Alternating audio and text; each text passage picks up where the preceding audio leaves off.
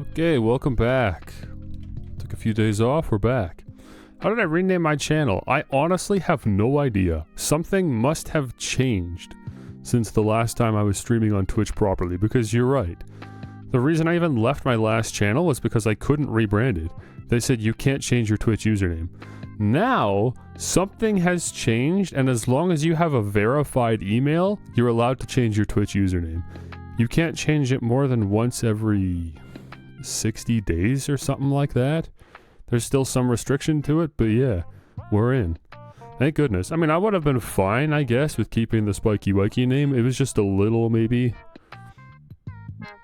a little confusing. Barely, though. I'm sure it would have been fine. But I was changing the avatar, and I saw you need a verified email to change your username. I thought, oh, okay, well, let me just add my email then. And I realized I can't reuse my email address from the last Twitch account, so I had to log into the other Twitch account to change that email address on that one so that I could use the new email address on this account. But anyways, after that, yeah, it worked just fine.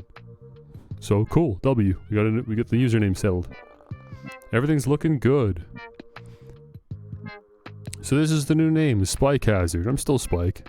Or Spiky, you call me whatever, I guess, but yeah, that's the new username because, Maractus, the Pokemon, obviously, that you're seeing on the screen, and my personal favorite Pokemon, has a move called Spikes. It's, in fact, one of the only use cases for Maractus in competitive Pokemon is to lay out spikes as, like, a hazard for the other opposing Pokemon team. So I'm just calling myself Spike Hazard, and I ran the check, and guess what? The name's not in use. Like, this is easy. You look up Spike Hazard on YouTube, you get almost nothing. It shouldn't be hard to be the only notable result there, so I think I locked in, and I think we got a good name. I borrowed your little purple stripy background from the Twitch overlay as the background for the avatar.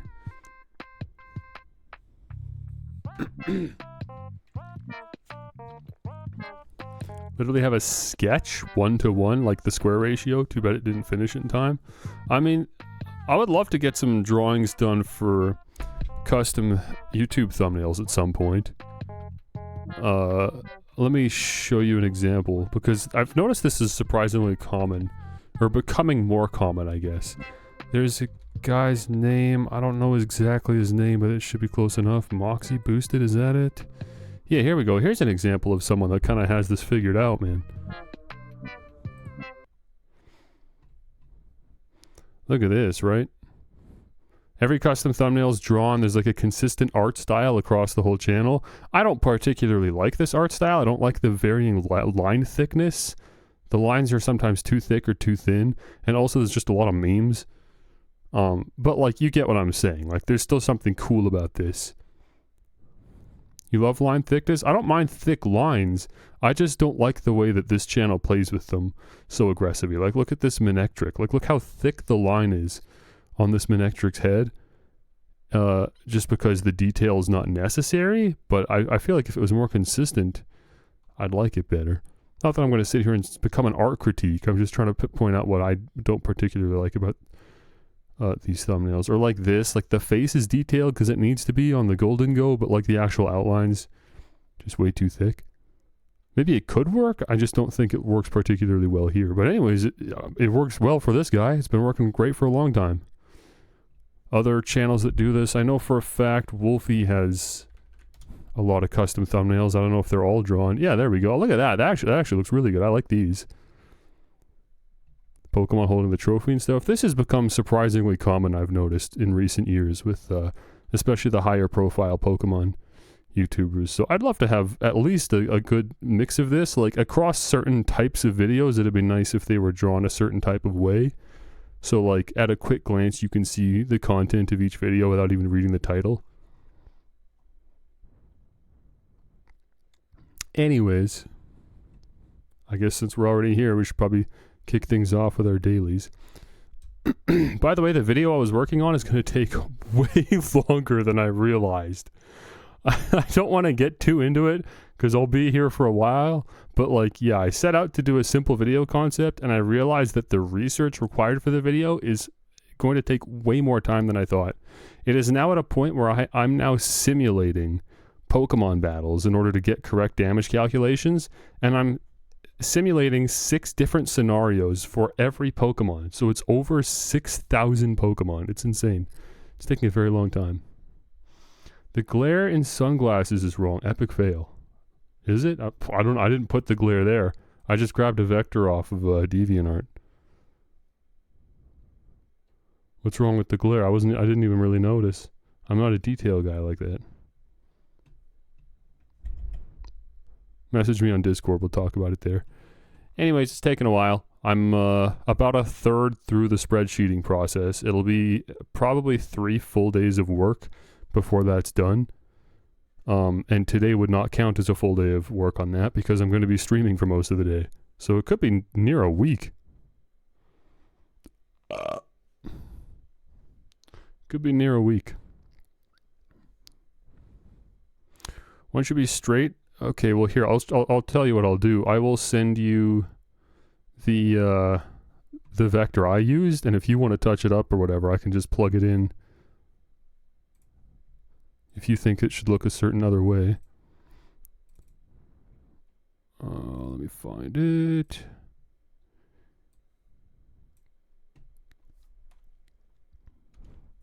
Here, this is the asset I got. Some dude made it, uploaded it to DeviantArt. It ended up exporting as a PDF, and he didn't know how to fix it, so he linked a MediaFire link in the description, but the link was broken because it was updated like 13 years ago. So I had to download the PDF and then upload it to a website that extracts images from PDF and then crop it and then use another website called something else, Clipping Magic, to remove the background to make it a PNG, and then I exported that PNG into Photopea. It was a whole thing. But at least now I have a nice high-res custom graphic of these glasses. And yeah, I arranged all the pieces together in Photopea to make the avatar. So it's saved as a PSD file. Let me put on some vibey Nintendo music. Okay. I like it. Wordle! What do we got today? Tired, as always. Music's too loud. Yeah, I'll just put it at half. Okay, E is actually in the right spot, and there is a T somewhere. Maybe it ends in a T. In which case it ends in an ET. Maybe it ends in an HET. Maybe... I always put myself in holes like this while I'm working on Wordle, where I just convince myself there's got to be at least a word that fits this combination I've made. I have no reason to assume that is the combination. I just like it.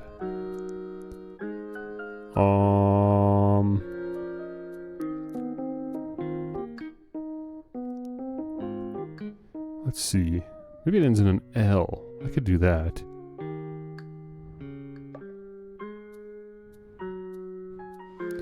And I like trying to see if I can get an S in here. I wonder if I should change my opening word. I really think it's good to get an S. How about...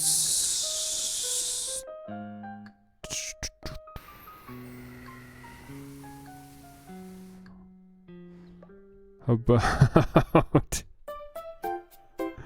Wait, I'm streaming in the wrong category. Once again, I forgot.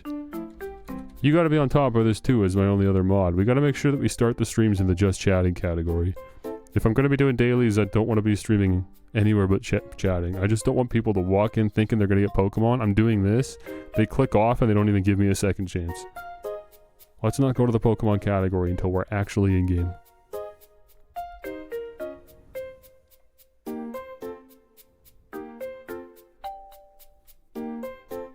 I don't know why some days I just blank so hard. Yesterday I killed Wordle. I did it in like 3 and it wasn't even a common word.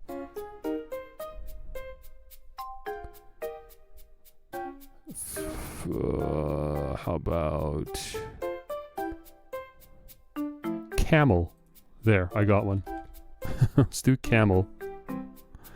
Man, all that did was just lock out a bunch of letters. I didn't even put anything new in. And I knew it wouldn't be camel because there's no T. I just don't like sitting here forever. Okay.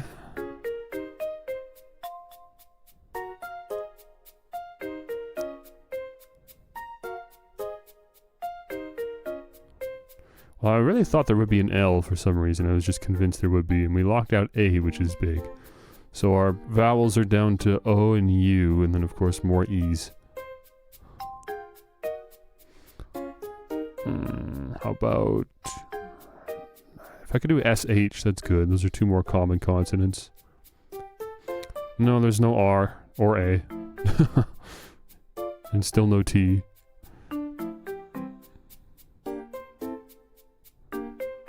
I feel like there's gotta be an SH somewhere. Either SH at the start?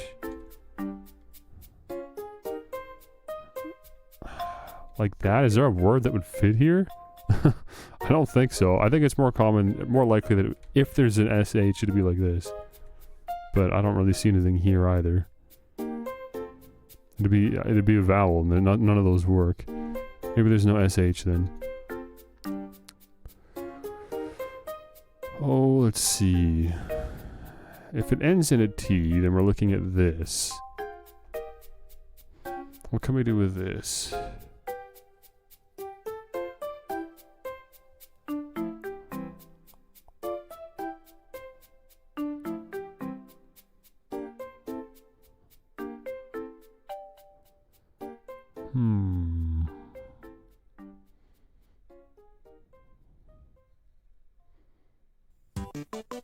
Covet? No, we already have a C. I'm gonna do it anyways. I like that we're gonna get some good letters placements out of this. We get O, we see if the T's in the right spot. Okay, no O, and T's not in the right spot. So what does that leave us with? T is either going here or right in the middle. E, and then ends in something else.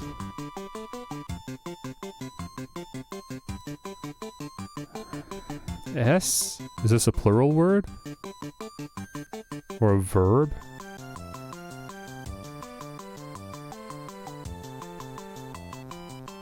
I was gonna say dotes, but obviously not. I've locked out both D and O.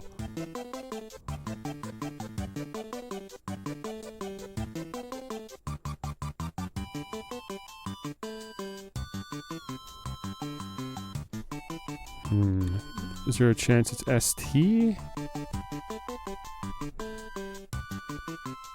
We've locked out R already. So this would have to be a vowel. So it could be double E. Steep? Steep would work. Hey, there we go. Got it.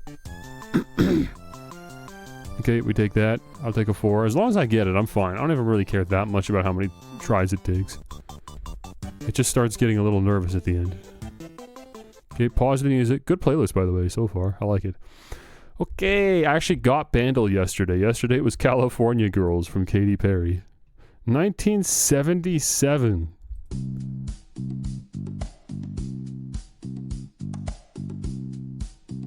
Okay, the tribal drums is interesting.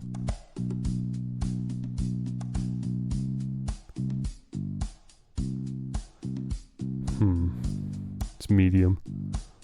Could be like the Police or something?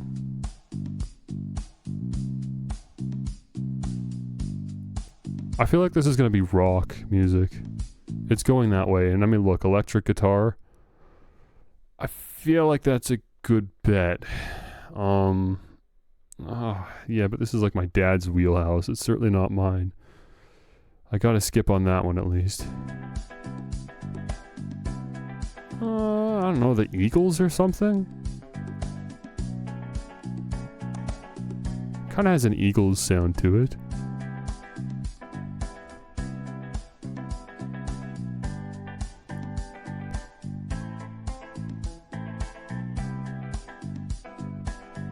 Synth is interesting though. What's the synth gonna even sound like? I would say it's gonna be like a held note, but what would the strings be then? The strings should be the held note. The synth would be maybe keys, synth keys. I like it. Whatever it is, I like it. Give me another one. You got it?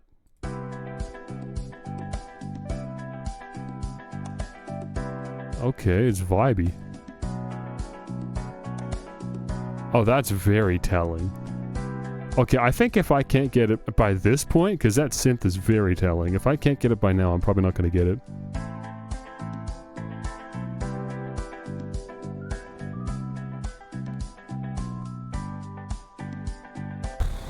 I mean, this could even be something like Chicago, like some like jazz group. The fact it's medium is concerning. Like I remember saying previously, a song this old, I'll probably only ever get if it's easy.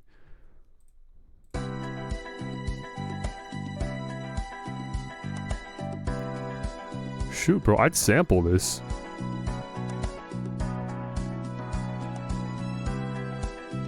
I would straight up sample this if I was writing house music.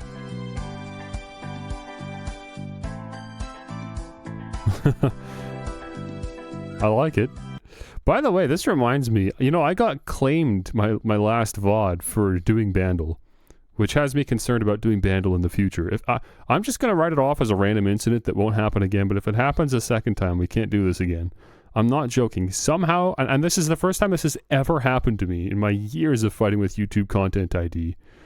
YouTube's Content ID misclaimed something. I've never seen it do this. Twitch does it all the time. YouTube's Content ID somehow listened to the percussion recreation of a Bananarama song and mistook it as the drum intro for an entirely different song. I've never seen this happen before. And in its defense, I guess, they did have very similar drum kits, but they weren't the same drums.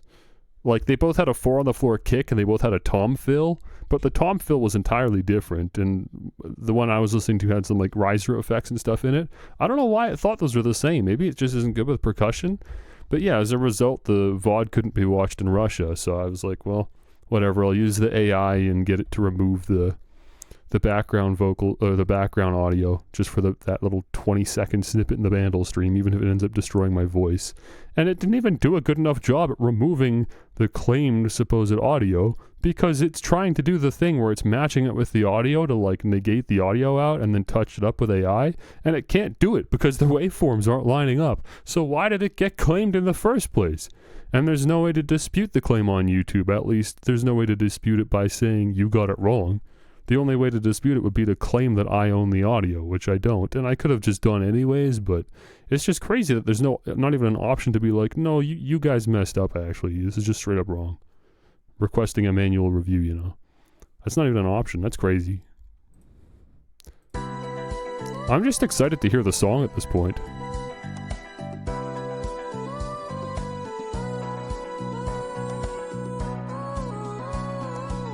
I'm excited because I like this. This is a song that I would listen to. Greater Than a Lady. More Than a Woman? I think that's the name of a song, isn't it? Bee Gees. Sure, it sounds like Bee Gees. There. I've heard the name before. I don't know. I don't know if I've ever heard this song before, though. I like it. I only say surprise. The only Bee Gees song is the one that everybody knows. That's the only one I know. I don't think I've ever heard another one. Hey, good song. Good song. Toilet? We have to get from Shoebill of Kimono Friends fame to Toilet. Sure, dude. Alright. What is gonna link to toilet? Bathroom? Do I have to get to the page that would describe the layout of an American home? Or maybe I have to get to a page for excrement? Do you think a page about excrement, in particular human excrement, would link to a toilet? I feel like that's reasonable. That seems like that's a pretty short line, because we're already on an animals page. So I don't know I don't know if this is going to say anything about the digestive system of... Okay, here's the diet. Is there a chance? Piscivorous? What on earth is piscivorous?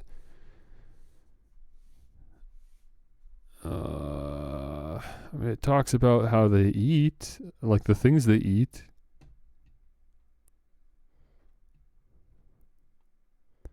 No, I don't think so. Oh, appearance in popular culture. Beginning in 2014 and with various interspersed surges of attention since then, the shoe bill has become the subject of internet memes. I bet you we could get to Skibbity Toilet pretty close from here, in part due to its intimidating appearance and its tendency to stand still for long periods of time. One such example is a video of a shoe bill standing in the rain while staring into the camera. Bro, I promise you this is because of kimono friends. Also, these memes have also since appeared on the social media platform TikTok. Popular culture is also a tag. YouTube poops? I don't think so. I don't think the overlap's going to be there. The shoe bill also inspired the design of the Loftwing birds in the 2011 game The Legend of Zelda Skyward. Why is that even on the wiki page for this? So what? Mention kimono friends then if we're going to talk about the way the shoe bill has been portrayed or inspired designs in popular media. What on earth? Okay, I'm going into internet memes. It cannot be that hard to get the toilet from internet meme. I'm sure of it. It straight up might just say toilet somewhere in here. Okay, so starting with the old stuff. All your base belong to us, Star Wars kid. History. Modern memes. Dude, I can't believe this is a Wikipedia page. Markiplier, we can get to Markiplier from here. We can get to Reddit. Bro, ear rape? Why doesn't that link to a Wikipedia page? I can't believe we've managed to immortalize the term ear rape on the Wikipedia page for internet meme. That's insane. Maybe I can get to... Wait, do you think it would mention, like, source filmmaker posts on here? Lolcats, image macro, viral videos? Probably not. Suddenly the YouTube poop line doesn't seem unreasonable, actually, but we're going to have to find it.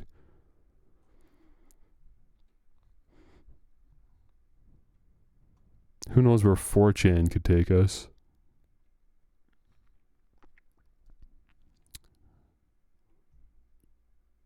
Find TikTok. Okay, keep going down, keep going down. Lossy compression. Bro, they perform surgery on a grape? Lamps? We can go to lamps? I mean, that's like something placed in a house. Brain rot. Oh my gosh. Skibbity, Riz, Gap, Phantom Tax. Yes! We're getting there. We're so close. We're so close. I'll go to brain rot if we can't get anything else. You can't tell me that wouldn't be a line. Marketing? Yeah, okay. Poop no. That is not the line. That is not the line. I'm not even saying that wouldn't work, but there's too many steps involved. I honestly think we are 2 clicks away right now. Pepe?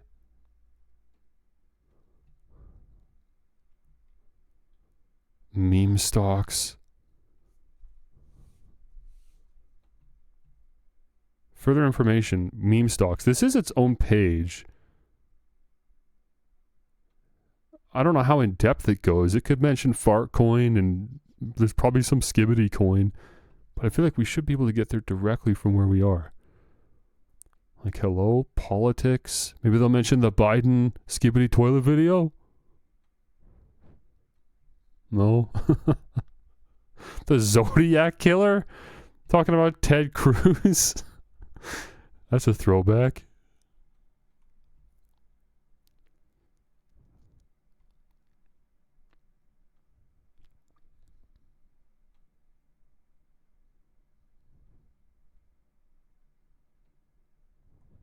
We're at about the end of the page now. Okay, no mention of skibbity toilet. Crazy, but all right. Let me just control F it. Viral content. 100%. That's the definition of viral content. This page would be a failure if it didn't mention this. Although the name of the page is specifically viral phenomenon, not viral content. So there's an extra step of obscurity there.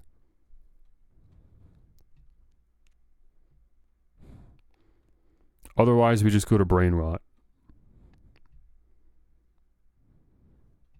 Oh wait, this is, what am I thinking? This is literally it, Skippity. Why did I think Skippity came from anything else? Okay, Skippity, we got it. I've got brain rot. And there's toilets. We did it. 3, bro. We did it in 3. That's gotta be the shortest route. There's no way you can get from shoebill to toilet in less than 3 clicks. That's already crazy. There's actually no way you could do it faster than that. I'm great at this game, just for what it's worth. I think this is the daily game I'm, for some reason, the best at. The other day I got from, like, some chemical procedure to, what was the name of the page? It was Profanity. That was the name of the page. It was Profanity. I had to get to Profanity. I think I did it in, like, 5 clicks. Because it was a page about like some chemical like science thing. I don't know what it was. Something about like dipping things into water and they change colors.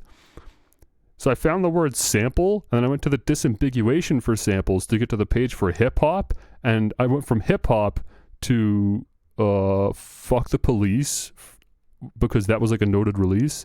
And then that took me to South Park and South Park took me to Profanity. It was a crazy line, but I did it. Okay, we're done. Pokedoku. What do we got?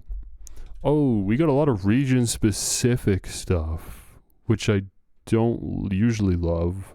Kalos might mess me up. We could do Kanto, obviously. We're playing a Kanto game. I could do Sinnoh, because that's my favorite, but Kalos might mess me up a little bit. Okay. Fairy, Kanto fairies. Kanto Pokemon that were retroactively given the fairy typing. I'm thinking Wigglytuff I've already done. So Jigglypuff? Was fairy type only added to Wigglytuff? No, surely this was the whole line, right? If not, what else would have been fairy from this gen? This might straight up be it. Because Chansey stayed as a normal type. I'm going Jigglypuff. Yeah, we're good. Okay, Kanto electric type. I'm going to go with Voltorb. And a dragon type. There were only 3 famously. I've already done Dratini apparently, so let's go Dragonair. Okay, Sinnoh Dragon. Gibble. Sinnoh Electric. Luxio.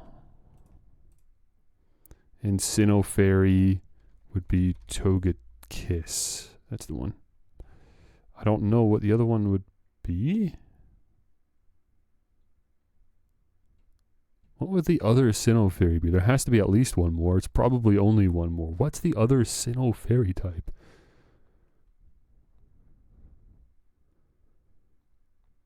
I'm blanking. I actually have no idea.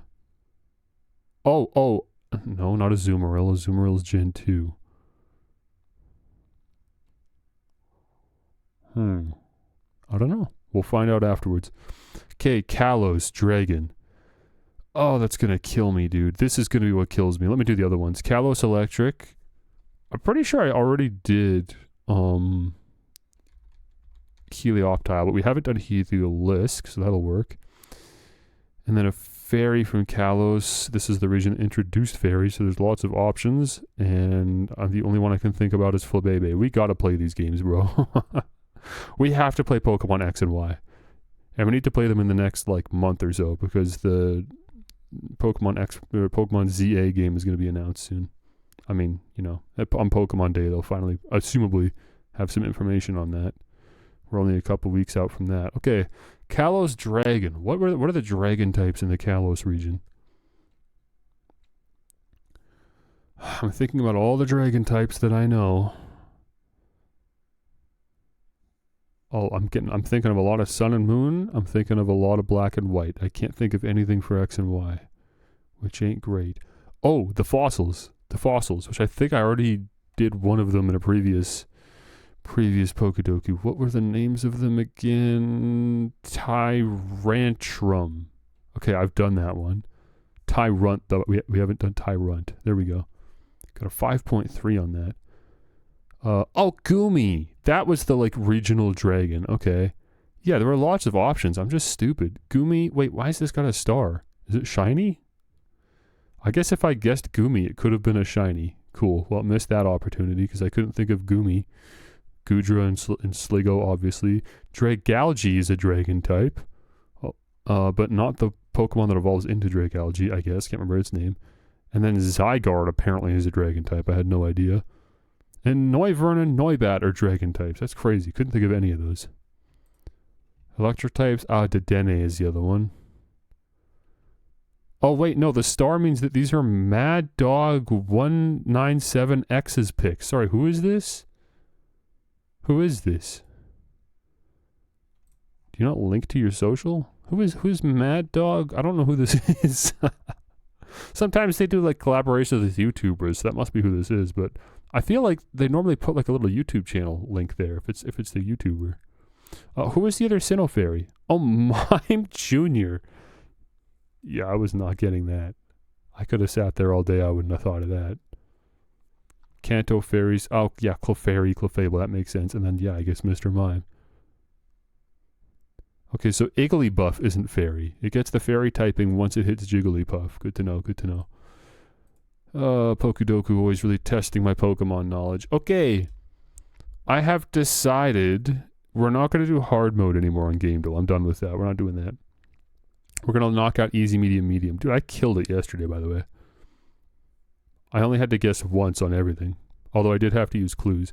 Listen, I'm only okay with doing hard mode on Wordle if I basically just leave it up to you. And I just wait for you to give me guesses. If you want to do hard mode, you can. Okay, this is obviously a Naruto game. What is this? Or, oh, no, wait, this isn't Naruto. This is that, like, crossover fighting game that was, like, multiple properties. Like, this, in the middle here is Luffy. And then on the right is, Deku from Boku no Hero. What was that game called? Oh my gosh, what was that called? It wasn't even like... Oh, Jump Force. I think that was it, yeah. Cool, that was a collaborative effort. We did that. Oh, that actually wasn't Deku. It was, it was Goku. Deku had his own fighting game. Right. Boku no Hero had its own fighting game. But this is... Yeah, Shonen Jump fighting game. I think this is... I think this got cancelled. I don't think they're still running this. I think they closed down the servers on that one. Oh, this is a short hike. Lock it in. And keywords. Rabbit, anthropomorphism, wall jump. Oh, brother, this sounds like a you game. Go on. Why don't you tell me the answer then, buddy? Is this pseudoregalia? Is she a rabbit? What do we got? How many other anthro rabbits have wall jumps?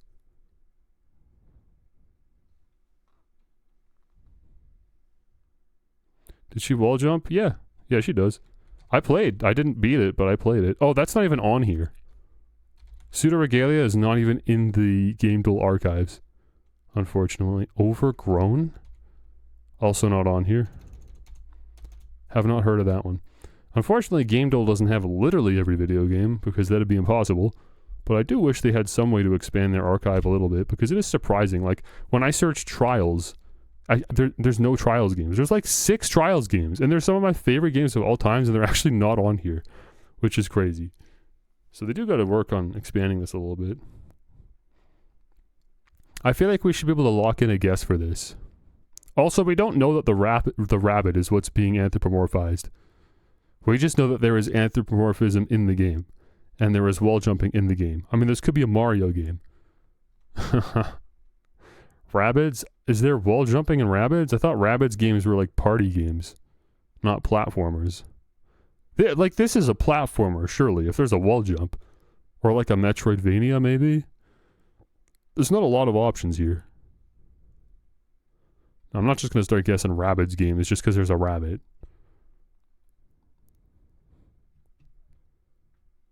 And yeah, I can't think of a Mario game with... Oh, I guess actually the most recent one has anthropomorphism because there's a pickup that turns you into an elephant. Well, as far as I know, there's no rabbits in that one. Rabbit. It has to be a theme at least. I don't know if the character can be rabbit. Can Cream the rabbit wall jump? You can't even play as Cream. Oh, I guess in Sonic Heroes you can. I think Sonic Heroes is the only game you could even play as Cream. And yeah, she and her mom are the only notable rabbits in any Sonic game. That feels like a stretch. I wouldn't go Sonic Heroes. We can do better than that.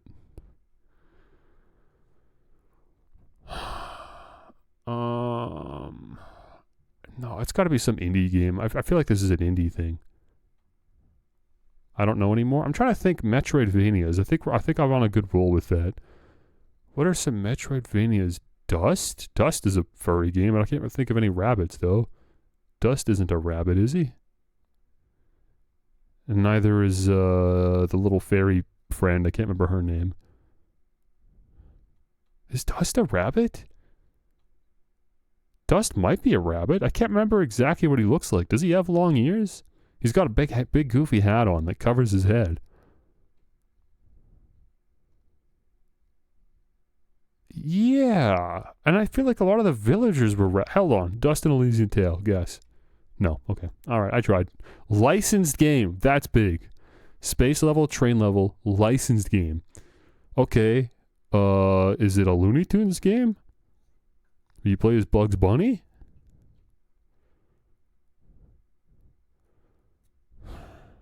Like Back in Action? Did that get a tie-in game? No, let me just type in Bugs Bunny and see what shows up. Nothing, okay. Looney, nothing shows up. I don't know, there was a Tasmanian game and that's not showing up. Okay, I'm gonna lock that out. Licensed game. Okay, at this point now I'm sure it must be with the rabbit's the main character. Zootopia is like the only movie that has a rabbit the main character that I'm thinking of, but the licensed games were already dead by then. This is like 2000s PS2 era. It's got a space level and a train level. That might not necessarily tie into the movie though. They might have just been coming up with random stuff. Could be licensed from a TV show too.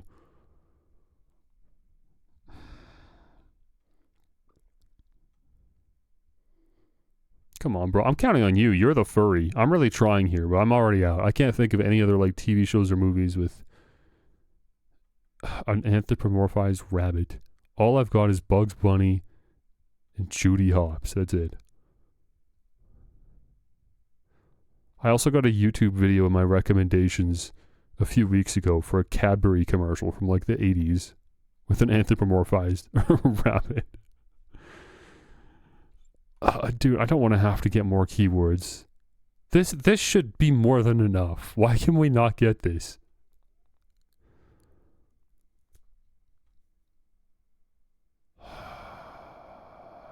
Maybe like a cereal mascot? Like the Trix Rabbit? Did he get a video game? Oh. Okay, give me more, man. Give me more. Sprint mechanic, male protagonist, end of level boss. Come on, man. That doesn't help. How is this not a Bugs Bunny game? It's Bugs Bunny. Daffy Duck. Did he have a game? I typed in Looney Tunes. Nothing, bro. Does Looney not have an E? No. Nope, that's just got nothing. That's actually good, though. That helps us rule things out. I'm glad that nothing shows up. It'd be more annoying if there were 20 Looney Tunes games. I know that there are Looney Tunes games. I know there's at least like 2 or 3, maybe, that I've seen before. I'm glad they're not showing up. It just helps us rule things out. Oh, this one's going to be so annoying when we do have to cave and get it. Licensed game, male protagonist. Rabbits are at least a common enough theme to get a tag. We don't know for certain 100% that the main character is the rabbit, but he's got to be. I refuse to even entertain that this isn't about the rabbit being the main character. And it's a licensed game. It's not an original thing. How many more like TV shows or movies even have a main character as a rabbit that would be popular enough to warrant a licensed game, even during the like period where there were just feverishly licensed games being pumped out all the time for anything ever? I still can't think of anything, which is just my memory failing me. Duracell. Yeah, you got it. Oh, this one's going to be so annoying when they have to give it to us. Football minigame, Hollywood setting. You're telling me this isn't back in action? You're joking. Looney Tunes back in action. You're serious. It isn't that. Are you sure? Give me another one. Cartoon platformer, auto-scrolling levels. That's kind of big. Carrot health system? Come on. What are we not thinking of? I'm going to lose my mind. What is this? This is so annoying. That's the cover. Based on a TV show, protagonist and name in the title, Japanese games based on Western IPs. Oh, that's interesting. And this is the cover. This must be Super Nintendo era. Or Sega Genesis or something. Dude, what on earth is it? At this point, I'm just convinced that there's no way I could have gotten it. This isn't going to be obvious. I actually think I just don't know this game. A TV show? And it's a Western TV show. No, the Animaniacs are not rabbits. I don't know what they are, but they're not rabbits, right? The Animaniacs did get a game, though. I remember that. I played that on the Genesis. Oh, I'm caving. Just give it to me, dude. Oh, it's Tiny Toons. Get over it, bro. Come, like, they have Tiny Toons and they don't have Looney Tunes?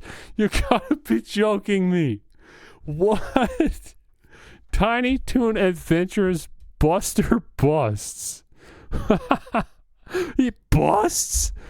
This game is about Buster busting. What is this game? Oh, right. The embedded player doesn't work on GameDuel. I don't know anything about Looney Tunes other than there was a group of very passionate pedophiles back in the day that, like, scared the team that were working on the game. Or on the show, I mean. Like, the people working on the show were scared by them.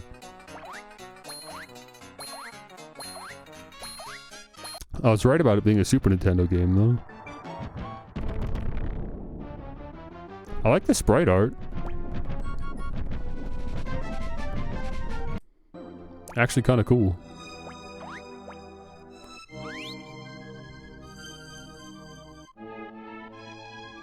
I wonder who developed it.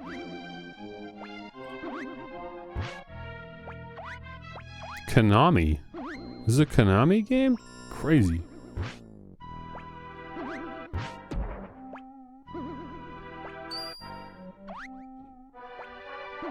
Good music, too? Cool. Hey, nice. There you go. We learned about a new game today. Oh, okay. That was fun.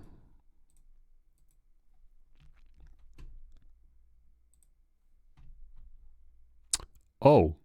What? Why is that white? What? I've definitely messed with this. Did me reconnecting like a new Twitch channel mess with this? It must have. Interesting. Was the text? No, it was fine here. It was fine on this screen, and there's no filter here, correct? Oh, there is. Oh, okay. I don't know what to do about that then. Which was the one that was inverted and which one wasn't? They've both got the inverted filter, so now I don't remember. I already figured this out previously, and unfortunately now things have been changed in the background. I think I took the filter off for this screen. I believe is how I did it.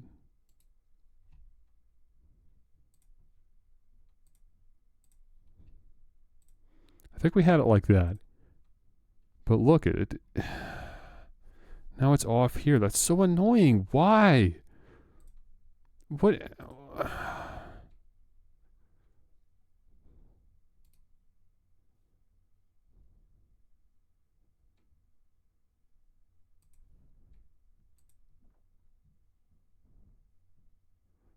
Go back here and then try to paste.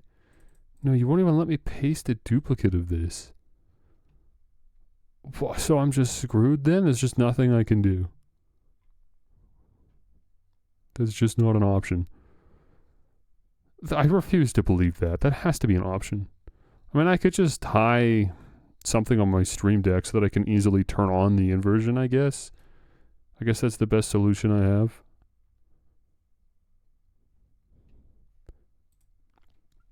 Either that or I just leave it black. Even when we're on the desktop. Which is what I'm going to do for now, because I'm not going to fuss with this anymore. Okay, weird. I don't know. I don't get it. Folks, welcome back.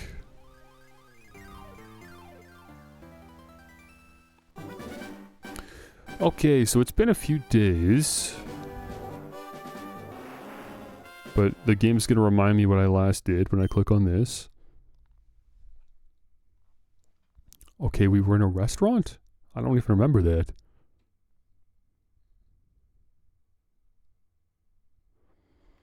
Bandle? Well, no, I'm going to give it a chance to not be a problem.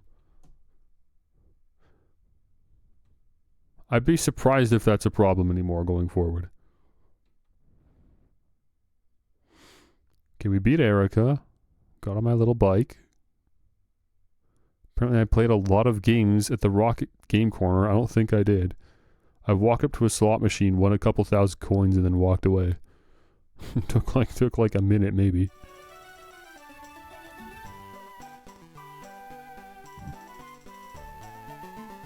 But yeah, going forward, like, if this ever does happen again, I'd rather just take Bandle out instead of having to dice up the stream every time. We'll just stop doing Bandle, which I'm not, like, opposed to. Most of the time, I don't even get it anyways. Most of the time, it's some song I've never even heard of. It's a cool game. It is a cool game. You should just play it yourself. It's free.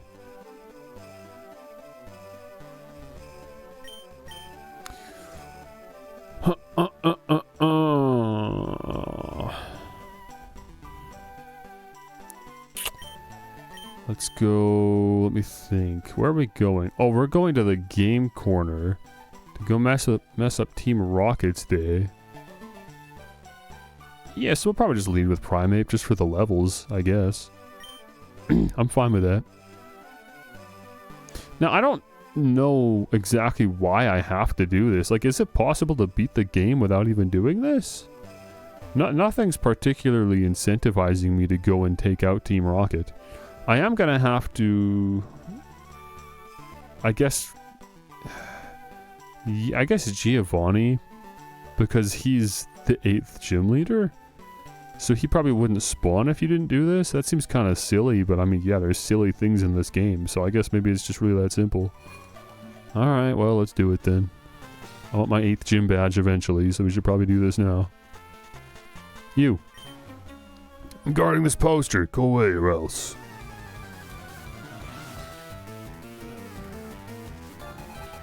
I'm glad that the Discord bot thing still picked up my Twitch channel and was able to do the auto post, even though I changed the URL. I don't know how that works, but I'm glad it works. Okay, Brick Break, obviously. It's been a while since I used Primeape. Not just because it's been a couple days, but I also wasn't using Primeape anyways because I knew I wasn't going to really need her against Erica. So, I can remember the moves. Like, do we have anything for Zubat? Yeah, we got Secret Power. So I went and bought additional TMs for that. Oh, and also Rock Slide. Yeah, that's true.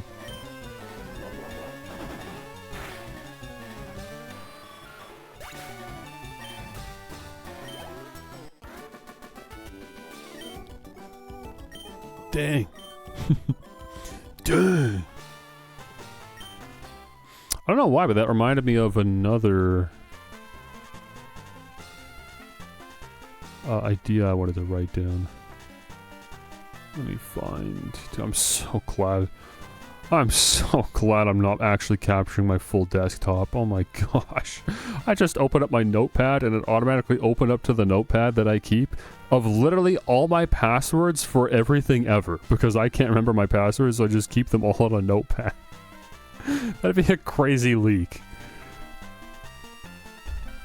Okay, let me go...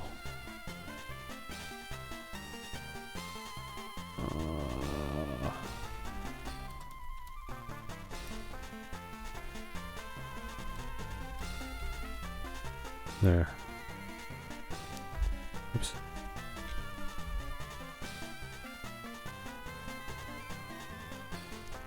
Okay. Hey, a switch behind the poster? Let's push it. I wouldn't be surprised if they did maybe something about the key. I remember that being a very frustrating thing to me when playing Pokemon Blue. Was trying to find the key and then realizing what I had to do to get the key. It was very annoying. One of the particularly unfriendly game design choices.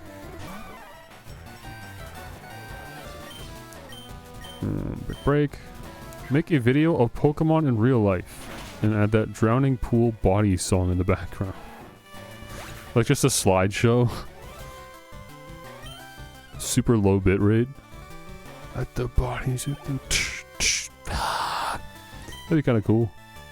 And it's like it's just like cute pictures too.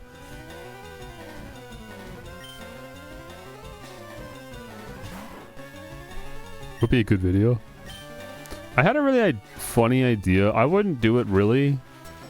But I would respect it if somebody made a series of videos about theorizing which Pokemon could have prevented real disasters in human history. Which Pokemon could have prevented 9/11? Which Pokemon could help put out the LA wildfires? Stuff like that. That'd be really funny. You could be like snappy and topical about it. Which Pokemon could participate in the election? I don't know, just some dumb stuff like that.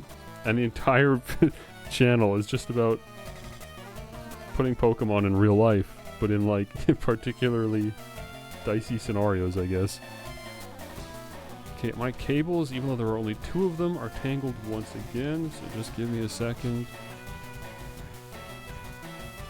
There's an amount of preparation for streaming that I'm just not, I just can't do. I always think I'm fully prepared, and then something like that happens, and I'm like, man, just like literally 30 different things could have been done before the live stream started. And I still wouldn't have been technically 100% ready to go without having to take some stupid break to fix something.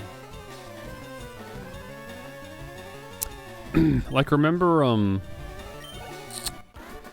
how I had Nectar set up on my PC so I could, like, have it run through on Streamlabs to EQ my voice? I was trying to set that up again. Can't do it. You know why? Because I found that adding Nectar, for some reason, is what is introducing that popping, which I remember was a problem I was running into last time I was streaming. And it was kind of ruining my recordings too. I couldn't figure out what was causing it. Just a weird popping thing. Apparently that was Nectar. Apparently running through Nectar occasionally causes the mic audio to just drop out for a fraction of a second. And it was happening regularly enough, I'm like, I can't do that. It's not worth it.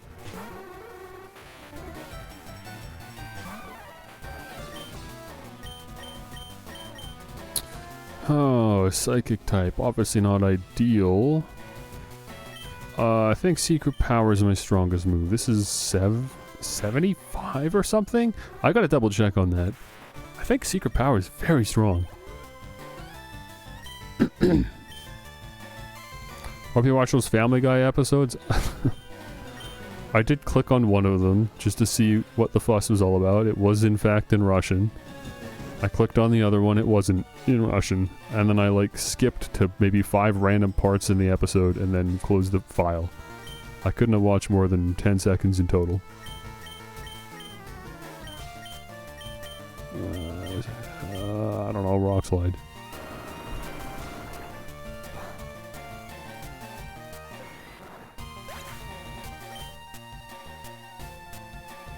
I don't, by the way, as far as cable management goes, I don't know what I would do here. I mean, the cables that are getting confused are the controller connected to the PC and the headphone cable connected to the audio interface. There's no way there is something that would be able to help with that. I just have to go wireless with the controller, and I just know for a fact that's going to introduce more problems than it's worth. Okay, there's nothing here. What did I pick up over here? I wasn't really paying attention when I picked it up. If it's something I don't already have, it'll be at the bottom of the list. Pearl? No, I didn't pick up a pearl. There's no way. Yeah, probably just a potion or something.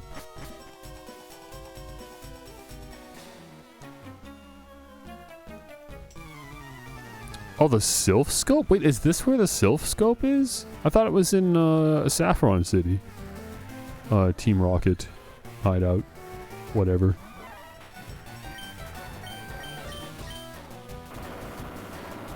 I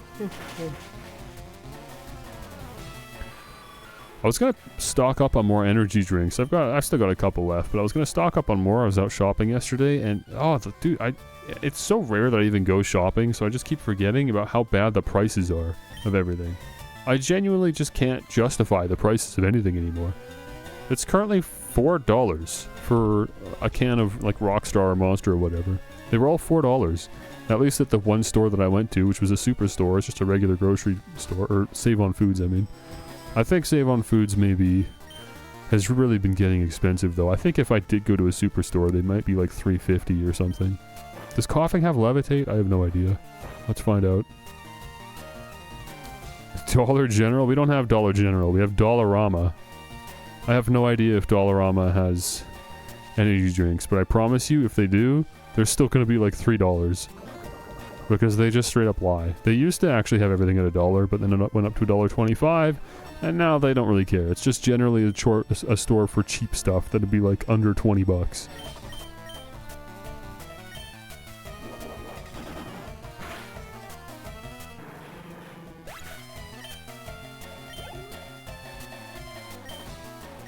I'm gonna give caffeine pills a shot again. I remember the caffeine pills just not really hitting quite the same. But I still have them. I still have a bottle of caffeine pills to get through. I bought them, so I might as well get back to having those, I guess.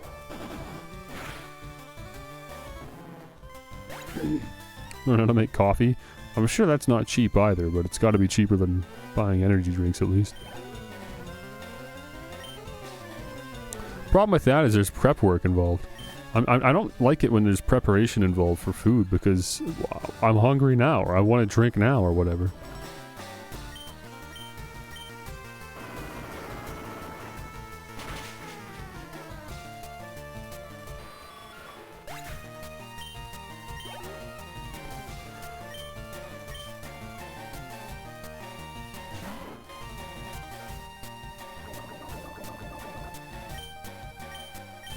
It's 5 minutes to brew in a cup. Yeah, that's a 5-minute BRB. Either that, or I just turn around and go into my mini fridge and grab a drink, and I'm ready and back in 10 seconds. Nothing's gonna compete with that. Okay, well now I'm poisoned. I don't feel like leaving. It's too much work. Hopefully I have enough antidotes. Yeah, that'll work.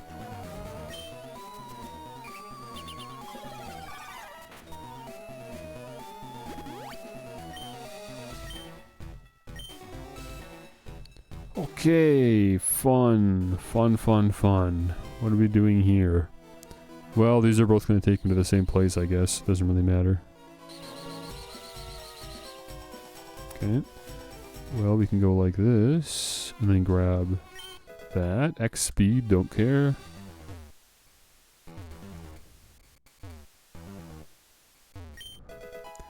One moonstone. Probably won't need that. Those both take me to the same spot.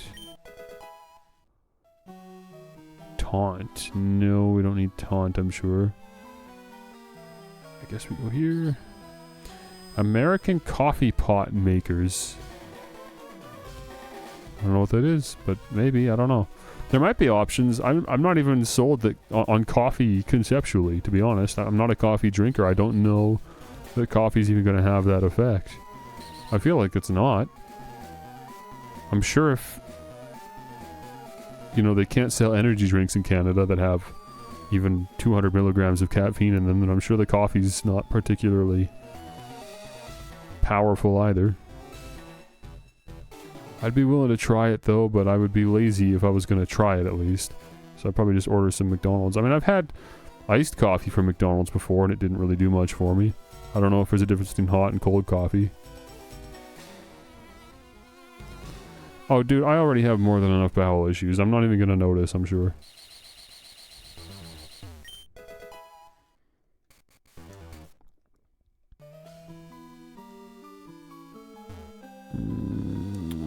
Okay, I can't go back this way. So we have to go up here. And obviously go here, I guess. Go back down here. I remember this part being very tedious in Pokemon Red and Blue. It used to take a lot longer to like actually do the spinning animation. It's a lot quicker now.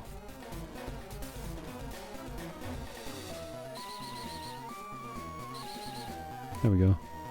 I'm happy with that, I think. Oh, we can't take the elevator. I specifically remember we need a key card. From one of these Team Rocket guys.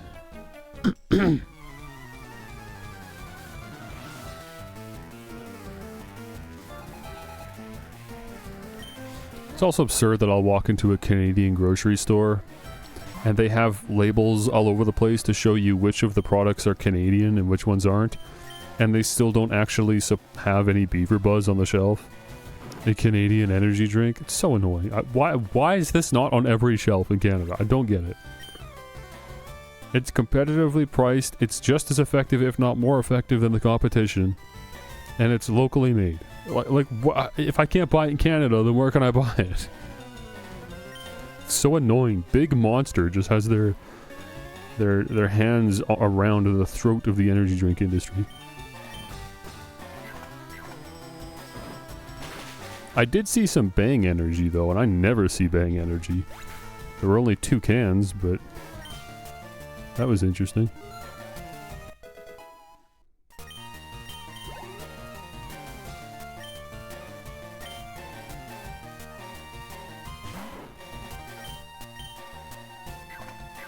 Okay, Primeape's moveset seems to be pretty darn effective for taking care of Team Rocket. I wish I had a bug, dark. Why do I always forget the other psychic weakness, man? I used to have that on lock, and nowadays I can't remember. Ghost? Yeah, Ghost. Wish I had a bug, ghost, or dark type move, but I wouldn't actually want a dark type move because that's special. And I'm sure there are no good bug type moves I could teach Primeape or any at all, and I feel like we already looked into ghost type moves and there wasn't an option, so no point in complaining about it. You can buy 10 cases from Beaver Buzz directly. They have a website?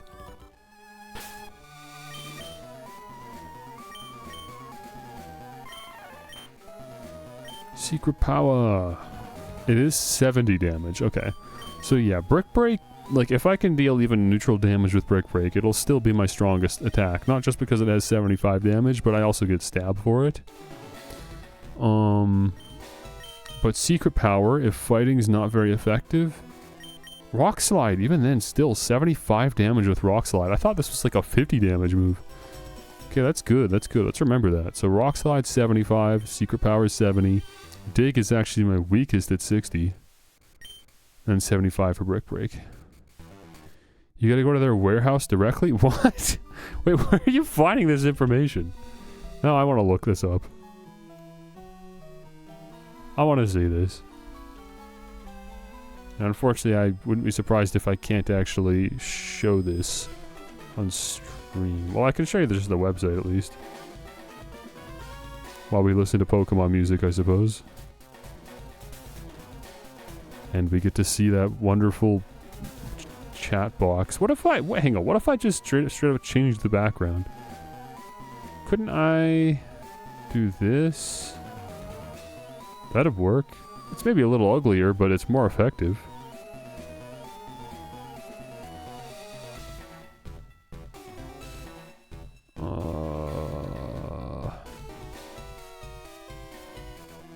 Where's... Oh, there's the opacity filter.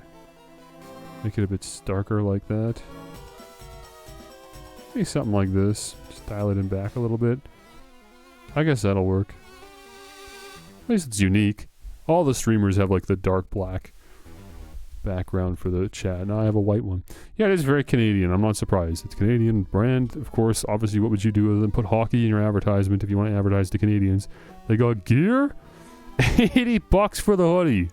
I could take a t-shirt though. Actually, hang on. I might like the hat. That's not even that bad. 15 bucks? That's better than the hat I have. Hold on. They might sell me on this. $45 for a 12-pack. What were you looking at? 45 bucks. Hey, there's some flavors here I haven't had. There's a Dr. Buzz? Okay. A peppery taste. I see. How unique. Your card is currently empty. Yeah, I know, bro. Buy in bulk and save even more.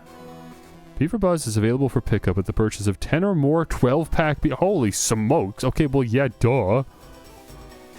Obviously, this is going to be a pickup order. You think they're going to mail you 10 12-packs?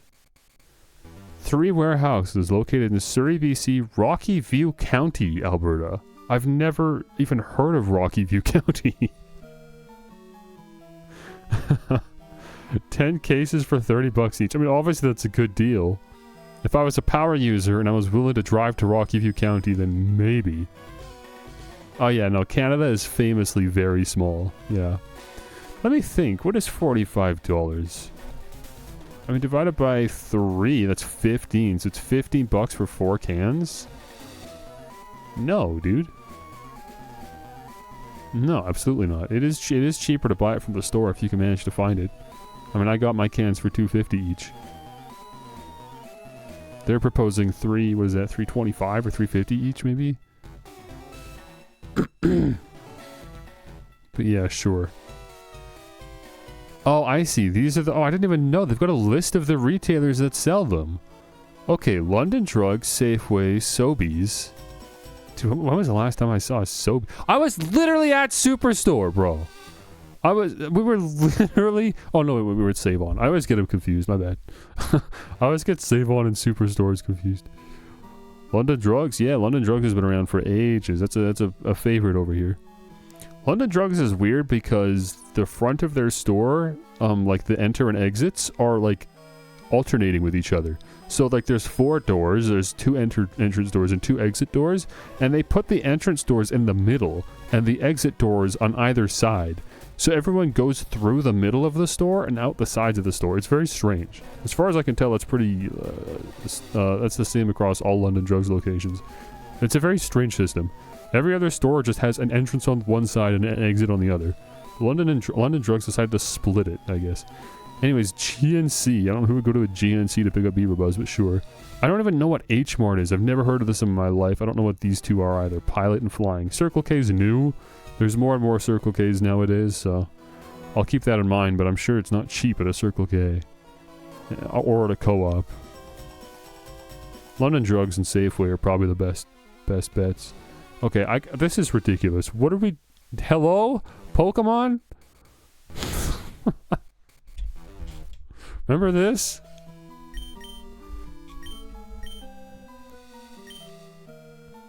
What's on this PC?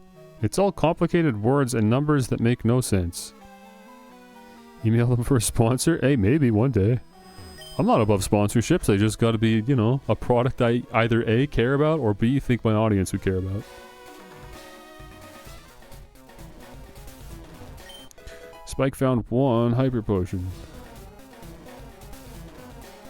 I might get that hat, honestly. I like that hat.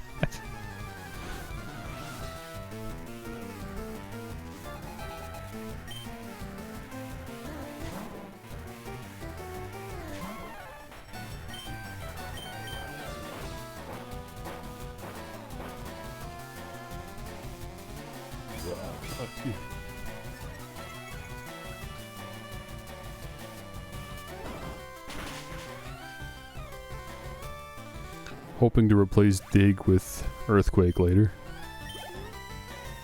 So I'm sure Primeape's not going anywhere on the team.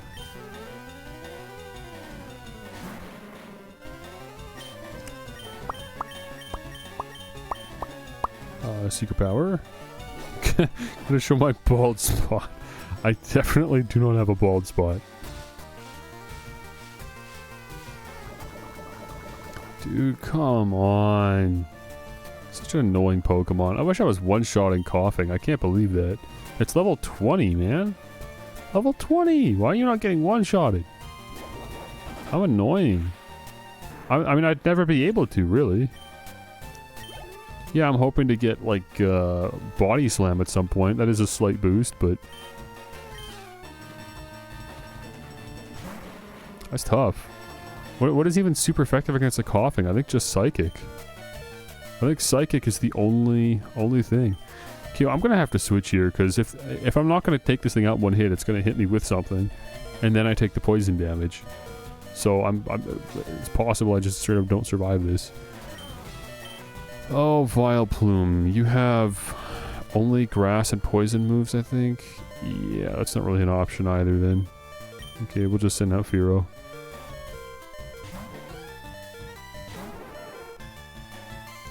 I'm sure we're pretty close to getting a Charizard too. I'm sure we'll be able to do that today. Fearow gets stabbed for secret power, so this should be, yeah, that's a one-shot.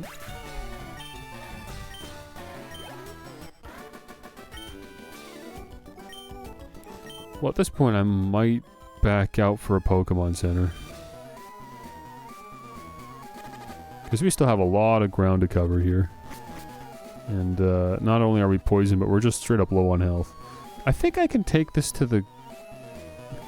No, it was blocked on the ground floor, right? Will you let me operate this at all? No, I need the key. Is there anything here? I just realized, we went through all that to go up there, and I'm pretty sure I cleared that out. I think you just have to take those stairs. Everything I did was just for items and stuff.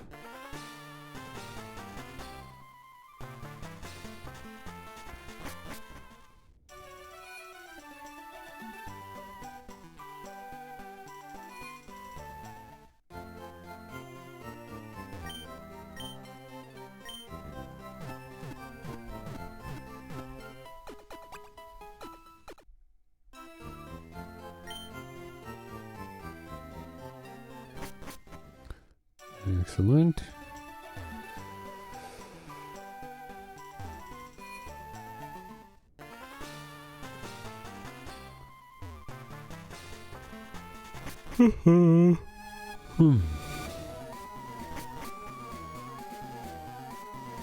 So this is, yeah, this is this forest, so we should just continue down then.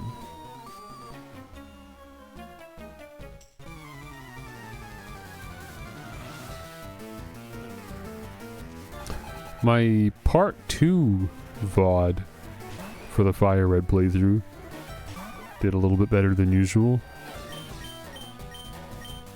It's always strange the way YouTube's algorithm works, where it'll just randomly pick up one of my VODs and start pushing it to people. And I would never really care, because it's the VOD channel. It's not really meant for that, you know? It's just an archive for people that are specifically looking for it. It really doesn't need to be more than that.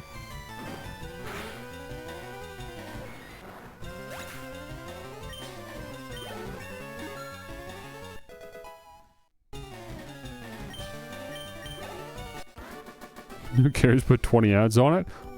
Honestly, that's the reason why I probably would dump ads on it. I really don't care.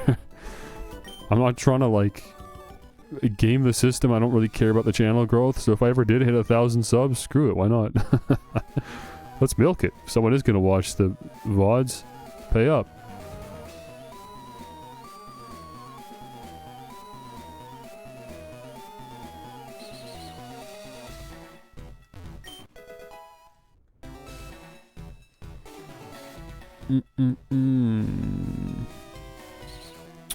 So that whole side of this puzzle is just a big fat dead end. So just stay on the left as much as we can here.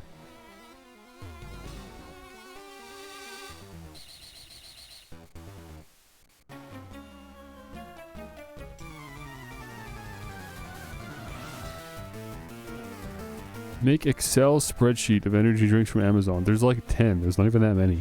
You wouldn't really need a spreadsheet. At least on Amazon.ca, there's not a lot of options.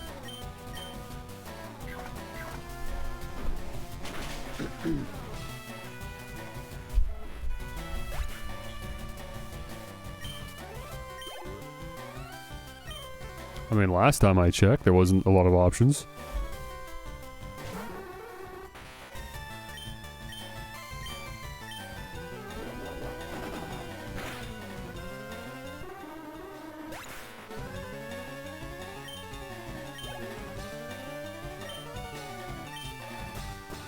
There are energy drinks with Dragon Ball characters on it? Well, I don't know what changed since the last time I was on there. Are you on the Canadian site? Don't make me, we were supposed to put a cap on this. Don't make me dig back into looking up energy drinks on stream. There's 5-hour energy, of course. Rockstar, Monster, Rain. There's like maybe 7 or 8 flavors of Monster. You can get Red Bull. Sparkling Ice? Okay, apparently this is caffeine. I don't know what this is. Celsius. More Red Bull. Zevia. Bang. Zoa? Zero sugar energy drinks. There's a lot more Monster than I thought, I'll be honest. Focus Factor. Okay, there's a bunch of healthy alternatives. Some more Celsius, some more Rain. A lot of these are, by the way, way out of a reasonable price range. Like, I might be listing these, but the Rain is $37 for a 12-pack. So again, that's over $3 a can, so I don't know why we're even entertaining that at that point, right? If I'm going to be buying bulk, the idea is I'm saving money. So if I have to spend more than $30, we're not really doing that.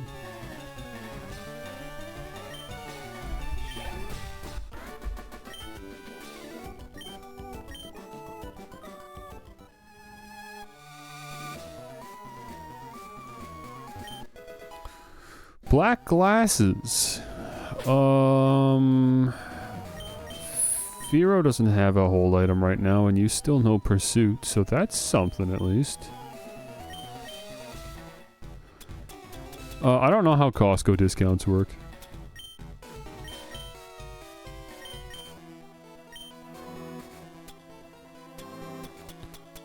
The first time I've ever found a decent hold item? Yeah. I haven't really found any held items until just now. Huh. Okay. Probably got something. Excellent day. We just can't read, we just can't decipher what's on these computers. It's just way beyond our childhood brain.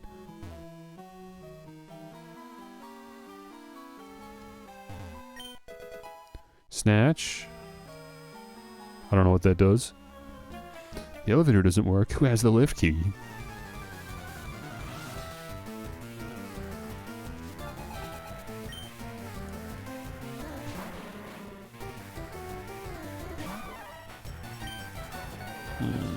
More coughings. I mean, how much is Brick Break gonna do? It's 75. I get stabbed, so it'll do...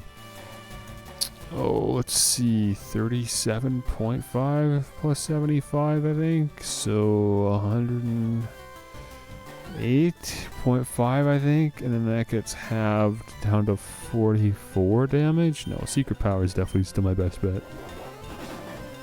Or 54, I mean.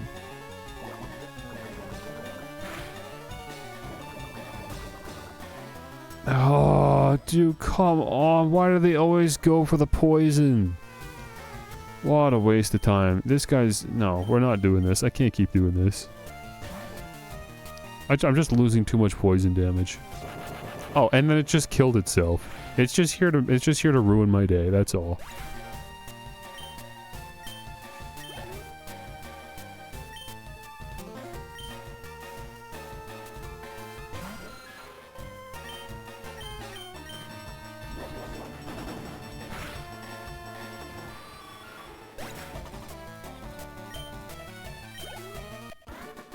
What if you bought and used healing items? You mean in battle?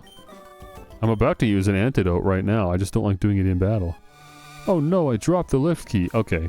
Honestly, literally, that is 10 times better. Because they couldn't even be bothered to do that in the original game.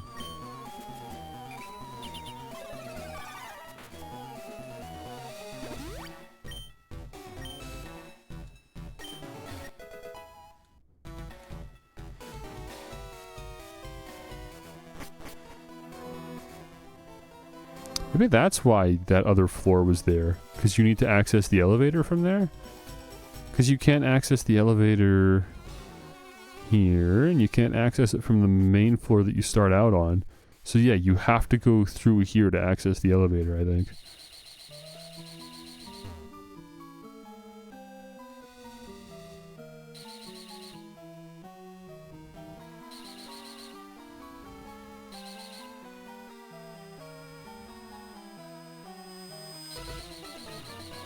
Oh, that's not right. Wait a minute. Hold on, wait a minute.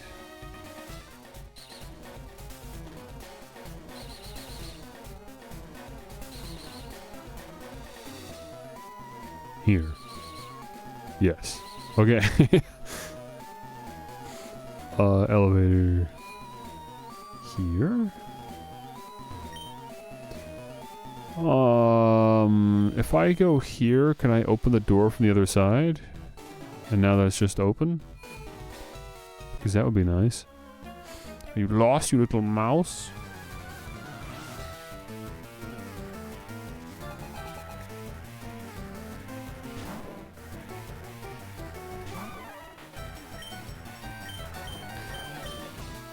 Dig, what am I thinking?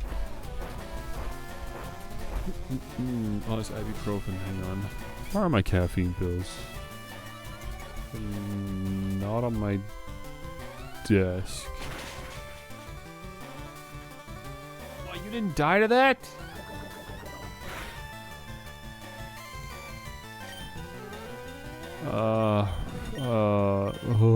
Secret power, I don't know. Chew them? I'm not gonna chew them! I'm not gonna do that. Wait, this hasn't been opened yet? Oh, I had 2 bottles. The other one's probably in my bag.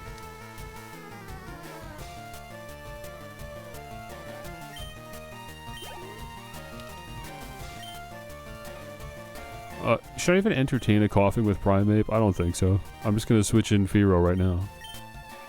Not that Fearow's particularly good against coughing, I've just relegated Fearow to this job anyways. Oops.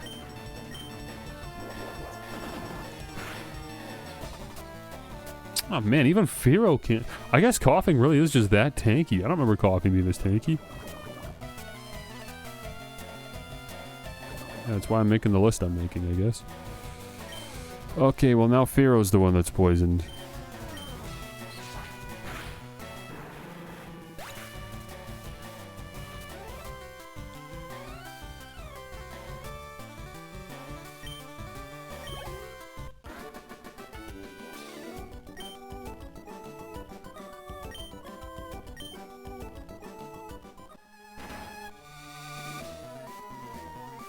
Just reading the back of the bottle. Just thought it'd be interesting if they mentioned the concept of taking them in alternative ways to improve effectiveness. How many milligrams? 200. Which is more than what the energy drinks have. It just doesn't have any of that, like, taurine or anything. Oh, why am I throwing the bottle back in the drawer?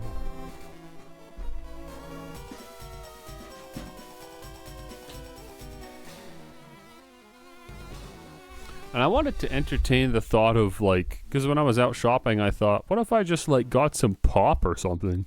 Pop's got a bit of caffeine, and then I just take a caffeine pill with the pop. But I couldn't even find information on how much caffeine is in a can of pop. They don't say anywhere. They just mention caffeine in the ingredients list, and that's it.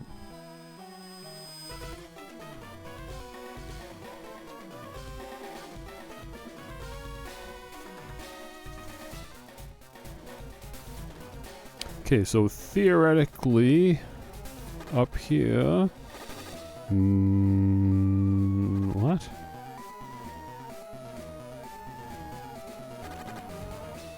Is this? Yeah, this is it. Wait, was I always able to go here? I swear there was a door here that was closed. I guess it just opened automatically when I entered the elevator, or exited it.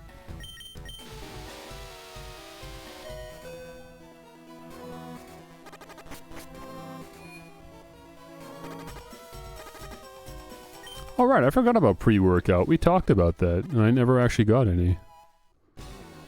I'm gonna lose Fearow here, but I'm not too worried about it. I don't really need Fearow for anything in particular. It's annoying, but that's what coughing's doing, unfortunately. You guys gonna let me in? How can you not see the beauty of our evil?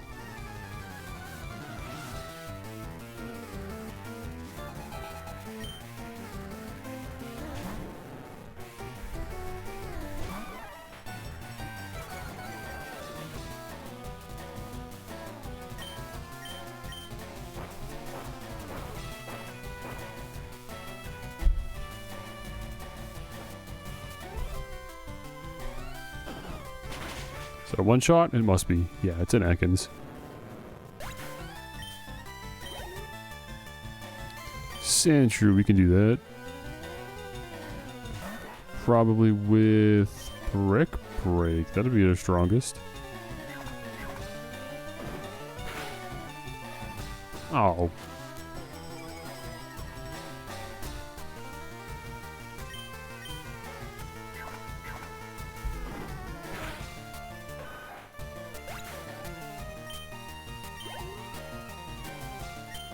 Ooh, Arbok. It's our first time seeing one.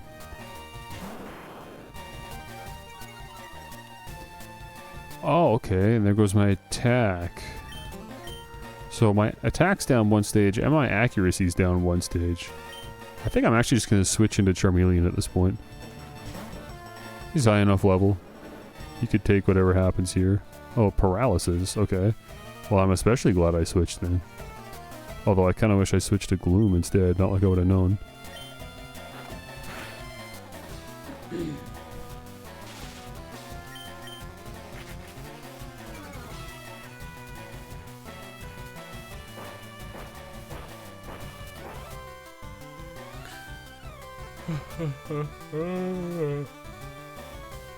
Oh, it's so annoying the way the paralysis triggers for both turns of a 2-hit. Why am I even bothering then? Just use Flamethrower.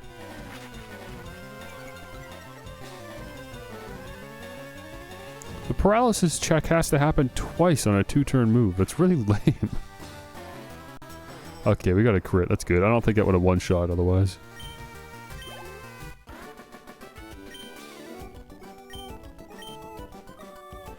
Okay, what about the other guy? I know you. You ruined our plans at Mount Moon. Let me guess. You're the one with the coughing, huh? Someone's probably got a coughing. Okay, another Sandshrew.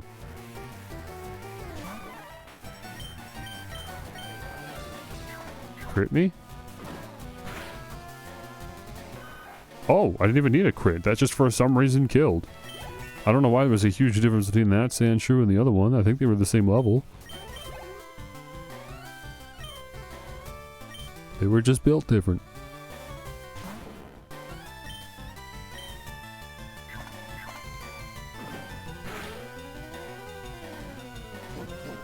Didn't Rock Slide have some additional effect? I can't remember. Was it like lowers speed?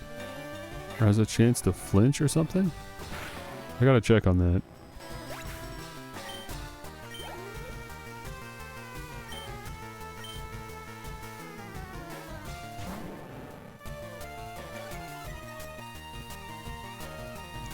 Intimidate's not going to stop you from getting one shot by Dig, I'm pretty sure.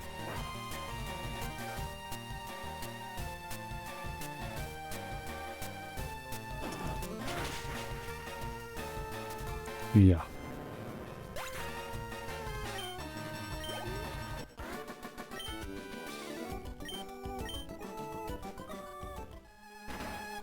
Cool. No, not bag. Pokemon. No, not bag. Pokemon. Summary. Moves. Rock Slide. It may make the foe flinch. Yes, okay. Does Missing No exist in this? There's no way. I guess I don't actually know a ton about this game, but I would be very surprised if Missing No was in this. Okay, boss fight. Let's use a potion just to give a little bit of extra HP. And I really do mean a little bit. There we go. I got lots of super potions. Surely I don't actually need to get Fearo's health back up, do I? I don't think I need Fearow for this. What I am going to do, though, is use a Paralyze Heal on Charmeleon in case I got to pull you back up. But between you and Gloom and Primeape, I think we're fine. I'm not worried about Fearow. So, I must say, I'm impressed you got here. Team Rocket captures Pokemon from around the world. They're important tools for keeping our criminal enterprise going. I'm the leader, Giovanni. For your insolence, you will feel a world of pain. It really annoys me that I've definitely for sure read all of this dialogue out loud before, because I played through Pokemon Blue on stream. So I'm just rehashing content, and I know I am, but like I don't remember any of this dialogue. It feels like I'm reading it for the first time. It's not triggering any memory or anything. Quick break.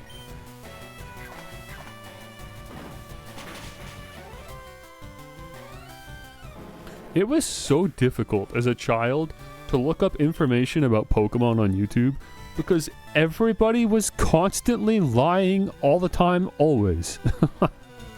I had no idea what was real and what wasn't. Can I get this Pokemon in my game? This YouTube video says I can. There were so many videos like this for every generation of Pokemon games. It was all like how to get this event to happen, or how to get this legendary Pokemon, or this made-up Pokemon, or this glitch, or this creepypasta. I don't know. It was just impossible. Misinformation. Misinformation minefield back in the day.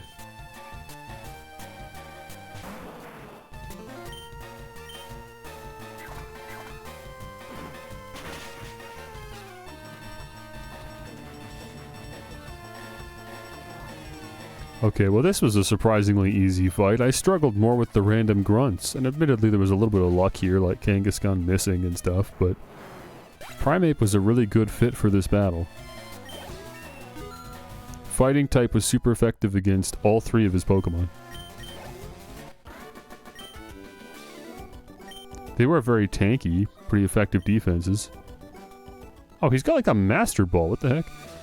Ugh, I see that you raise Pokemon with utmost care. A child like you would never understand what I hope to achieve. I shall step aside this time. I hope we meet again. Already happening with AI? True.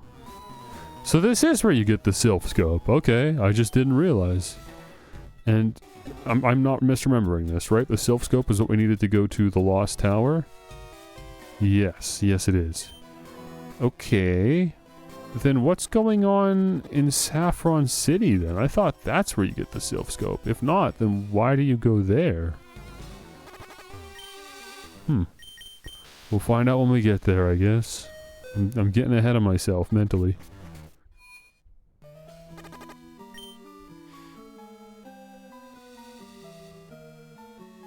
At least that part's done.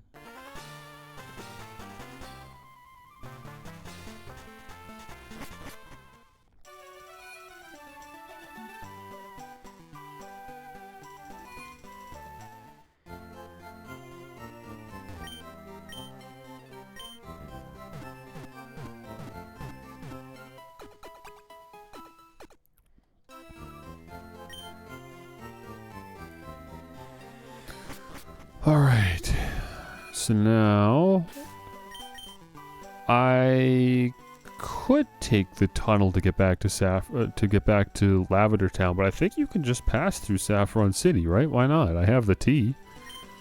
Pretty sure I could just walk right through. Let me switch to Vileplume, get some levels on our grass type. Oh, that tea. It looks awfully tasty. Huh? I can have this drink? Gee, thanks. Glug glug. Gulp. If you want to go to Saffron City, you can go on through. I'll share this tea with the other guards.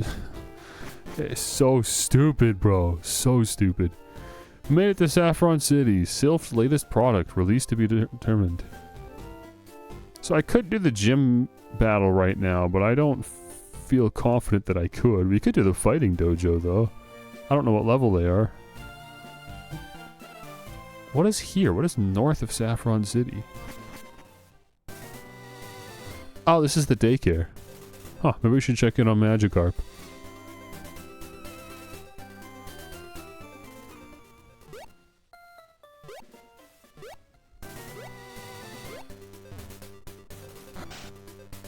Let's see how we're doing.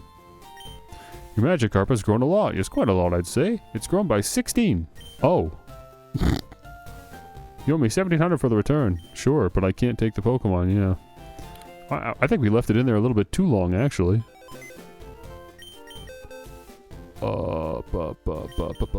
Deposit Pokemon. So much for Vaporeon. I actually don't know if Gyarados can learn Surf, but I'm sure he can. I don't see why not.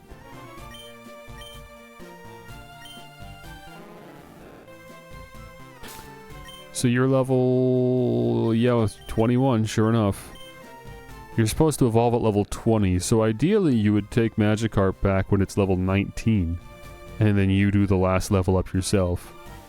The only reason it's a problem is because now we miss out on whatever Gyarados would have learned at level 20.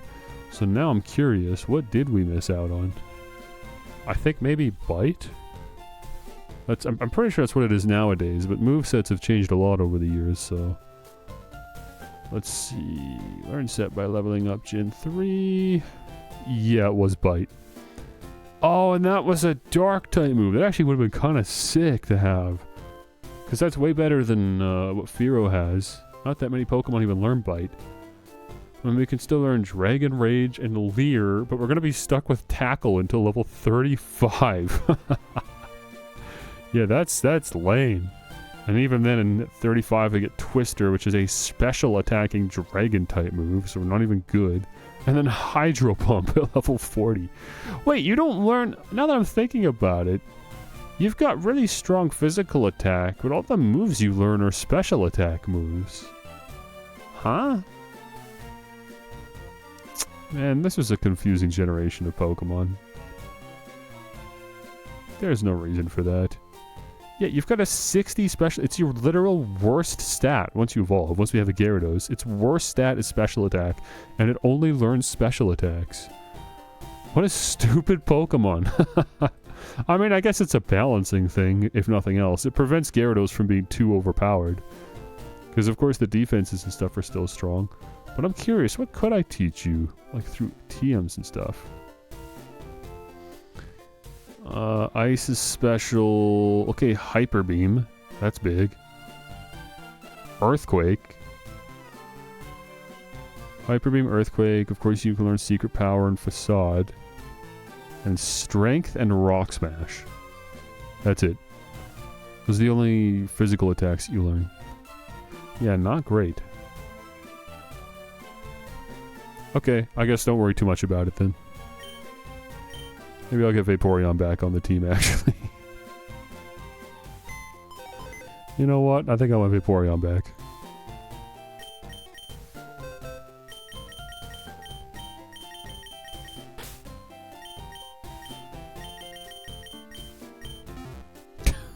I just donated $1,700 to the daycare, really. Okay, well that's fun.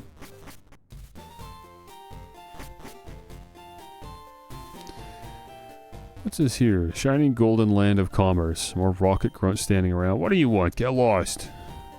Boss said he'll take this town in the name of Team Rocket. Interesting. So this guy's blocking a house.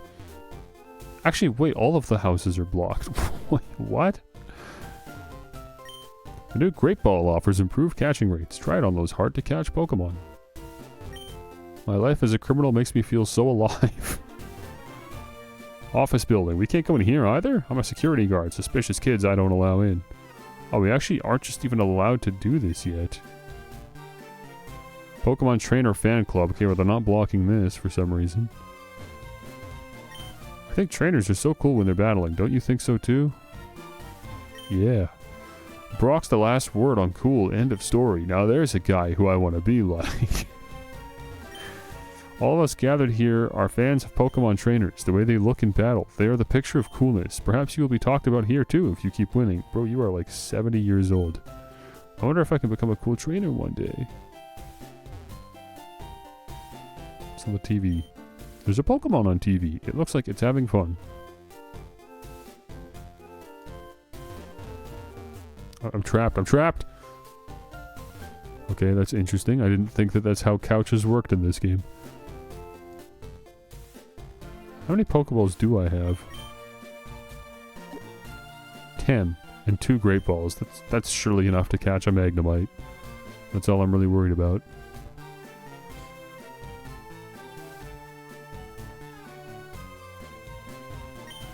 With Self under control, we can exploit Pokemon around the world. We'll get stinking rich! Poggers! Mr. Psychic's house. Do you just give me the TM for Psychic? Wait, don't say a word. You wanted this. TM29? You already know, don't you? TM29 is Psychic. It's an attack that may also lower the target's special stats. I don't think anyone on our team could learn that. I wouldn't even want to teach it to Primeape or Pharaoh. But honestly, if Vileplume could learn Psychic, that might be kind of cool. Let's have a look. I already like figured out last time what I wanted Vileplume's moveset to be, but I don't remember. Nah, no one can learn it anyways. Not surprising. Okay, this should take us to Vermilion, right? Yes. Yes, this is the route to Vermilion. Cool, okay, it's all coming together. It's all connecting mentally. Trainer tips. Full heal cures all ailments like burns, paralysis, poisoning, freezing, and sleep. It costs a bit more, but it's more convenient than buying other items. Okay, I kind of want to try that. Dude, wait, really? You're blocking the gym? Don't get defiant or I'll have to hurt you. That's crazy. I don't know why they're not blocking the dojo. I think I want to try this. Is this gonna be way out of my possibilities? Surely between the four of us, we could take down even like a level 40 Pokemon if it came down to it. So let's see. I hear you're good. Show me. I'm surprised you've heard of me at all. I just got here. Black Belt Hideki. Oh, it's just in my shop. 32. Yeah, we're like the perfect level for this. This is perfect. We'll knock this out quick. Oh, Giga Drain does 75 damage, maybe?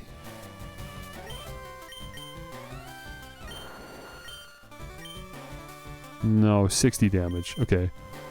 That's still more than Bullet Seed could ever possibly do. But really, the point is just to use Giga Drain to heal. Acid's more reliable anyways. As long as Poison is at least neutral against fighting, I'm pretty sure it is. Yeah.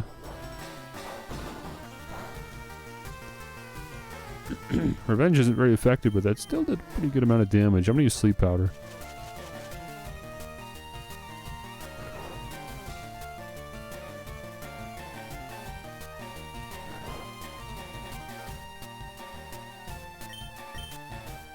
Giga Dwayne.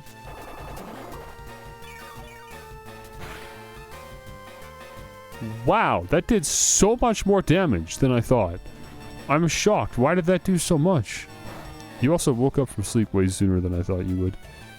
Oh, I gotta check this again. Sorry? Acid does 40 damage. That's not bad. Oh, it's a physical attack. Right.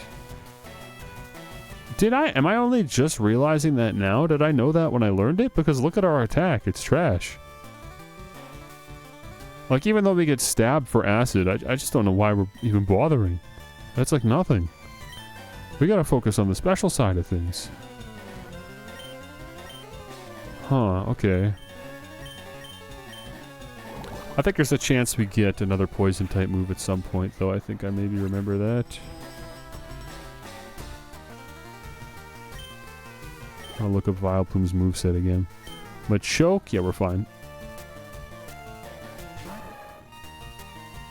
And then let's get a Bullet Seed off.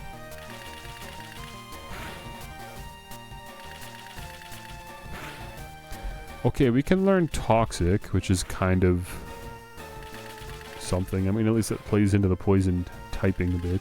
Oh, Sludge Bomb is what we would be learning. That is, like, notably stronger than Acid. That is more than twice as powerful. And then we get stabbed for that, so I guess maybe, yeah, that one could be worth it. Otherwise, that's it. We only learn Solar Beam. That's the only other special attack that we could learn. Because we already have Bullet Seed and Giga Drain. Is Acid gonna kill? I don't know. I'm gonna use Giga Drain and then we'll just back out to the Pokemon Center after this. I think Vileplume's last move shouldn't be an attack. I mean, we've already got Sleep Powder, though. Jeez, I don't know. Rest, maybe? Just another way to heal. Maybe hidden power? What? Oh, okay. I didn't think you were gonna come at me like that. You're trespassing in our fighting dojo. Might have to swap out on this one. Not so sure if we're gonna power through this whole thing. Open up with a Giga Drain to heal. This is actually going to be really annoying. It's just us fighting 4 of the exact same trainer back to back to back to back. Oh, pickup. We need to have someone on our team with the ability pickup. That is the only way to even get the TM for hidden power. So I guess that's out of the question. Not that that's impossible to do. It's just a little late, I think. I don't know. Who learns pickup? I guess we do kind of have an open party slot with Paris, right? If I could teach Cut to a different Pokemon that can also know pickup, I guess that'd be fine. We could do that. But it's still not, like, reliable. We might never get it. Bullet Seed. Or maybe I should have just used Sleep Powder. Ooh, that was a lot of damage. And it's outspeeding me, so I should probably switch. Yeah, this isn't looking great. Let's swap in Firo, I guess. Yeah, sure. Pokemon with pickup. Let's see. Meowth. We could go get a Meowth. I don't believe we can get... Oh yeah, we can only get Gen 1 Pokemon. What am I even thinking? That's our only option is Meowth. Oh, Aerial Ace is super effective. Didn't matter. I keep defaulting to Secret Power because that's normally Firo's strongest move, but... Actually, yeah, Wing Attack would be pretty good here.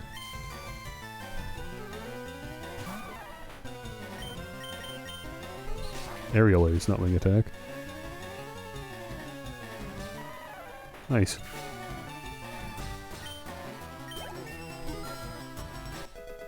$33.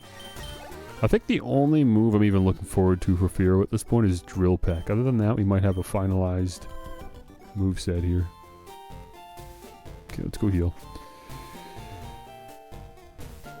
Pokemon Center was in the south end of the city. Let me get on my little bike.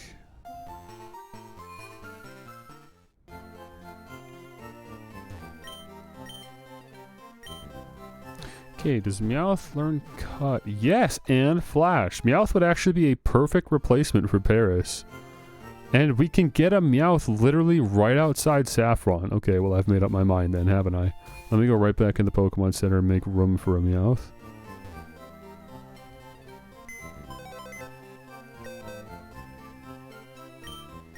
We're going to deposit Paris, who's been good to us up to this point.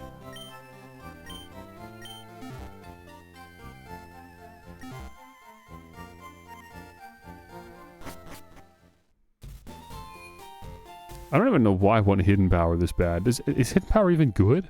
I don't actually know that I want Hidden Power. Hang on, let me just do a little bit of research quick. Might as well share this with everyone else.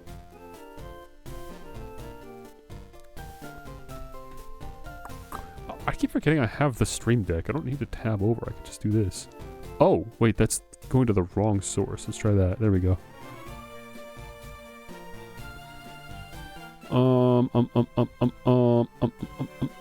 Deals damage. I mean, category special. Okay, in Gen 3 it varies though. Can be either physical or special corresponding to its type. Ah, okay. So it's not going to do physical damage because it's a normal type. It's going to be entirely dependent on which type we get. Okay, so we're taking a chance on this, but it could be fun. I don't mind playing that gamble. I like it. I'm actually very down. Let's try it. So let's go to... I believe it was here is where we ran into Meowth earlier. Route 7. If I don't find a Meowth within a few encounters, maybe I'll just look it up. Why do the carpet tiles have like spots with missing pixels? I don't know what you're talking about. What carpet tiles? In, like the Pokemon Center?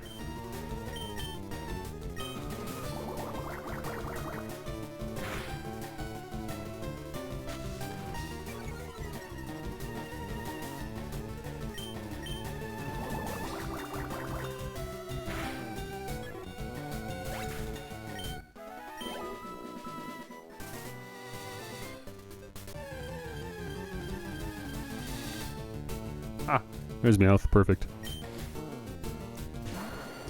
Okay, how do I not kill you? Does it matter? I'll just use sleep powder and throw Pokeballs. That should be good enough. I don't think I even need to attack it. No, I think acid might kill. I guess it didn't kill Pidgey though. What level was the Pidgey?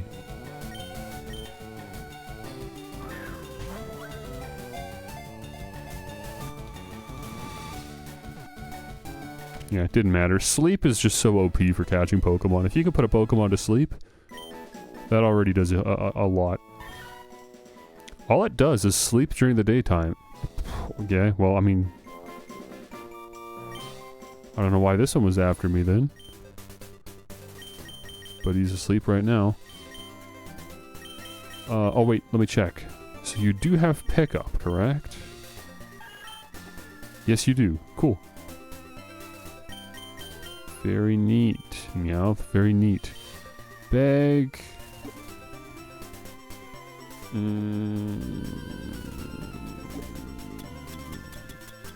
TM case.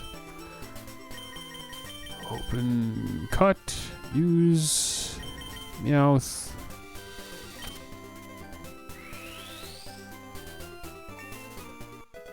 Cool. I mean, even just doing something like this, catching a Meowth and teaching it Cut and Flash and using the pickup ability, really makes me feel like this is like my playthrough, and I'm not just doing whatever everyone else does. I feel like I'm really going out of the way to do something more unique, and that's fun.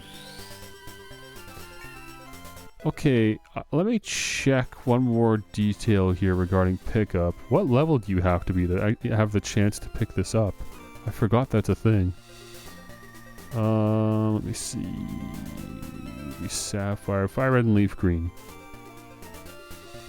The ability focuses on berries, which are not readily available. Oh, it's not based on level.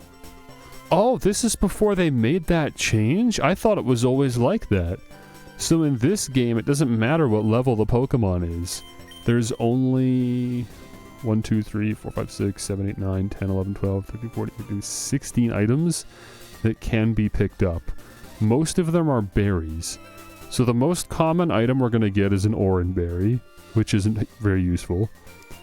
There's a 15% chance that Meowth picks up an Oran Berry, a 10% chance that it picks up... Oh, what are these berries? Aspir berry, cherry berry, chesto berry, pecha berry, person berry, and Rost berry, which are all tied to status conditions. Those are definitely more useful than an Oran Berry, because those are just free status healers. Then there's a 5% chance that Meowth picks up a Nugget, which we can sell for money. A PP up, which should actually be really cool, because then our moves get more PP. A Rare Candy, which is just a free level to whichever Pokemon we want. And TM10, Hidden Power, which is the one we're looking for.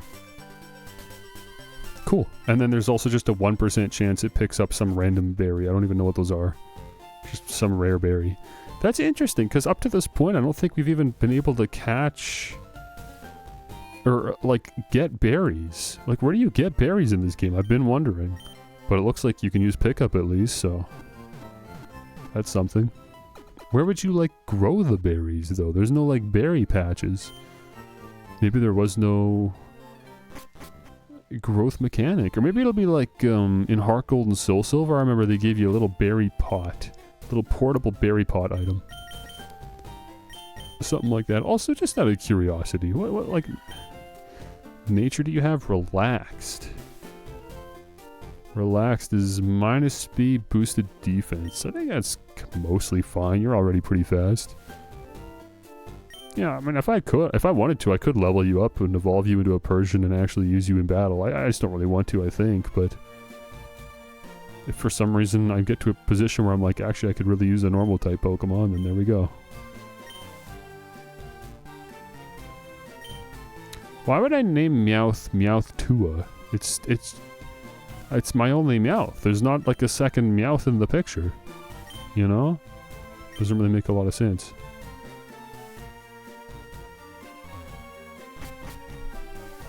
I guess it's technically the second time I encountered a Meowth, if that's all it would take to warrant that. Okay, you. Hiya, I have no fear for anything tough. I shatter boulders for training every day.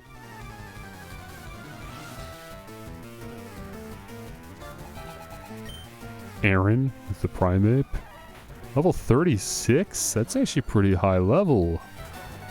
Okay, well I'm definitely using Sleep Powder on you, I'll tell you that. Fortunately, we resist fighting, so that's not going to do crazy damage.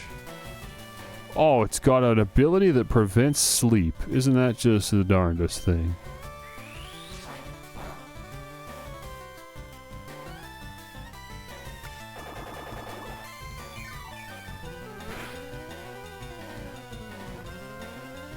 Did we survive another cross chop? Not if it crits.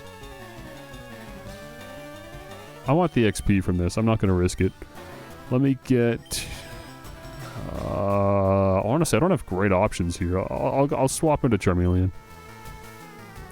I can get a flamethrower off. That'll do huge damage. No, I'm not trying to play you, bro. I just wasn't sure why you wanted to name it Meowth-Tua.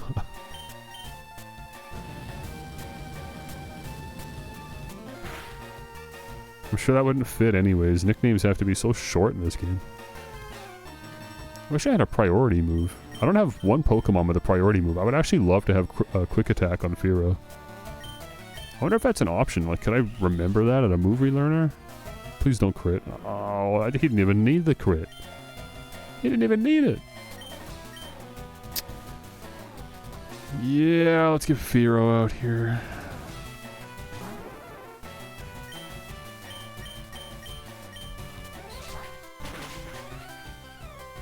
Did you know there was this woman in 24... I know who Haley Welch is. I'm just saying, why is Meowth being named Meowth-Tua if it's my first Meowth? Like, yeah, like if it was the second Meowth I caught, it'd make sense. But I haven't caught a Meowth yet, so it doesn't make sense to call it Meowth-Tua. It is the second time I have personally encountered a wild Meowth, I guess, if you want to call back to a few streams ago.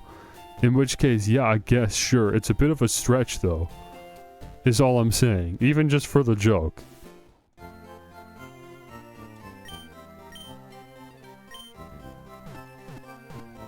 I gotta revive my Charmeleon.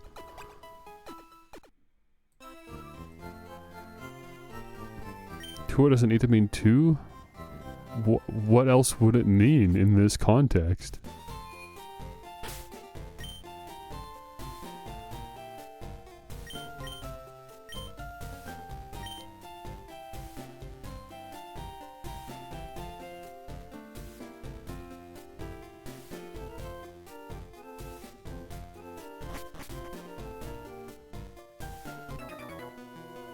You don't know, okay.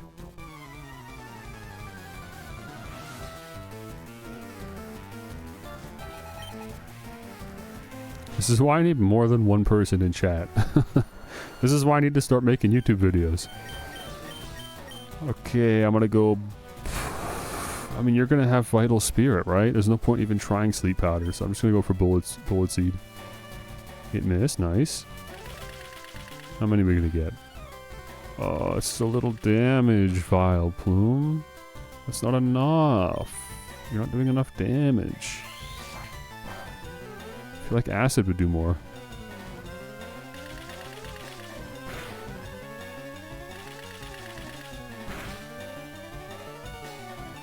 By the way, do you think we should seriously consider occupying the bottom right of the screen with a PNG tuber? Because there's just literally nothing right there. And again, it is very common for Pokemon streamers to have information about the game in that corner instead. Like, it'd be less common to run into a VTuber. Very commonly, like, you should be seeing some, like, automated, like, update system that shows you that I have a Vileplume and it is level 31 and a Charmeleon that is level 35, so you can constantly look at my team. That's standard. So realistically, I probably should be thinking of doing that. But not only do I not know if that's fully automated, and if it's not, I just wouldn't want to manually update it.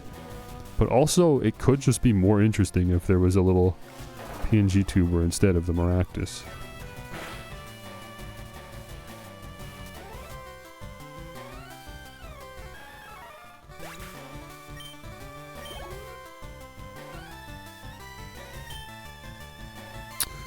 Primeape again. Should I even tempt this? I'm just gonna swap in Fearow right now.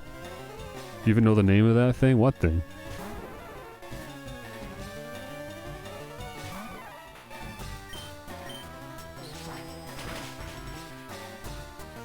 The tool I'm talking about that would update the information? No, I don't. That's what I'm saying. I don't know if there is a tool. I know that there's a tool specifically made for Ironmon challenges, but that's not even what I'm talking about.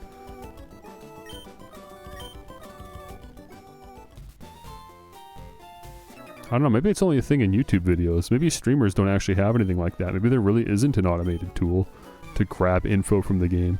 Because even if there was, surely it wouldn't be like a universal tool that could read any Pokemon game. It'd probably just specifically read like the Game Boy Advance game. It probably is something I'd have to manually do, which I wouldn't be opposed to doing. There's just a lot of prep work in that because I have to download sprites for all 1,000 plus Pokemon. And then just keep manually updating them every time I swap my party around. It's doable. I could do it. It might look pretty clean, actually. It'd be a good way to occupy space, but yeah, it's not something I can implement right now. This is something we'd have to do in the future after some significant prep work.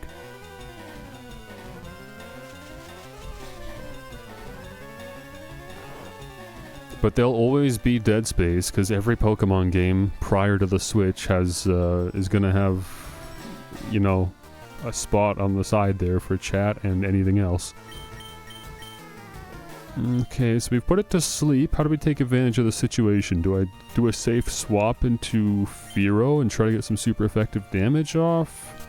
Do I switch to Charmeleon so I can get some XP so I can evolve into a Charizard after this? Actually, yeah, this would be a great opportunity to get that XP. Not like my other Pokemon don't need the XP too, though. I'm not really in a rush for the Charizard. I'm not switching Fearow, because that's the sheer most amount of damage I'll be able to do. We'll be able to get at least one Aerial Ace off safely, and that should take it below a half. Oh my gosh, dude, that did so much damage. That nearly killed it. That's perfect. Once again, I just desperately wish I could replace Leer with Quick Attack. Okay, let me just look it up. Let me see if Fearow learns a priority move. I would love to have Quick Attack on this thing. That'd be a great fourth move. Because I've been rocking Leer this whole game for no reason.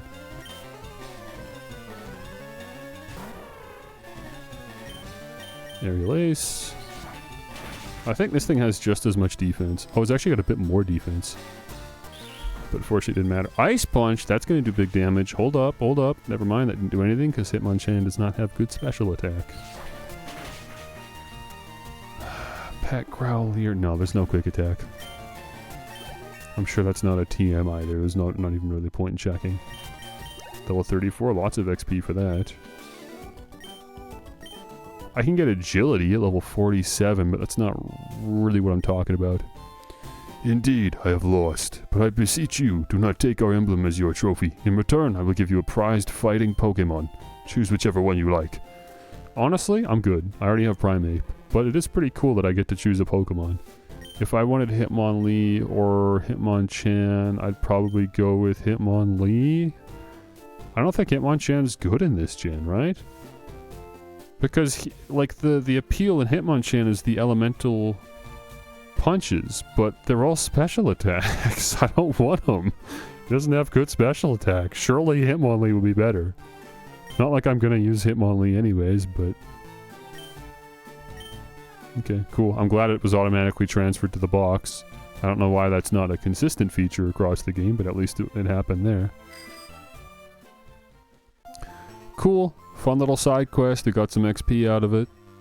And a new Pokemon. In case I feel like dumping Rock Smash onto an HM slave, we can do that now. Actually, maybe I should have made my decision based off of that. Maybe one of them can learn more HMs. Setup looks annoying. Well, let's check it out. Let me at least have a look. Oh my... Dude, it's a Discord? Come on. Yeah, sure, I'll join your stupid server. For no reason. Let's customize your experience. Oh my gosh, what is all this, bro? I don't want updates, bro. At least not necessarily, not yet. I don't even know if I want the thing. Show me channels I'm interested in. Pokemon and Nuzlocking chat, Nuzlocke chat, ROM hacks, or even find someone to do a Soul Link with. Oh, dude, I forgot about Soul Link. That's its own thing. That's crazy. That's actually a good way to expand as a content creator. If you want to do Pokemon Nuzlocke content, that'd be a good way to kind of like reach a new audience. Interesting. I don't know. I don't know if I'd be any good at it, but it could be interesting to try someday. I don't know. Showcasing streams, vids, and art. Share your creations and find others from the community. I don't think I want to participate. I'm just not a Discord guy, man. Leave me out of all this. I'm just gonna skip. Server rules. This sucks, dude. Why'd you link me a Discord server? The app does not auto-update. Okay. None of the rest of this matters to me. Because I'm not going to be engaging with the community. I don't even know why I'm here.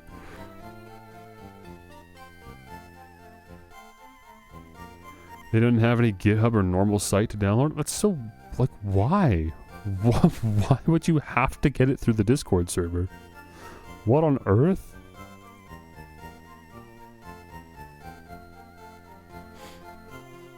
I've never even seen a Discord server used like this. Look at this FAQ page. This is so interesting. It looks like it's its own, like, little Reddit over here. It's actually kind of cool.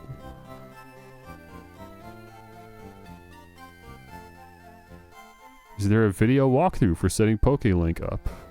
In fact, yes there is. Pokemon Nuzlocke Overlay Tool. Initial walkthrough. PokéLink 0.4.0. Valid for 0.4, but flow is basically the same for 0.5. From 0.6, the session setup interface changes slightly, but mainly in design. Okay, we could probably figure it out then. Again, not going to do this right now. I'm just setting this up for later because if I don't, like, open tabs and stuff now for later, I'm going to actually just completely forget about this entirely. Okay, back to business once again. So that's it for Saffron. There's nothing else in Saffron. So I guess we will return later. I don't know what would be the catalyst for getting Team Rocket to even move? There's no, like, clues or suggestions. Just, you won't let me in there. It's not a big deal. It's not like I don't have other things to do. I'm just, you know, surprised. Don't get defiant or I'll have to hurt you. You'd think there'd be some kind of clue, like...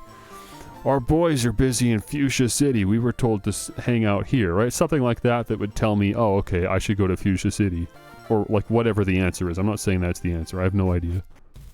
I have no idea what the game wants me to do. Oh, what the heck? Oh, you're not... Okay. Dude, that's so annoying. They really should give the Professor's Aids a unique sprite instead of just... using the Professor's Aid sprite also for random trainers, because I thought that was like one of the dudes that's like, hey, I'm one of Professor Oak's aides, I'm here to check on your Pokedex progress, or whatever. Give you a little something something. Speaking of which, I think there was something for 20 Pokemon. I surely have 20 Pokemon now. Yeah, I'm at 22. Who Where was that?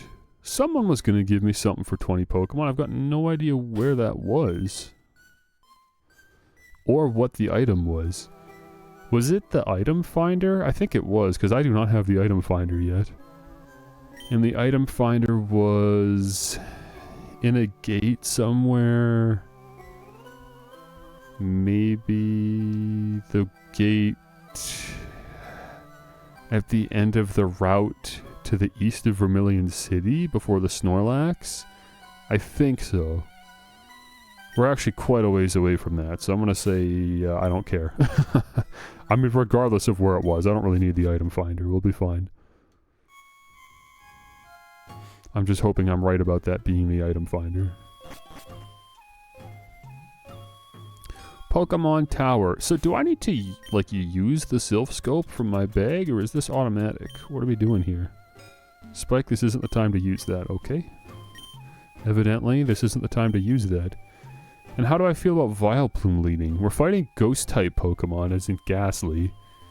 Almost exclusively. We're just going to be fighting Ghastlies for the next, like, 10 or 20 battles. Trainers and wild Pokemon. So Fearow would actually be the most efficient. Oh yeah, I can't use Vileplume. They're poison types. They're gonna resist both grass and poison type damage. I can't use Vileplume. There's no way. It's gonna take forever. Primeape has just about nothing. I think Rock Throw is the only move you even could use, so this is a Fearow type beat. Plus we get to use those black glasses. So that's cool.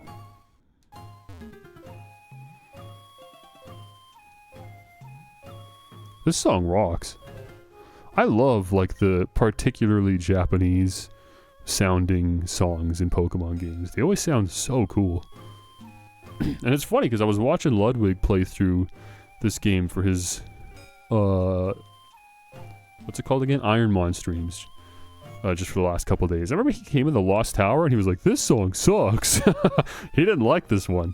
I don't know why. He doesn't like the Japanese traditional music. I love it. I think it sounds so cool. The percussion instrumentation is so interesting. The melodic progressions on these wind instruments are so interesting. I don't know how else to describe that genre, but yeah, whatever you would call, like, traditional Japanese music, it's just something you can only ever hear there.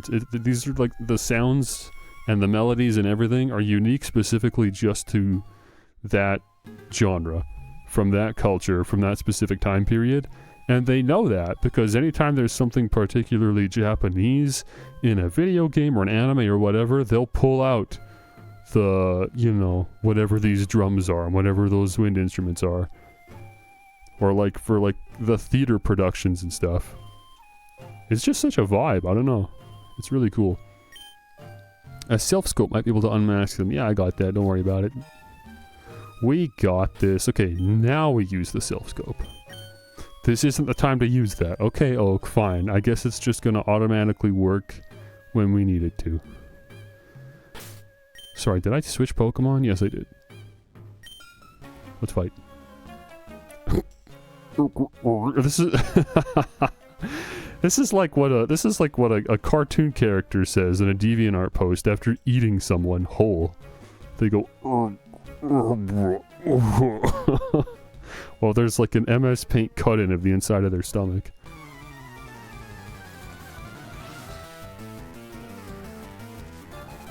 Channeler Hope would like to battle. Okay, there's our first of many Ghastly over the next 10 minutes.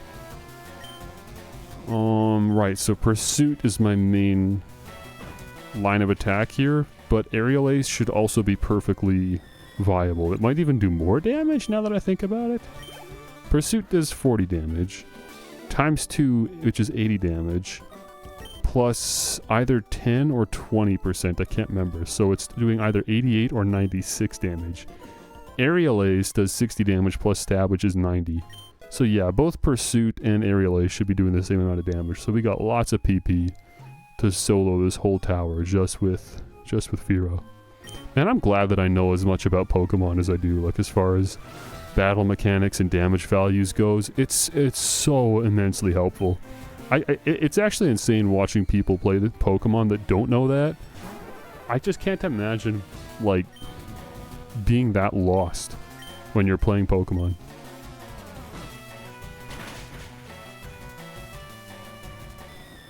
Is Channeler Hope a woman? Were you looking at that sprite and you couldn't tell if that was a man or a woman? Yeah, I think the channelers are all whatever you would call that stereotype. I wish I knew more about traditional Japanese culture.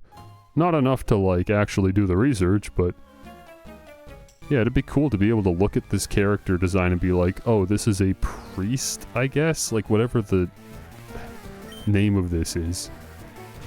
But yeah, that's definitely a thing, like someone that wards off spirits by waving little paper and stuff. It's a very, like, inspired design. You see it all the time, even still, in character designs for anime characters and stuff, calling back to that. Kind of like a shrine maiden, but slightly different. Again, I don't really know the role they played historically, but it's a cool design.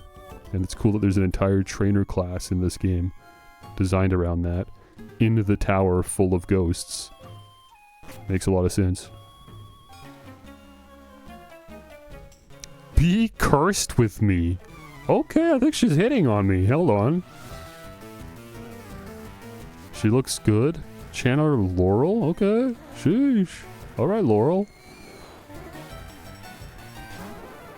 Yeah, you know what? I'm actually gonna sympathize with you a little bit. This could be like a Steins Gate situation where you've got the Shrine Maiden. What was his name again? From Steins Gate? I see where you're coming from. Sometimes you just don't know, bro.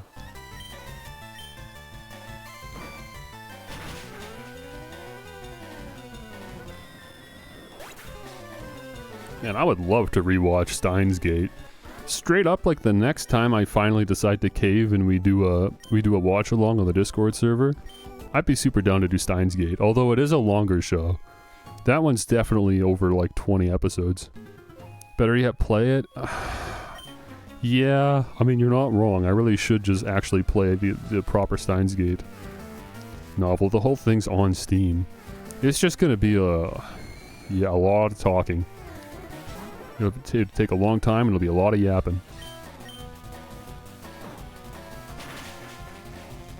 But I actually probably would prefer that and would probably be more satisfied at the end of the day to know that I actually played Steins Gate. Plus there's also like spin-offs and I think maybe a whole sequel.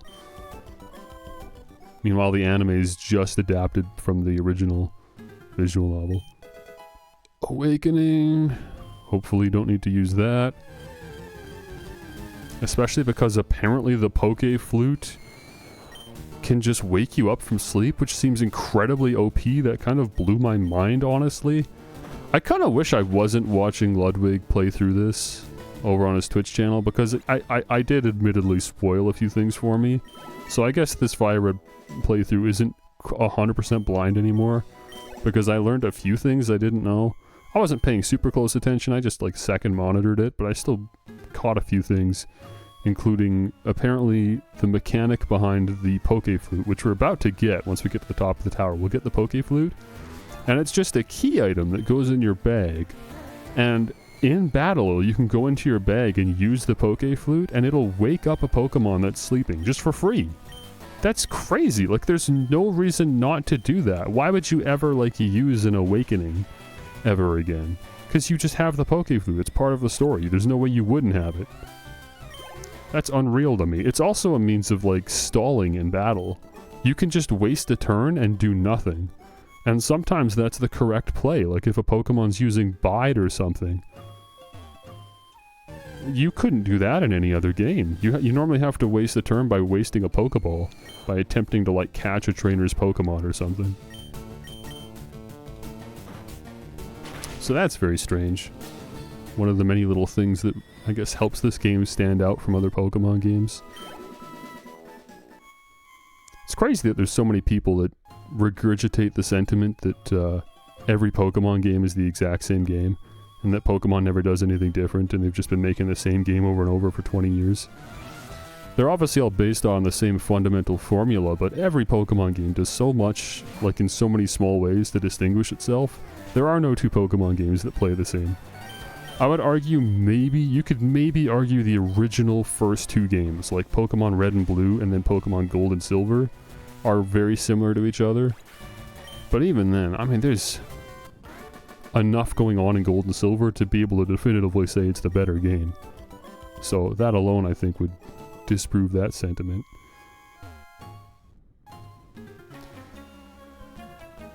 Oh, give me your all. Okay, I thought she said all your. And I was like, uh-oh, what's this one want? What does she want from me? There's a ton of these channelers. I told you, they've all got Ghastly. This one's got a Haunter.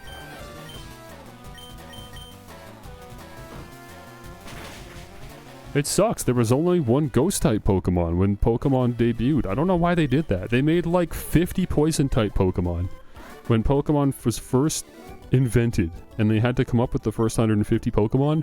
They came up with like 50 Poison-type Pokemon, and they came up with 3 Ghost-types. And they're all from the same evolution line. Ghastly, Haunter, and Gengar. That's it. They made a whole tower dedicated to the lost spirits of dead Pokemon, where you constantly run into Ghost-type Pokemon, and there are trainers all throughout it that exclusively use Ghost-type Pokemon. And they only made one Ghost! Why? They couldn't think of one other idea for a Ghost-type?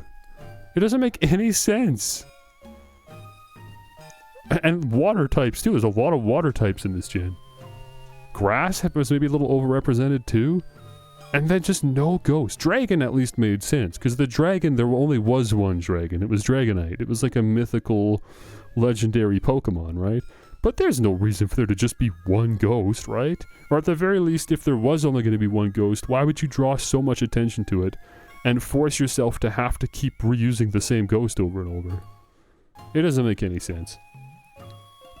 They should have had, honestly what they should have done is all of the channelers in the tower, instead of using Ghost-type Pokemon, which is just Ghastly, they should all be using Pokemon that are designed to defend themselves from Ghosts or attack Ghosts. So like if it was a bunch of like Psychic-type trainers up here, or like, I don't know, maybe there's some other Pokemon that could thematically be relevant. I just can't think of anything off the top of my head.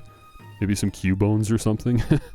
But yeah, it doesn't even really make sense that they're using Ghost types if they're like supposed to be channelers that like summon and ward off ghosts, I guess. I don't know, it seems poorly thought out, doesn't it?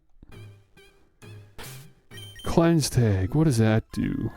I think maybe it helps keep wild Pokemon away. An item to be held by a Pokemon, it repels wild Pokemon. Yeah. It doesn't perfectly repel Pokemon, like you'll still get wild encounters, but it helps.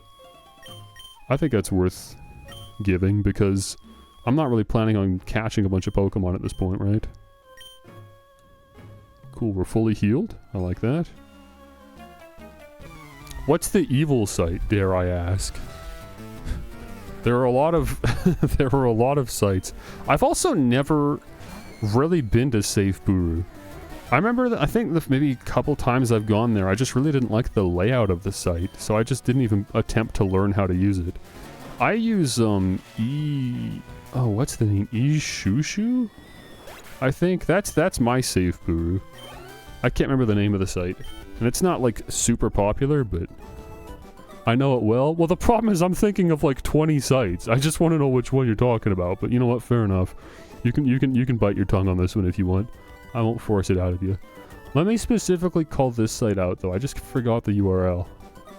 Yeah, it is eShushu. eShushu.net. I like this site. I've been using this for years.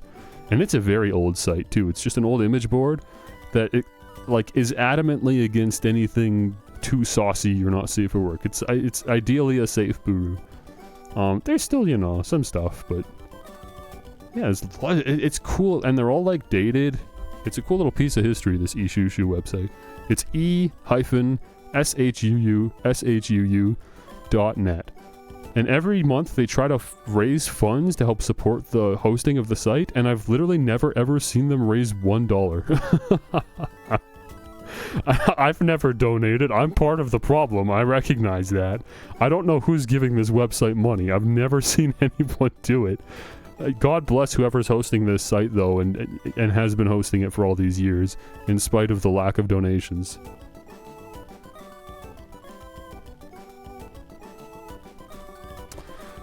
Okay, thank you, Channeler, whatever your name was. The 10th one we fought.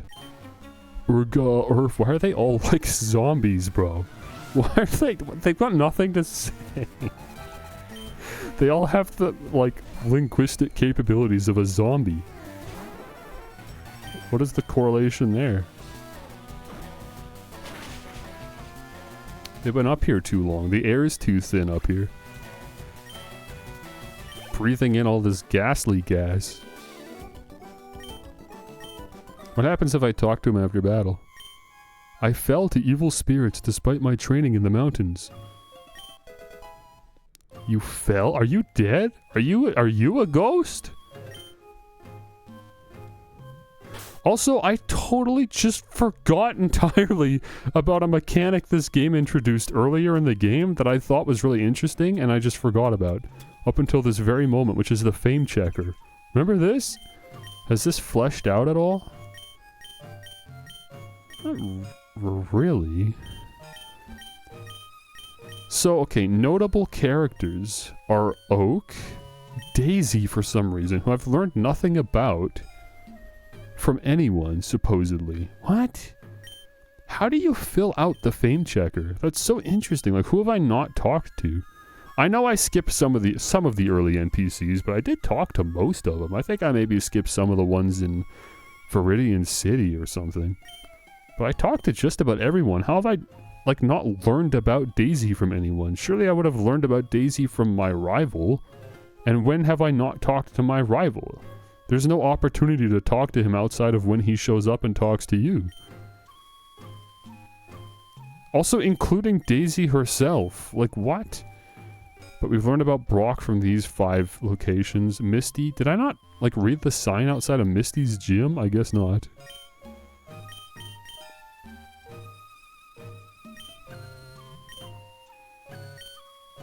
This is such an interesting mechanic. I would love to, like...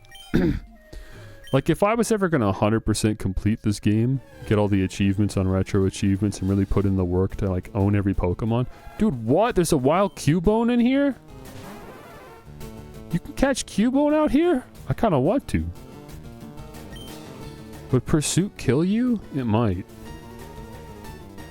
I don't get stabbed for it, but I did give those glasses. And there's a 20 level difference here. I think that's too risky.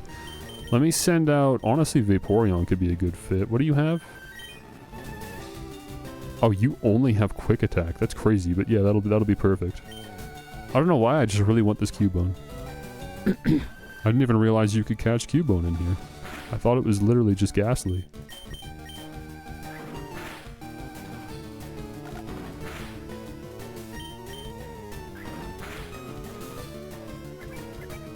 One more Quick Attack. And then I'll switch in Gloom and use Sleep Powder, and that's 100%. That's a guarantee. Oh! I even thought about the crit, and I was like, no, a crit wouldn't kill. Look how little damage I've been doing with each Quick Attack. There's no way a crit would kill. And then it killed. Okay, hey, you know what? That's a sign. Don't worry about it.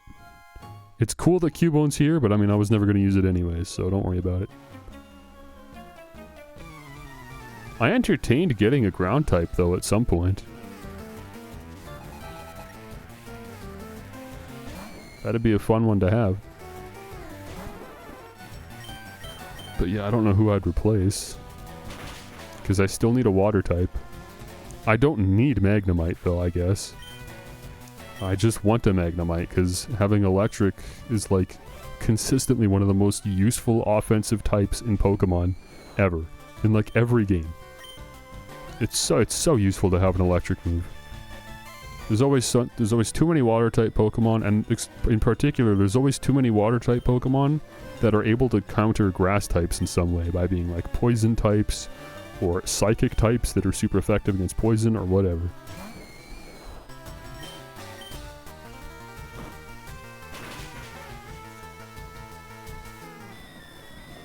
Plus, electric types tend to be fast, so you can outspeed in just one shot. Really, really good for like long stretches of surf. Stuff like that. Man, we're getting some great XP on Fearow in here. We're already level 36. Doesn't that make you my highest level Pokemon?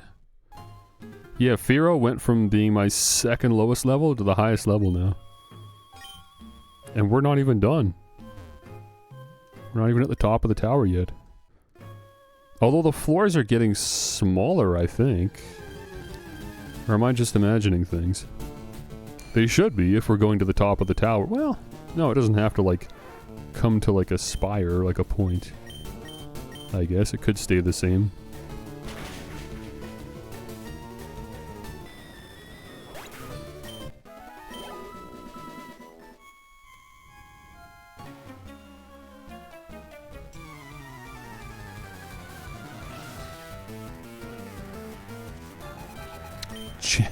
Jennifer. How are we even getting everyone's names? Is it just common courtesy or like even law in the Pokemon world to introduce yourself before a battle?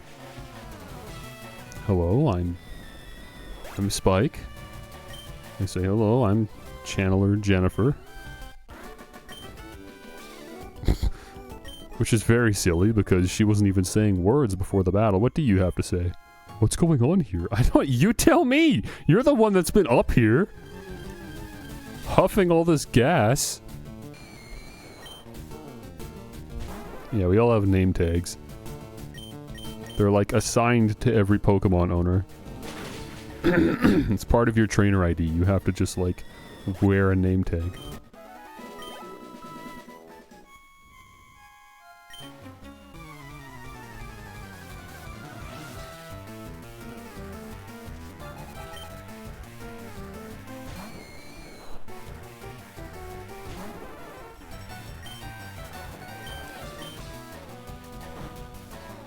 I'm holding off on my aerial aces because I know at the top of this tower there's some Team Rocket grunts you gotta fight because that's the reason, I remember that's the reason you don't see, or everyone doesn't know where Mr. Fuji went.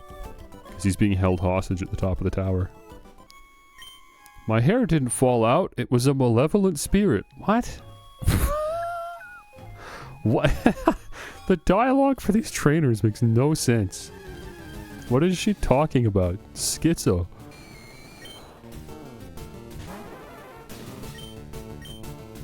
The Pokedex can dox people? Yeah, it's like Watch Dogs.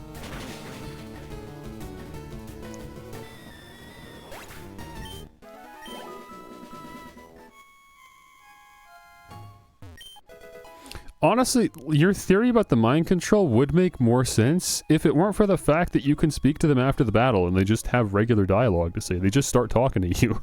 They might say weird stuff, but at least they're speaking.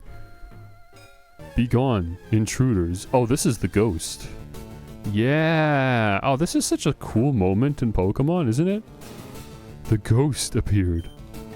This is like iconic. Silphscope unveiled the ghost's identity. The ghost was Marowak. That's so cool, dude. This is like a top 10 moments in Pokemon. I love that. This is the Marowak. This is the Pokemon that Team Rocket killed, and it's the literal ghost of the Pokemon, and it's currently haunting the tower, the gravesite. That's so cool, bro. It's cool storytelling. Okay, so you are an actual Marowak, right? So I could use Secret Power on you. Yes, okay.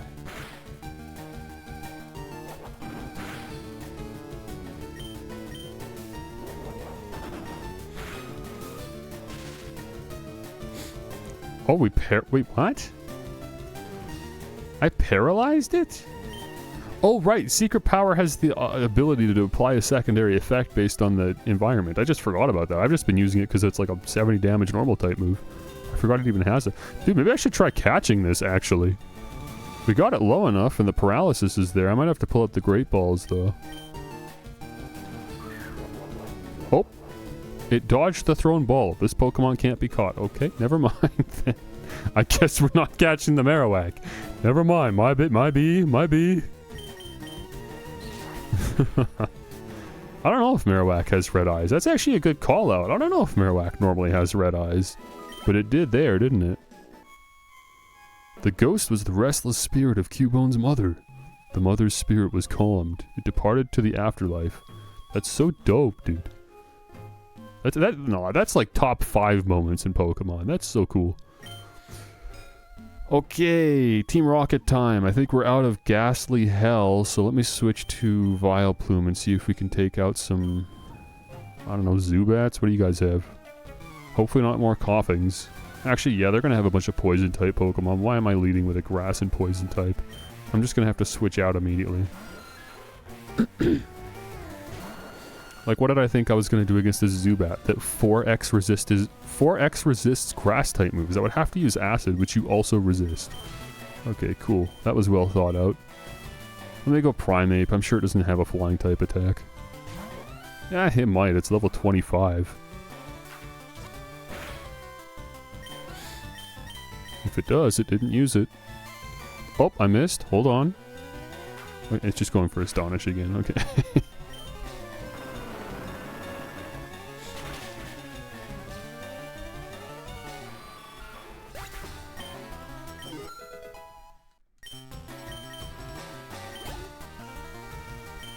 Another Zubat. That's fine. Yeah, I'll switch in Primeape to lead these battles, because now Primeape's starting to fall behind in the XP department again. Now that I pumped so much into Fearow.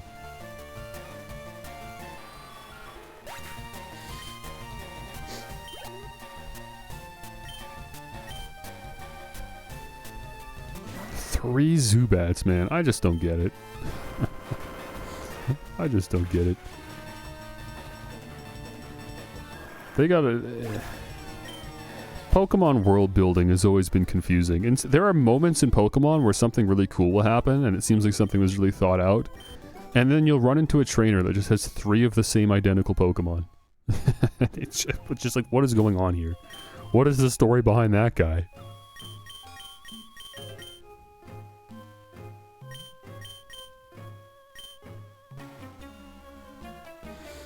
This old guy marched right up to our hideout. Then, he starts ranting about how Team Rocket's abusing Pokemon. So, we're just talking it over as adults. Yeah, he's definitely in the wrong here.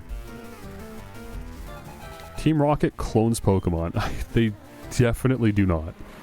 Famously, Team Rocket steals Pokemon from other trainers.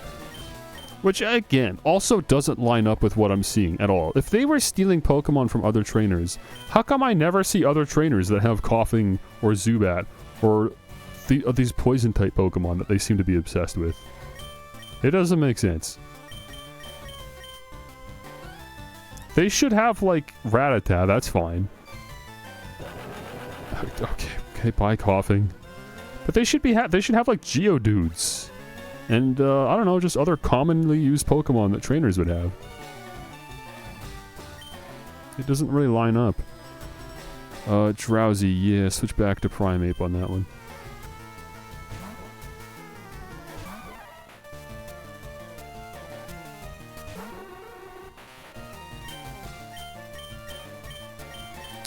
Oh, secret power.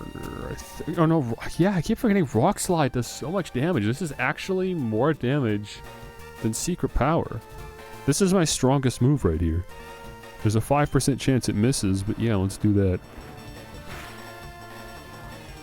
Oh, it still wasn't enough. Oh, thank goodness it missed the poison gas. That would have been really annoying. I would have been annoyed. I'm really getting sick of how many times Primeape has been poisoned in this entire playthrough. Even when they're not using a poison-type Pokemon, they're still trying to poison me. Crazy. Pokemon are only good for making money. Why not use them? You stay out of our business. That's the only thing they're good for. You're not saving anyone, kid. That's not even what he was talking... His opening dialogue had nothing to do with money, by the way. Or, like, the way Pokemon are used. So I don't know why that didn't tie into the opening dialogue where he was just talking about why Mount Fuji was up here, whatever his name is, Mr. Fuji.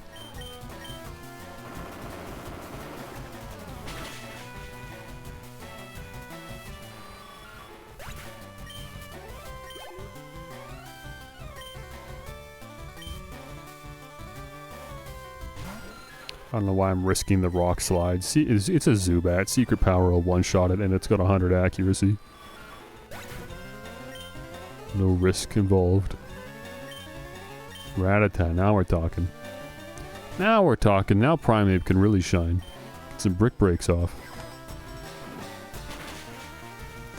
Yeah, I'd love it if I could get a 4th move on Primeape that's better at dealing with Coughing and Zubat specifically. just because they're floating poison types, so I can't use dig. Something to replace Rock Slide with.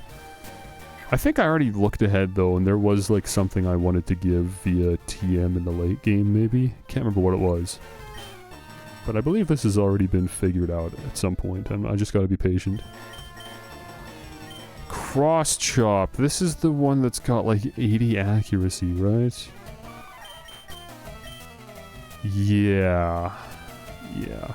I mean, 100 damage move with a high critical hit ratio is very good. But 5 PP and 80 accuracy is how they decided to balance it. And I think the drawbacks outweigh the positives here. Because I don't really need to have 2 fighting type moves, I don't think. I really like the diversity on Primeape's move pool. So it's really down to either Brick Break or Cross Chop, and if that's the case, it's a no-brainer. Brick Break is so useful, so versatile. That's going to be our fighting type move for Primeape. There's no way we learn something better than that. Oops. My bad. Stop learning Cross Chop, yes. Okay, that's it. We're done with the tower, finally. At least I think it teleports us out at the end. I hope they don't make me walk all the way back down.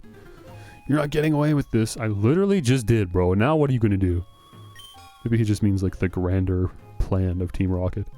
Mr. Fuji. You came to save me. I'm not doing that. I'm not doing the old man voice.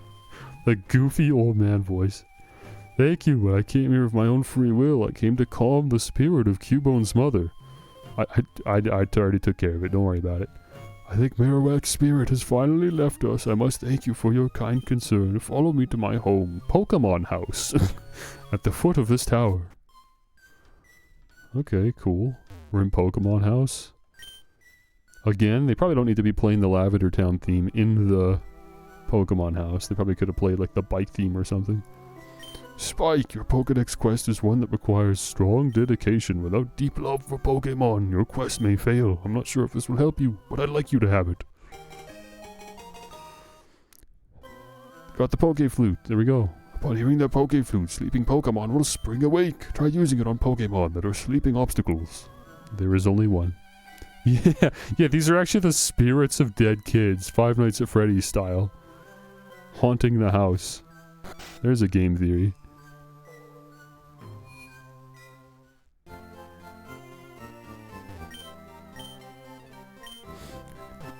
Supporting evidence include the fact that it's called Pokémon House and not Pokemon and Kid House. It's not called the daycare. It's just the Pokémon House. The Pokemon are there, but the kids aren't. Oh, Meowth's pickup finally picked something up. What'd you get? Aspire Berry. I think that's for freezing, maybe? Berry pouch. Oh, I do have... When did I get these berries? I don't remember that. Yeah, Aspire Berries for defrosting. I don't know why I forgot about those berries. Where did I get those from? So it's just been random items I picked up. Okay, so I got the Poké Flute. Was there anywhere that I actually legitimately couldn't access, is my question. And I think I had this question last time and I couldn't answer it. Because the only Snorlax that I've seen is right about here where my cursor is. But theoretically, I could have gone left of Celadon City, all the way down Route 16, 17, 18, gone to Fuchsia City, gone right all the way up here, and then you could go on the other side of the Snorlax. It's a very long trek, but I think you could do that. Did you know you can change volume on Windows 11 by scrolling on the volume icon? I certainly didn't. Might as well try it. Huh.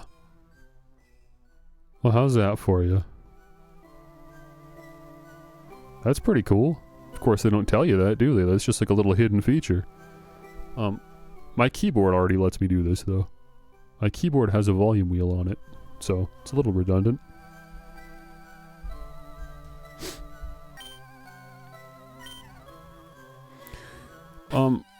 Okay, so I have the Poké Flute, but again, I wasn't particularly bothered by a Snorlax, really. But if I want to, I guess since I'm here, we'll go this way. Since I have the Poké Flute, and We can now go this way, sure. I guess why not? I don't know about Cycling Road. I guess that entire area will be optional, but we'll do it anyways. We'll just go up Cycling Road after we've gone to Fuchsia City, and maybe that's how we go back to Saffron. Do you think maybe Saffron's actually open right now? Maybe we already hit the trigger. I'm curious. I'd like to see. I'd like to, just for my own sake, know what the trigger is to open the next part of the story.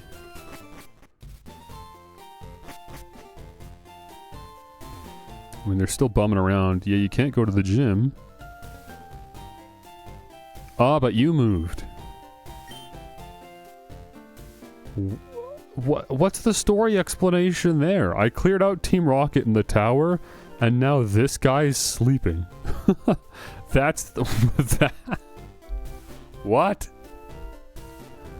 Okay, man, sure, whatever. I guess I'll buy it.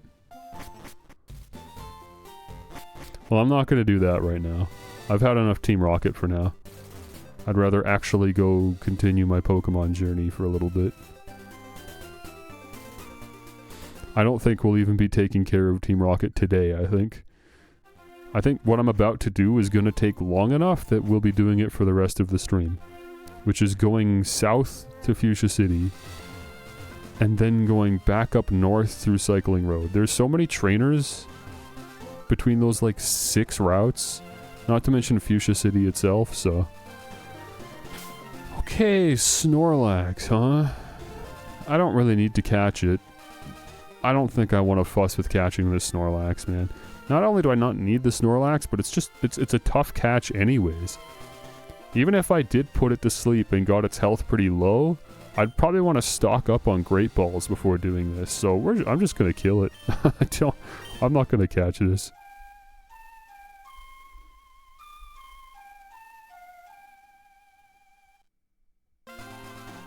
Okay. It attacked in a grumpy rage.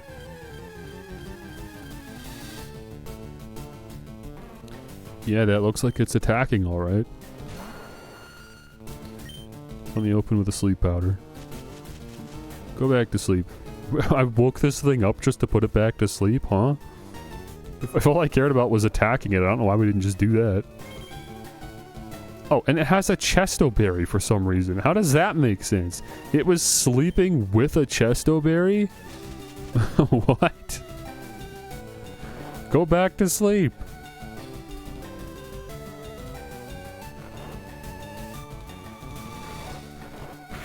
Oh, and it has Snore. Incredible. There's no way the AI is smart enough to use that. Oh, although I guess it would probably be forced to use it, because what else would it do? Nope, it's just randomly picking moves. Okay, interesting. This thing's got good special defense. I think maybe I should just swap. This isn't Vileplume's fight. Primeape does super effective physical damage, so that's probably our best bet here. I'm sure Snorlax doesn't have any flying or psychic type moves. So this should be pretty free.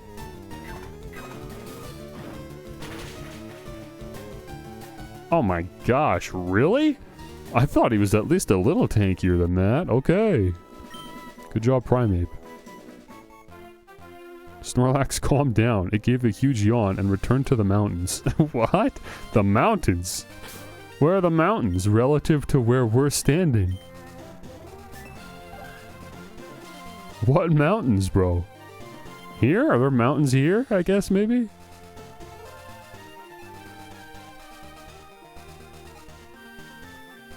Yeah, I guess somewhere south of Vermilion City and north of Fuchsia City there must be mountains. Otherwise, he really took quite the trek.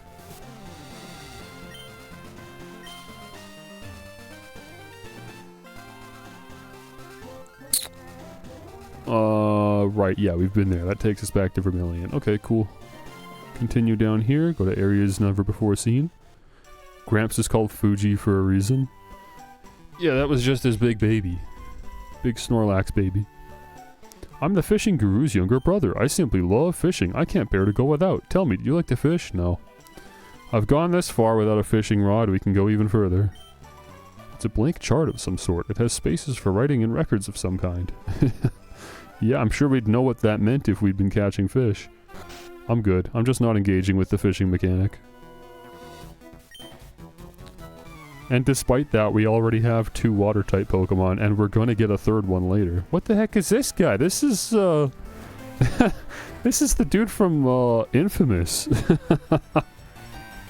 Isn't he? That's the name of the PlayStation franchise, right? From the PS3, isn't it Infamous?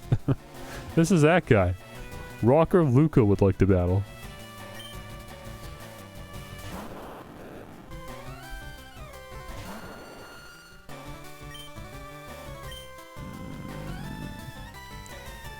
I guess Giga Drain.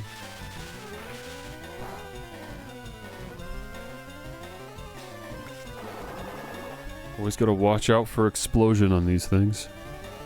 Ooh, that did tons of damage actually. I guess it's a Voltorb, not an Electrode. That's why. Acid will finish it. Oh, there it goes. There it goes.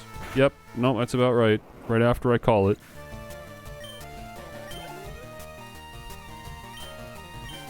And now here we do have an Electrode. If this thing blows up, we're dead. I'm gonna open with Giga Drain.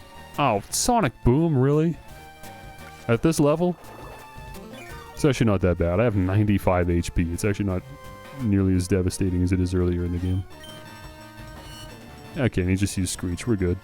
As long as we don't low roll, I guess.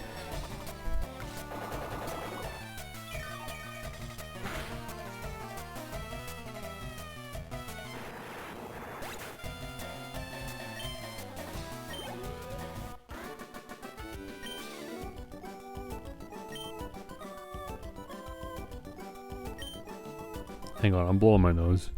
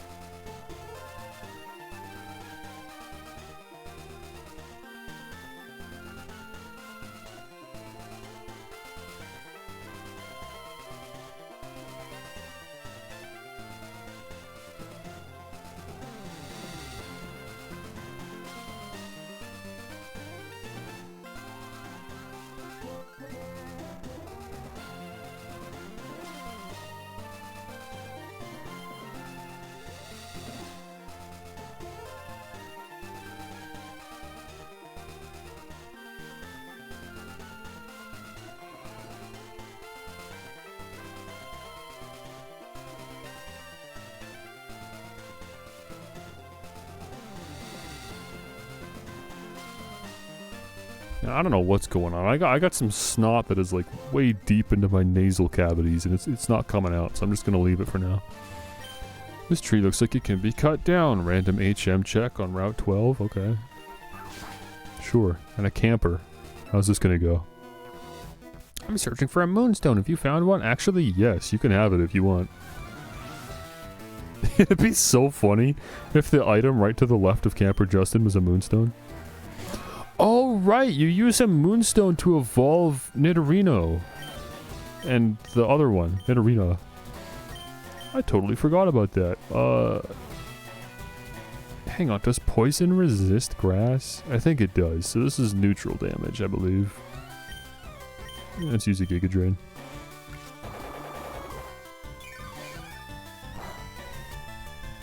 Ooh, the crit though. It's not very effective. That's a lie? Right? Wait, is it not a ground type yet? I don't know if I've ever caught a Nidoran in my life. I have no way. I've never used a Nidoran before. I guess maybe it's just a poison type right now. I don't know when it gets the ground typing.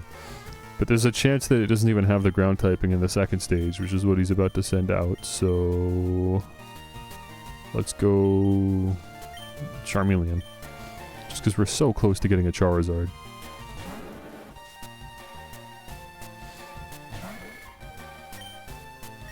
Yeah, this dude evolves with a Moonstone. I just forgot. Ground doesn't resist itself. So yeah, this should be super effective. Even if you are a ground type.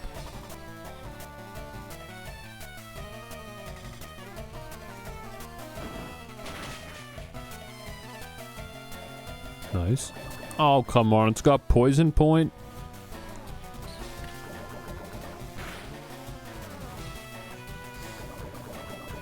Oh, so much for Charizard. If I knew that, I would have just stuck with Flamethrower.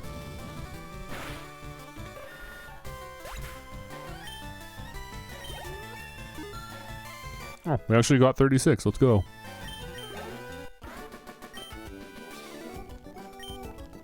I'm munching on cherry tomatoes.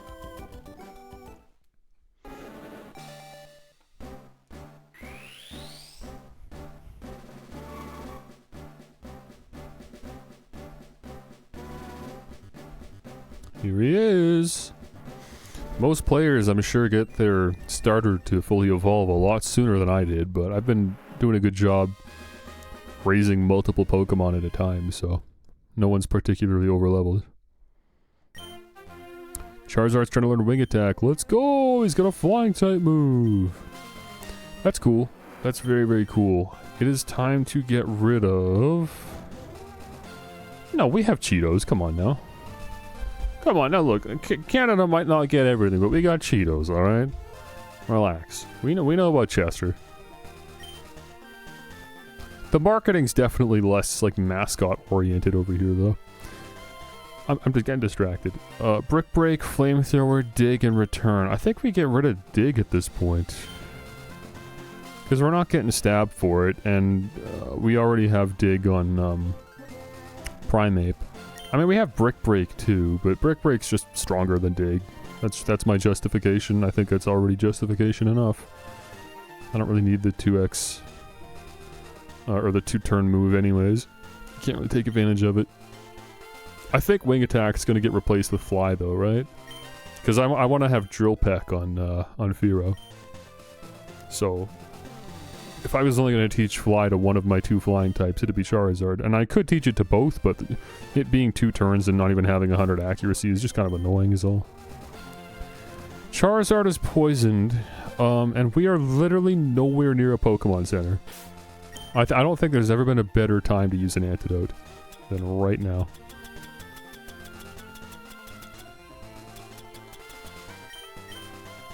We are running low though.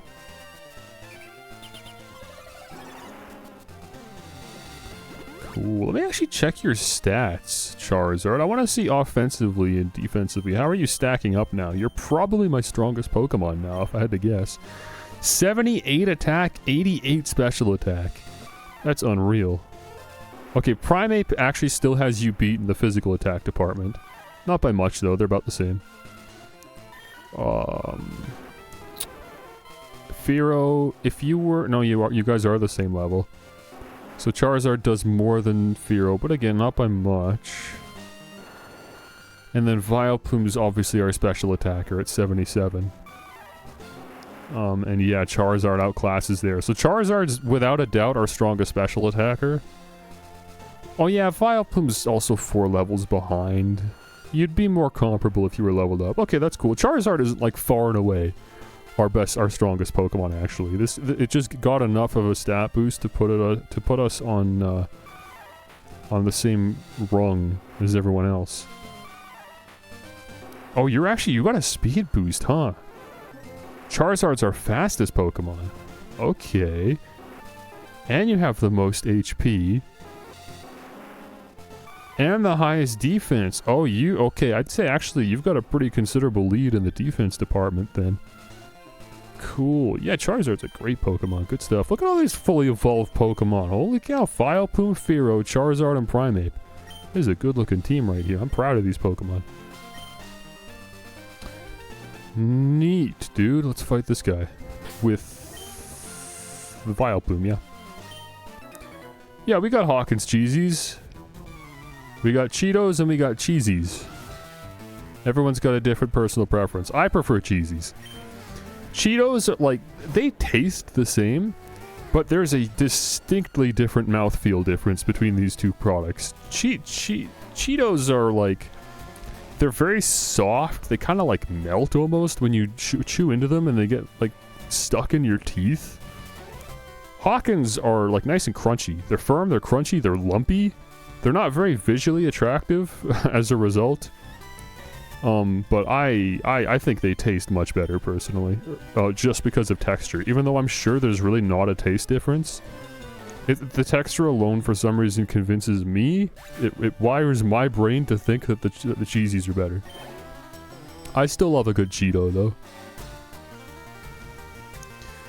I didn't see what you were throwing out, but I'm sure it's a water type, so I'm sure we're good. Yeah, it's just another Magikarp. Aren't there Cheetos that are harder? Yeah, there's, I can't remember, but yeah, there are.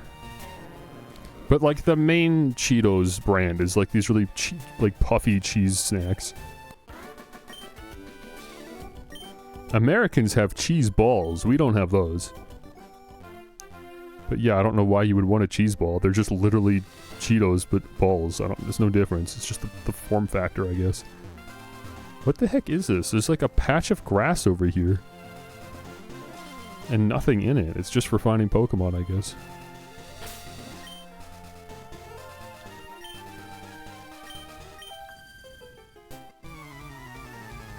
Ketchup, cheese, 3D spirals. What is that combination of words? Isn't all food 3D? What do you mean 3D? How is 3D a description of a food item?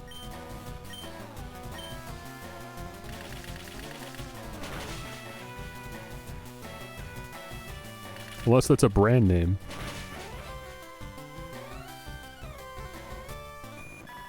Good job, Vileplume, finally putting you into some battles you can excel in. All these fishermen. You can send a pic on... sure, I don't care, go for it. You and me are like the only ones that use my Discord server, so post whatever you want, I guess. Yeah, I mean, I haven't, like, shopped down the snack aisle in a while. You know I don't have a great memory. But as far as I know, as far as Cheetos go, it's really just the main Cheetos, the jalapeno Cheetos, the Flamin' Hot Cheetos, and last I checked, there was randomly, like white cheddar flavored Cheetos. I don't know if those were puffy or crunchy. There's also some like Cheetos spin-off. I can't remember what the name is. Oh yeah, there's an Old Dutch. I totally forgot about that. Old Dutch has cheesies. Old Dutch has their own cheesies, and they're good. Actually, they're trying to compete with the Hawkins cheesies. Yeah, and it's from Old Dutch. I can't remember what they're called though. I remember they had a purple bag last time I saw, and that was, yeah, it was pretty good. Okay, I pulled up this screen because I wanted to swap, but I've already forgot what the Pokemon was, so I'm just gonna send out Primeape and hope that was a good choice. What are we throwing out here? Horsey. Okay, I read Horsey and I thought that it was a Ponyta, because Ponyta is a horse. Okay, I didn't think that one through very well. That's okay. That's okay. It's not like Primeape's at some kind of disadvantage, but, you know, for the record, Vileplume would have been perfectly fine here. That's what the back part of my brain thought that it read while I was trying to talk with you about Cheetos and cheesies. My bird Pokemon want to battle with you. Uh-oh. That's not a great sign for... Oh, what are you doing? What is your hair? What is this haircut? You gotta work on that, Sebastian. I don't like it. I don't like it. The women don't like it. Nobody likes it. Yeah, looks like a head crab. Looks like something's leeching off of his skull. I mean, if I'm concerned about it having a flying type attack, I don't know why I would switch to Primeape, so... I don't know, Vileplume's too far behind in XP. I'm just gonna chance it. It's only a Pidgey. Shouldn't take more than a couple acids. Yeah, just use Quick Attack anyways. Ooh, the crit. Let's go. You know, Fearo's been really good, I would say. I mean, Spearow was a bit of a slog, but once we got Fearow, it started performing pretty well. Yeah, we struggled against Misty, but anyone would have struggled against Misty. Misty's apparently just crazy in this game. I almost wonder if I would have preferred a Pidgey. Just like that priority move alone is very appealing. The idea of having Quick Attack on somebody. I don't know if that would have been fully worth it, but maybe. Because, I mean, the moves we've been relying on with Spearow are Aerial Ace, which we could have taught to a Pidgey or a Pidgeotto or whatever. And Secret Power, which we could have taught to a Pidgey or a Pidgeotto or whatever. So there's nothing been particularly unique about Fearow.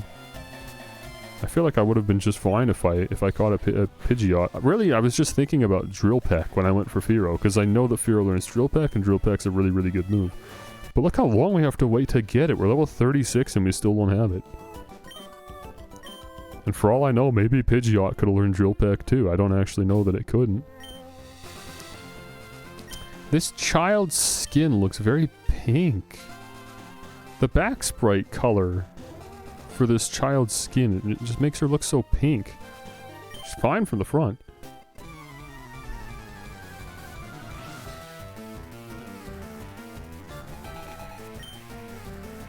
Sunburnt? Yeah, I've been there.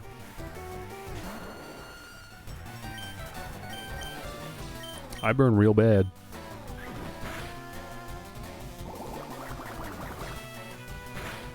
I remember I was just hanging out, like, on like a park bench or a table, just talking with a friend for like an hour or so one summer. And that was enough to burn my arm. I was in the shadow of this building. So I wasn't even in the sun directly. But the shadow didn't extend over the full table, and I had my arms on the table, and I was wearing a t-shirt.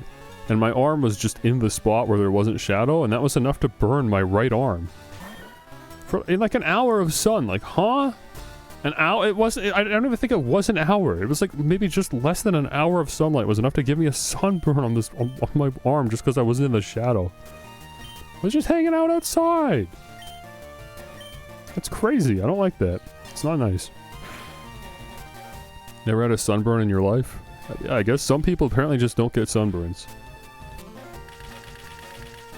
I think people either sunburn or they tan, right? Like, you can't even have someone that's able to both tan and also get a sunburn, right? Isn't it just one or the other? I don't know what determines that. Genetics, I guess. I wasn't paying attention to the Pokemon. Let's just send it. Rattata, okay. I would really like to get the PP back for Giga Drain. That really sucks, man. I hope Meowth does pick up some PP ups. I would love to give Vileplume a bunch of PP ups for Giga Drain. I think we can only actually get it up to 8, but that's still better than 5. It'd be worth it.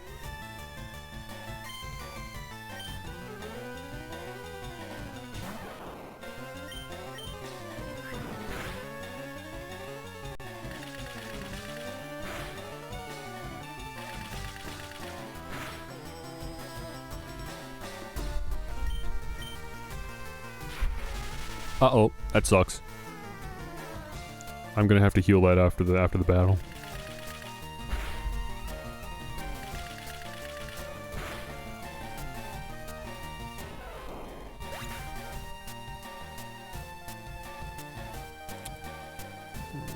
What's that? Another Meowth. We can push through and take care of another Meowth before we heal this. I believe. Nice. Come on. Oh, unless we get 5 hits, we're gonna have to follow up with an acid. 4 hits? Oh, let's go. Never mind. We're perfect.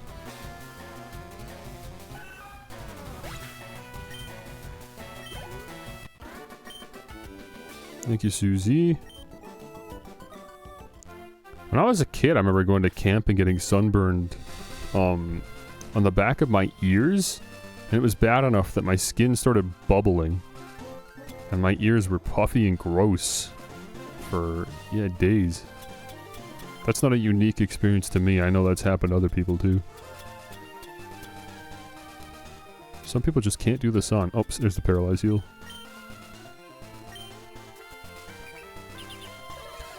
And I shouldn't even have to use healing items on you, but again, we're out of PP for Giga Drain, so I guess I'll throw down a super potion, because I know we're still nowhere near a Pokemon Center, because there's 3 full routes back to back to back in this area, and we're only on the 2nd one. So we've still got a lot more to push through if we don't want to have to turn around. North to Silence Bridge. Why is it called Silence Bridge? I don't know why I was going to pull up the town map. Like, that would give me some insight. I don't know what I was thinking I would see. Wow, your badges are too cool. So there's a double battle there. I wonder who my battle partner should be. Primeape, I guess. Just hopefully it's no flying type Pokemon.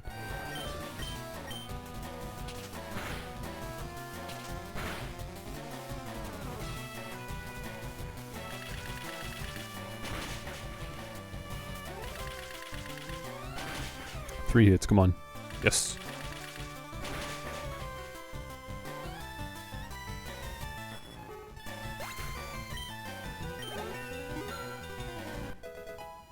Excellent.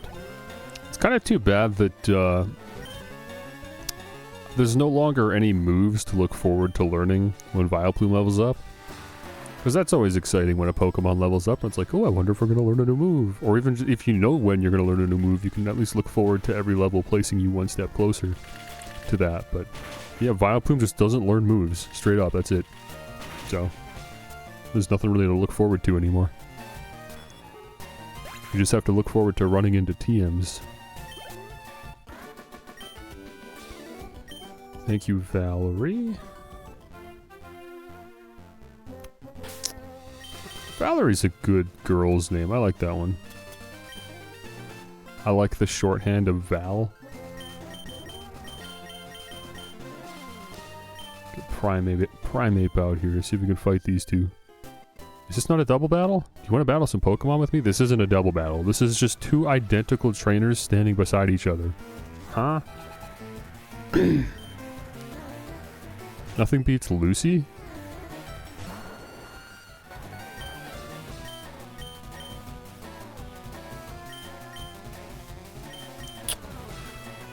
Oh, Clefairy. I'm gonna try to put you to sleep. I think you're gonna actually be kind of annoying.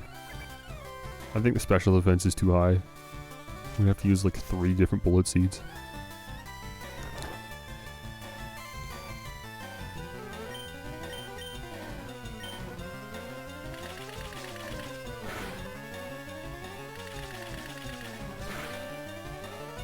Oh, Vileplume, come on. We gotta do more than that. You know what, actually, let's give Acid a try. Let's see if this does more. I mean, that was 2 bullet seeds. I know Acid will do more than this, but let's just see how much. Yeah, we could finish you off with another Acid, I think. Right? Yeah, okay. Very good, very good. Meowth, we're good. I think we'll do a BRB soon. I'm getting a little hungry. I wouldn't mind getting up, stretching, going to the bathroom, etc., etc., etc. The usual BRB things. Cherry tomatoes are nice, but they're not, like, filling. I think that might even be making me more hungry. I think my body's expelling more energy to just, like, digest the cherry tomatoes. And it's just making me hungrier. They're not really feeding the urge to eat. Payday. Do we get paid for that? Coins scattered everywhere. I think so. I think we now get a little bit of extra money at the end of the battle because Meowth used Payday. I didn't even really think about that. We have a Meowth. We could teach a Payday. And then we could farm cash for it if we ever wanted to. I don't think we ever will want to, but it's just cool. That's an option. Sweetie. These two girls are like the... that you know that image of the kid on the bus? Did that ever get a name? I don't really know how else to describe it. You either know what I'm talking about or you don't, but there was an image of a kid on a bus. I won't say more than that.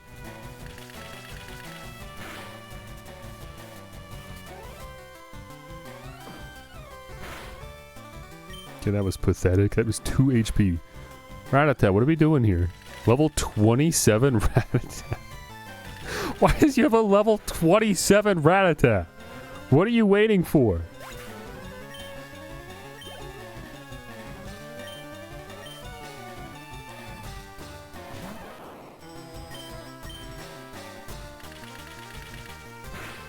I love Pikachu. Seeing Pikachu makes me happy.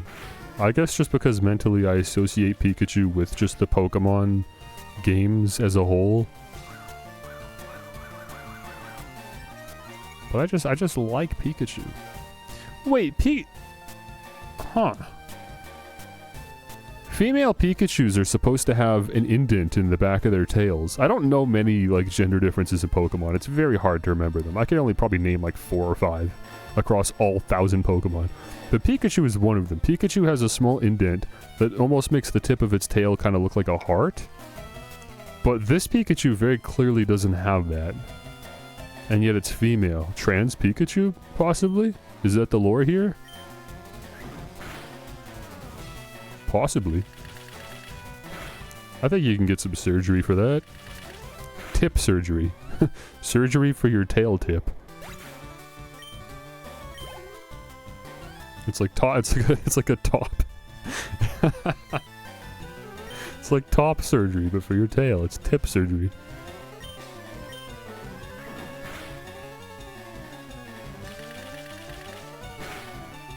I was looking on retro achievements, and actually there is an achievement for another Pokemon game. It's actually, I think, the next game we're going to be playing, because if I was to play all these games chronologically, then the next game we play would be Pokemon Emerald. I don't know that I'm going to play them in order, but if we do, the next game we play is Emerald. And I believe it was Emerald I was looking at the achievements for on retro achievements, and there was an achievement for... The achievement icon was Meryl, which is just a Pokemon. I know you don't know who that is. But there's a Pokemon called Meryl. And it was just Meryl in front of the trans flag. And the achievement was... The description was something like, congratulations, it's a boy or something? I don't know, something like that. I had no idea what that was, so I looked into it. Not because I was entertaining actually getting these achievements. I was just out of curiosity. I'm like, what the heck is this? And apparently there is a bug in the game. Again, I don't know if this is Pokemon Emerald, maybe this was Ruby and Sapphire. There is a bug that causes this Pokemon to sometimes change its gender when it evolves. Which is such a weird little bug. I don't know how that would even happen. Some programming error. Which means that, yeah, I guess in a roundabout way, there's just a whatever % chance that this Pokemon, upon evolution, decides to transition to a different gender. It goes from female to male, I think. That's so random. How would you even notice that? I've never heard that before, and I feel like I've seen a good healthy amount of videos over the years that are like these weird random facts in Pokemon, and I've never heard anyone's talk about this before. But there's an achievement to trigger that glitch, specifically. I'm gonna lose Vileplume. I'm playing very recklessly just because I want the XP. I should really swap, though, because I'm just leaving Vileplume out against all these birds, and I don't know why I'm doing this. Oh, Charizard, get out there. Ooh, Meowth has an item.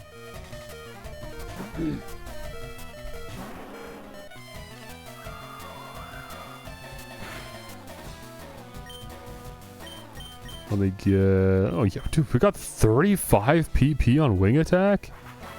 That's great. I totally forgot about that. Wing Attack's an insane move. It's got good power. It's 60 damage, but if it's on a flying type Pokemon, of course it gets that stab buff, so it's going up to 90 damage. And it's got all that PP? I mean, that's great for durability. I should be leading with Charizard for this route. If I didn't want all that XP on Gloom, that'd be the... or Vileplume. That would definitely be the play. Because we could Wing Attack through just about all of these Pokemon very easily. Probably all of them, really. You just don't want to be using it against rocks. Other than that, you're Gucci. And Flamethrower. This is the single most amount of damage I can do with any move across any of my Pokemon. Right now, this is the strongest move. Flamethrower is 90 damage. We get stabbed for it. And it's being used on a Pokemon with the highest special attack stat out of all my Pokemon. That's like almost assuredly going to kill any Pokemon in one shot.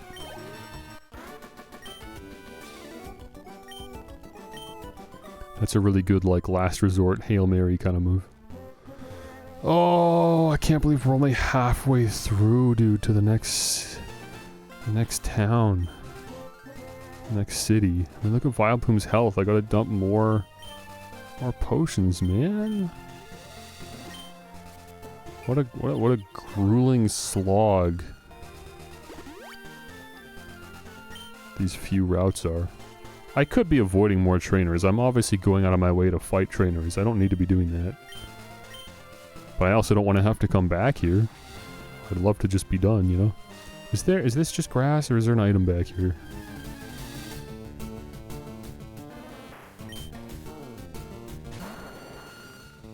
I am you but stronger, and I will be... I was thinking of running, but acid might actually be a one-shot. No. Oh, I should have ran. Are you kidding me?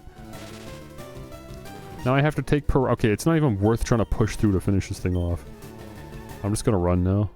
And now we've got to take care of that situation. Not fighting Audishes anymore, that's for sure. They're certainly not worth the XP. You telling me they could paralyze me, put me to sleep? No, sir.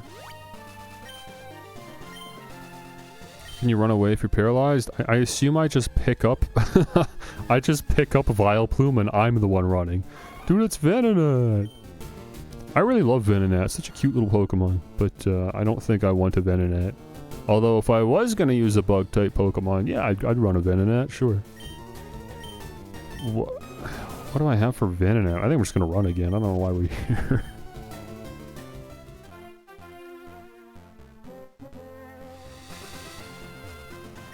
You select to switch items in the items window. Yeah, I do remember that, but I'm glad that they reminded me anyways.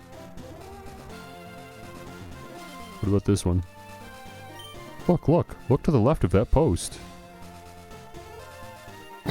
What?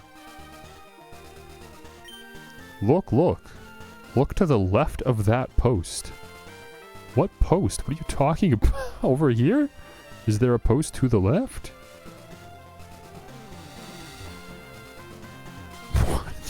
What a random sign. What are they talking about?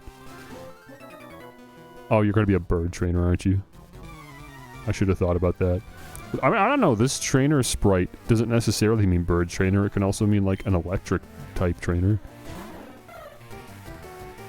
It's kind of just a gamble. Yeah, let's swap. Let's get to Charizard out here again.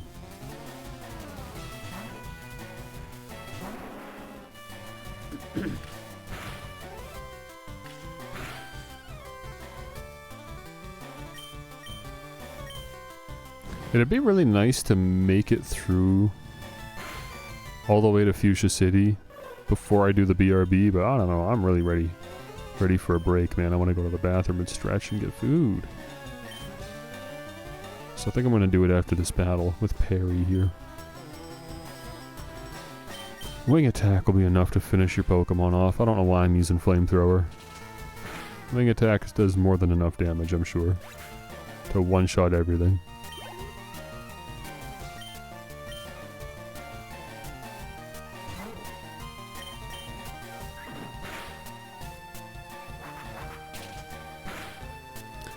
All these trainers just chipping away at me with priority moves is actually going to kill Charizard if I don't get some more super potions off. All these stupid birds, man.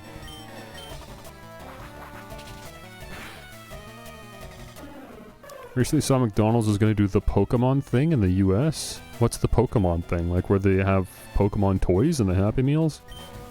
I'm not going to be one of these guys that buys like 100 Happy Meals just so they can open them all in a YouTube video, throw away the food, and then pull Pokemon cards or whatever. Yeah, that's that's exceptionally cringe. I don't even like the idea of buying one Happy Meal because it doesn't have enough food. And you're buying a meal that is very obviously proportioned and presented for children, with like a small burger and a little juice box. It's already embarrassing to just eat that as a 28-year-old man. Never mind the fact that it's just legitimately not nourishing enough. You're getting less value because you're paying extra. And it's just so you can get like Pokemon cards. Dude, what on earth? What happened here? This guy was blocking the entrance to this path. I started walking down the path. I turned around and now he's blocking me in. Okay, cool. I guess I have no choice but to go fight this trainer now. Well, I'm not going to right now. I'm going to save. We're going to come back and do this.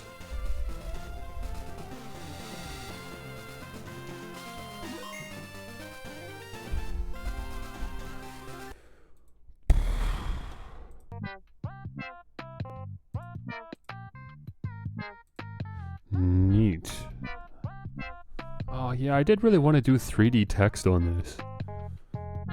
Not right now. Not right now. I just gotta remember to do it after the stream or something. Okay, I'll be back in a bit.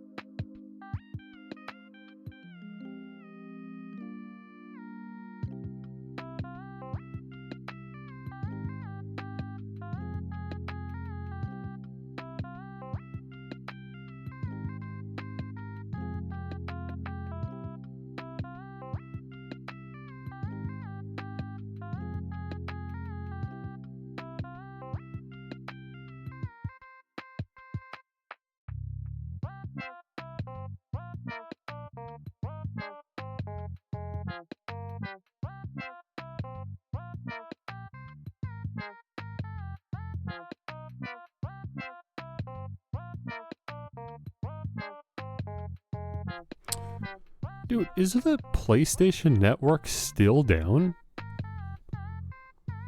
It's been a very long time. It's surely not still down, is it? That's absurd.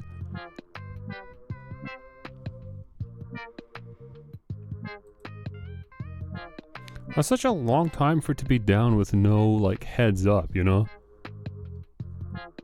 So very obviously this was an accident. Like, if it was going to be down this long intentionally for service or whatever, they would have let people know.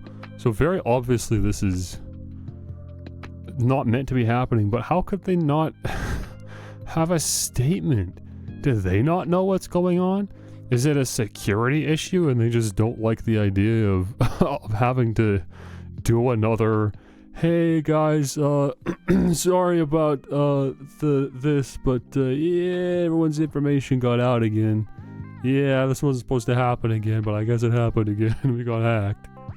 I doubt that's what's happening. That'd be crazy, especially for how much hate PSN's gotten in, you know, the last year or so with all these PC ports and everyone pointing out the countries that PlayStation Network's not even available in anyways.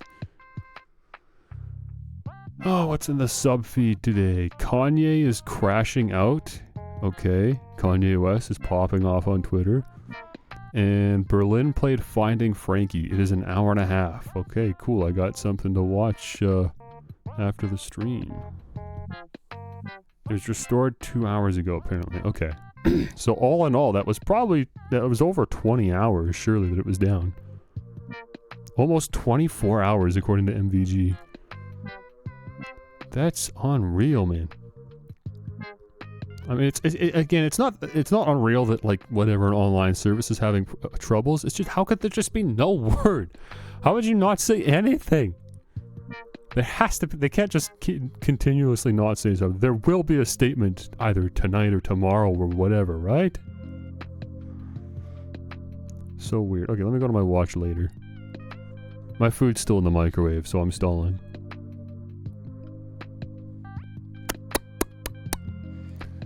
Okay, what did I add recently? Library.gamehistory.org, now in early access. I don't know what that is, but that sounded interesting to me. I thought I'd check it out. Also, the top 5 Pokémon fan games and ROM hacks, if you've never played one, got recommended to me. And I thought, huh, I've never played one. I was like, huh, that's me. I'm not really down for this right now. Like, I'm not down to play anything, but it'd be cool to at least see what we're working with. I want to check out this video game history thing first, though. Let me set that up.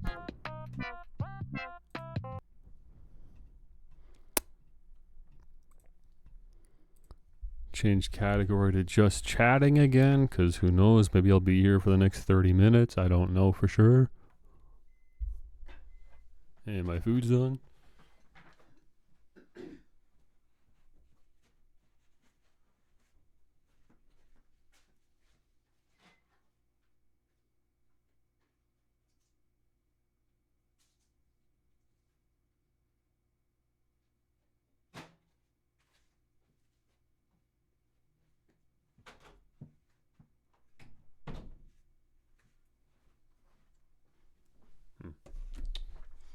I didn't realize how little food is in here. I might have zapped it a bit too long. Oh, it might be a bit too hot. That's okay. Alright, what are we doing here, fellas, for video games? Folks, the Video Game History Foundation library is now open wherever you are. We're starting to roll out digital access to our collections of video game history material, and they're free for everyone to access right now. Okay.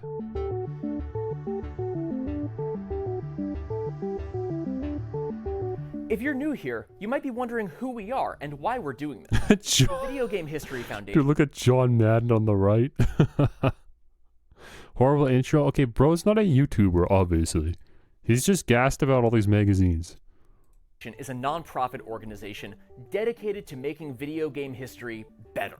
Thanks to the support of generous donors like you, we've been able to push game history and game preservation to the next level. We're fighting for reforms to help make video game history more accessible and working with members of the game industry to celebrate and preserve its legacy. And for the last 8 years, we've been building an archive filled with the kind of stuff researchers need to understand the history of video games. Things like game development materials, press kits, artwork, media coverage, memorabilia, and more. That's cool. And we want you to be able to use Balls it. of steel. Whether you're writing a book or just making a video, you're a researcher. And we want you to have access to the information that will make your research better, without having to fly out here to California to see it. Our solution is our digital library. Last winter, we put out a video showing you how the library system works. I didn't see it. You can check that out right now. Today, we're launching the first wave of open access. Maybe he is a content in our YouTuber. He did the little thing. There's some pretty exciting collections we're kicking off with, along with over 1,500 out-of-print video game magazines. Let's take a quick look at what you'll be able to see first, and how we're turning this physical library into a digital resource. First off, we're going to talk about our collections of development materials, and this is the really juicy stuff. We think the best way to study video game history is to have access to materials from the making of games. Things like development documents. They make sure it doesn't burn down. Yeah, where was that? Was that in Ukraine? I can't remember where that was. But yeah, that was kind of sad news. Whenever that happened, or was that in Russia somewhere? I just remember it was somewhere over in that area of the world. Source code, original artwork, video footage, team photos, even something like meeting notes that can tell you how video games got made and sold. So we've been working with members of the game development community to capture and preserve their work. Our flagship collection is the Mark Flitman Papers. Mark is a retired game producer who had an amazing run in the 90s and 2000s working for publishers like Konami, Acclaim, Midway, and Atari. He's the one that made the Tiny Toons game. Or usually designing the games, but he was the one who made sure they got done. If you want to know about the business of making video games, Mark's collection has everything. Budgets, marketing plans, licensing guides, charts, angry memos about deadlines, and cool. 5 minutes of Macho Man Randy Savage losing his mind in a recording that Mark Flitman made for a wrestling game in the 90s. Oh, yeah, it's the Macho Man. Everybody get ready to get down. It's party time. We're going to do the thing in the ring.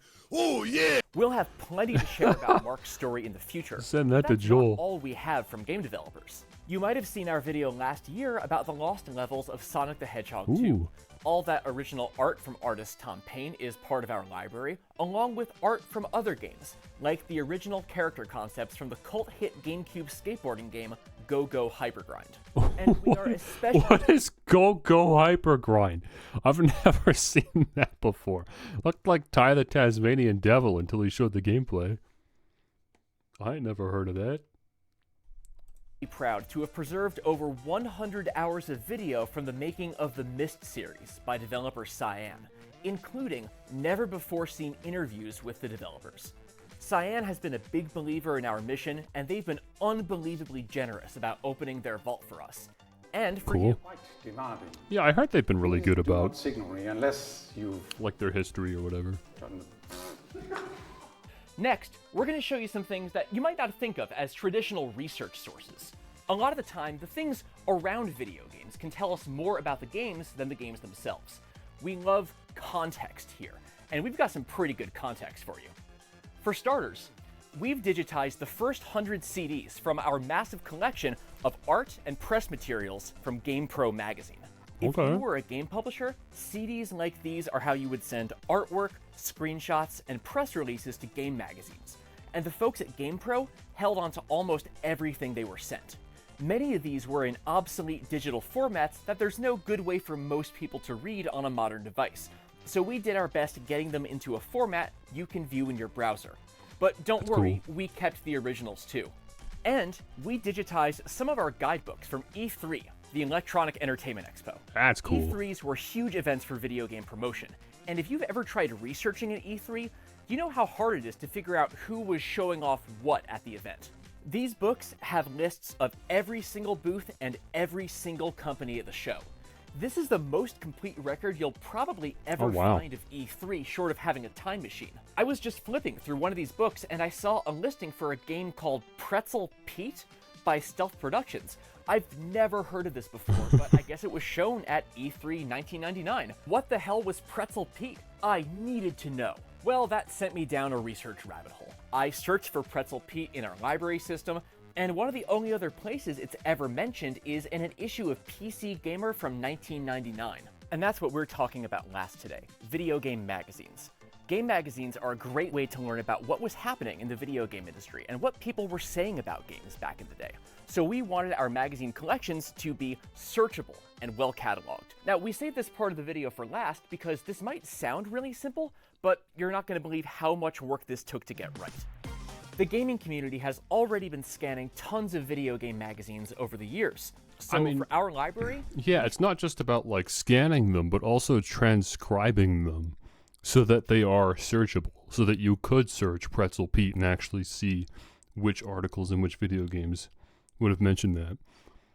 I don't know if we're at a point where like you could use AI to do that maybe and speed things up a little bit, but yeah, that is really cool to have all these in like a readable format, I guess. I don't really know what the term is, but like a PDF format that would like have all the text breakdown.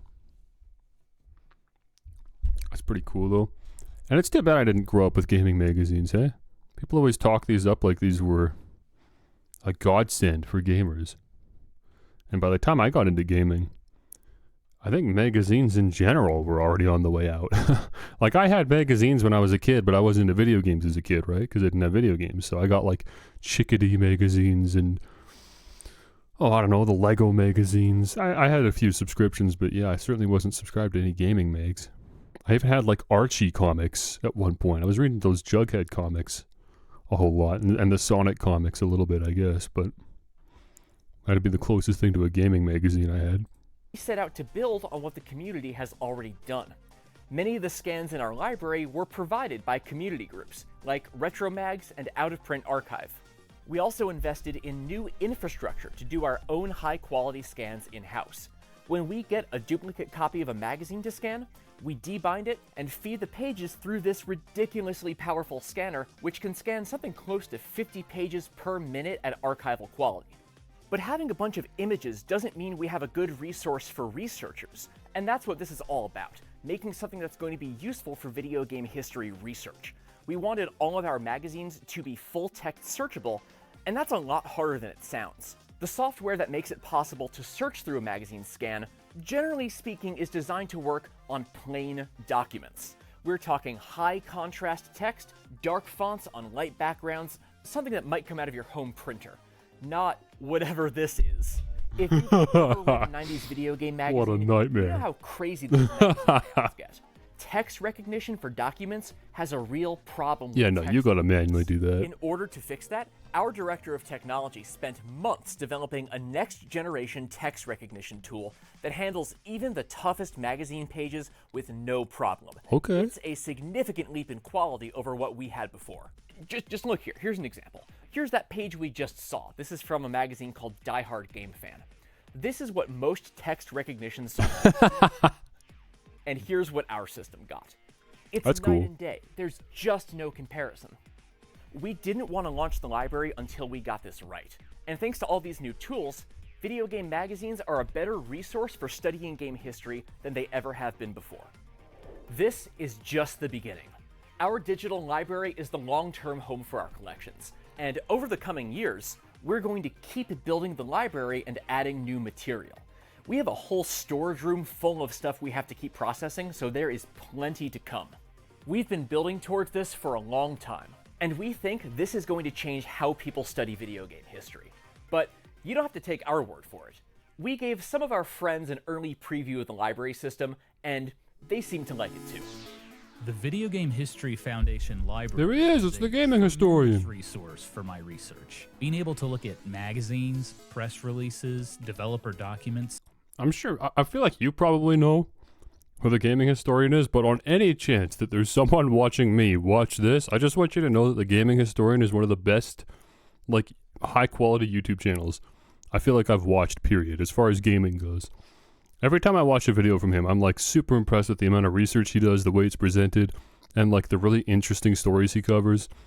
I'd super recommend any of his videos. I would never watch them on stream because they're just straight up too long, but they're really, really good. I loved the Oregon Trail documentary. I feel like that was the last video he did. He doesn't upload often because good research and good videos take a lot of time, but when he does upload, you got a good movie to watch. And advertisements that are all in one place and fully searchable. I'm able, as a historian, to see the history of that. What is this microphone? Is this actually a shotgun mic? That doesn't look like the shotgun mics I've seen before. It's really interesting. I guess it's got that flat tip. I mean, it must be. But yeah, that's just a different mic than what I'm used to seeing. That game in a new way. A big priority for my research is presenting unknown video game history in an entertaining and accessible way. So for me, the Video Game History Foundation Library isn't just a valuable educational archive, but a great tool for finding and sharing fun surprises. So I'm so excited about all the cool business and workplace documents you can search through. I can look at everything from expense reports to company Christmas cards, photographs of work trips. It's the kind of stuff that, as a labor and business historian, really makes my work possible. One of the most interesting things for me is that they're collecting player-made ephemera. I can only do my research because of the work that sociologists and archivists did in the 1960s. So what the VJHF is doing now, it's going to be a hugely important resource for researchers and historians in the future.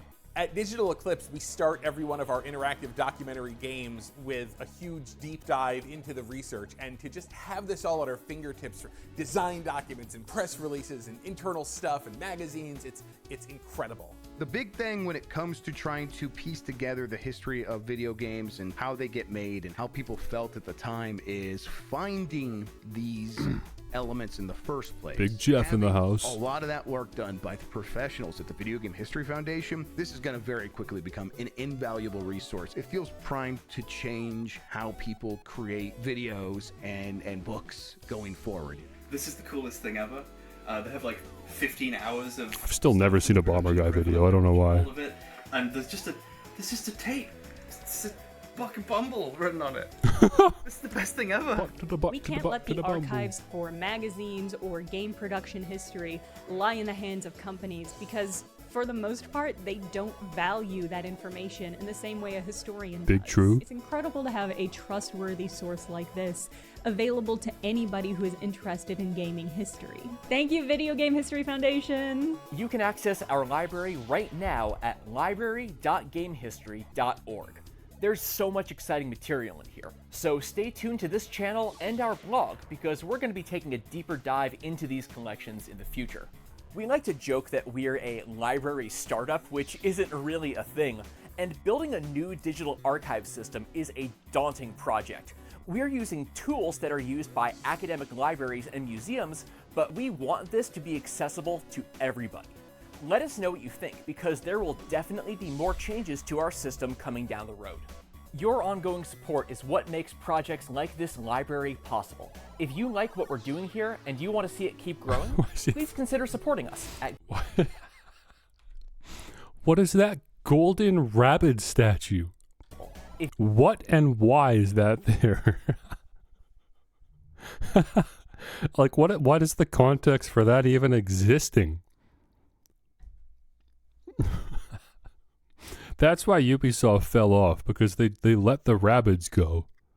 That was like the pillar, really, holding that studio together. If you like what we're doing here and you want to see it keep growing, please consider supporting us at gamehistory.org/donate, or joining our Patreon community at patreon.com/gamehistoryorg.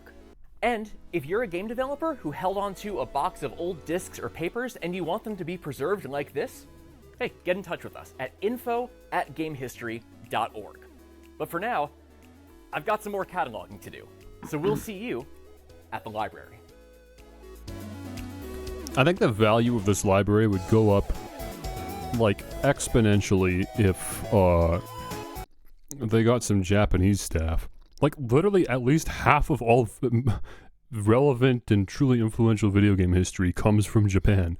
So if there's only English-speaking archivists and transcriptions and developers connecting and reaching out, I feel like that's like limiting half of the audience. So that'd be, I think, pretty big, is bridging that kind of gap. But yeah, we start getting design documents for Final Fantasy and stuff. Then we're really cooking. But pretty cool, obviously. I'm down for video game history. Who wouldn't be? Screw it. I'm gonna watch this too, and then we'll get back to it. I'm down for a longer stream today, anyways, because it's the weekend. So I'm gonna be streaming for another 3 hours or more. Low spec gamer. Why don't you try, instead of just blind telling me, why don't you try to sell me on something first? Tell me why I should watch Low Spec Gamer instead of just telling me to do it. Go on, I'll wait.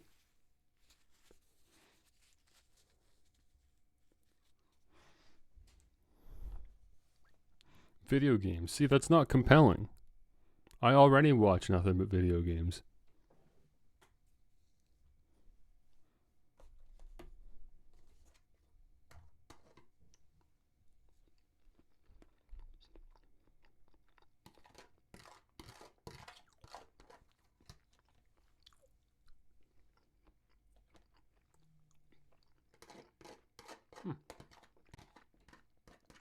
I don't know why, but as I get older, steamed vegetables just taste better and better. When I was a kid, I couldn't eat steamed vegetables if they didn't have like cheese melted on top or something, but nowadays, I don't know, sometimes steamed cauliflower just hits, you know what I mean?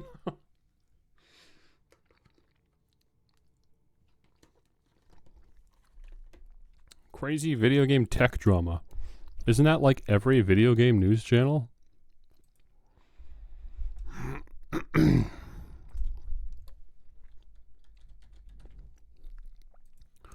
Low spec gamer. What is this?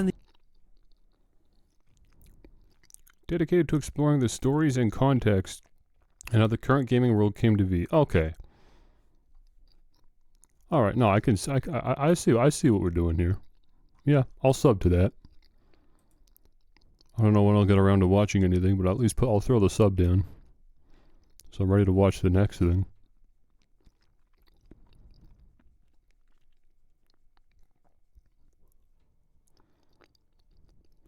The rise and fall of Sierra Online. That could be interesting. Just because I literally don't know what that is. I've only heard the name. I'll throw that in the watch later. That'll give me a good start. Okay, this random fellow, Rye, is going to try to sell me on some Pokemon fan games. Not like I don't already have a small list of ROM hacks and stuff to play anyways, but hey, screw it. I'll add to the potential to-do list down the road. In particular, I don't have any like truly original games. I only have just a few ROM hacks that I want to check out, and they're pretty they're like the big ones. I'm sure as a Pokemon fan, you've heard various people talk about fan-made. We played that one. Hold on, that was Poke Rogue. We played that a couple times last year. I think that was last year. It was kind of cool. Unfortunately, the staying power wasn't there for me. I don't know why. It didn't quite have that addicting nature that a roguelike normally does. This was fun to explore the concept for a few runs, but I don't know. I got over it pretty quick. I couldn't tell you why. But it was pretty well made, for sure. About fan-made games and ROM hacks, and maybe even suggested you start playing them. But you'll soon realize just how many of them there are, and trying to find which one to start with might seem... Whoa! Well, I don't know if he's going to bring this game up, but I don't think I like that little thing on the left. I do like seeing fan designs for Pokemon, but I don't know, sometimes I feel like they miss the mark a little bit. The cat rocks, yeah, I like the other two. The one in the middle, they don't even really look like Pokemon. Like, they don't have the same design philosophy, but they look good anyways, so I really don't mind. But I don't know, but the one on the left, I just can't tell what I'm looking at. It's very confusing. Too many different concepts, I guess.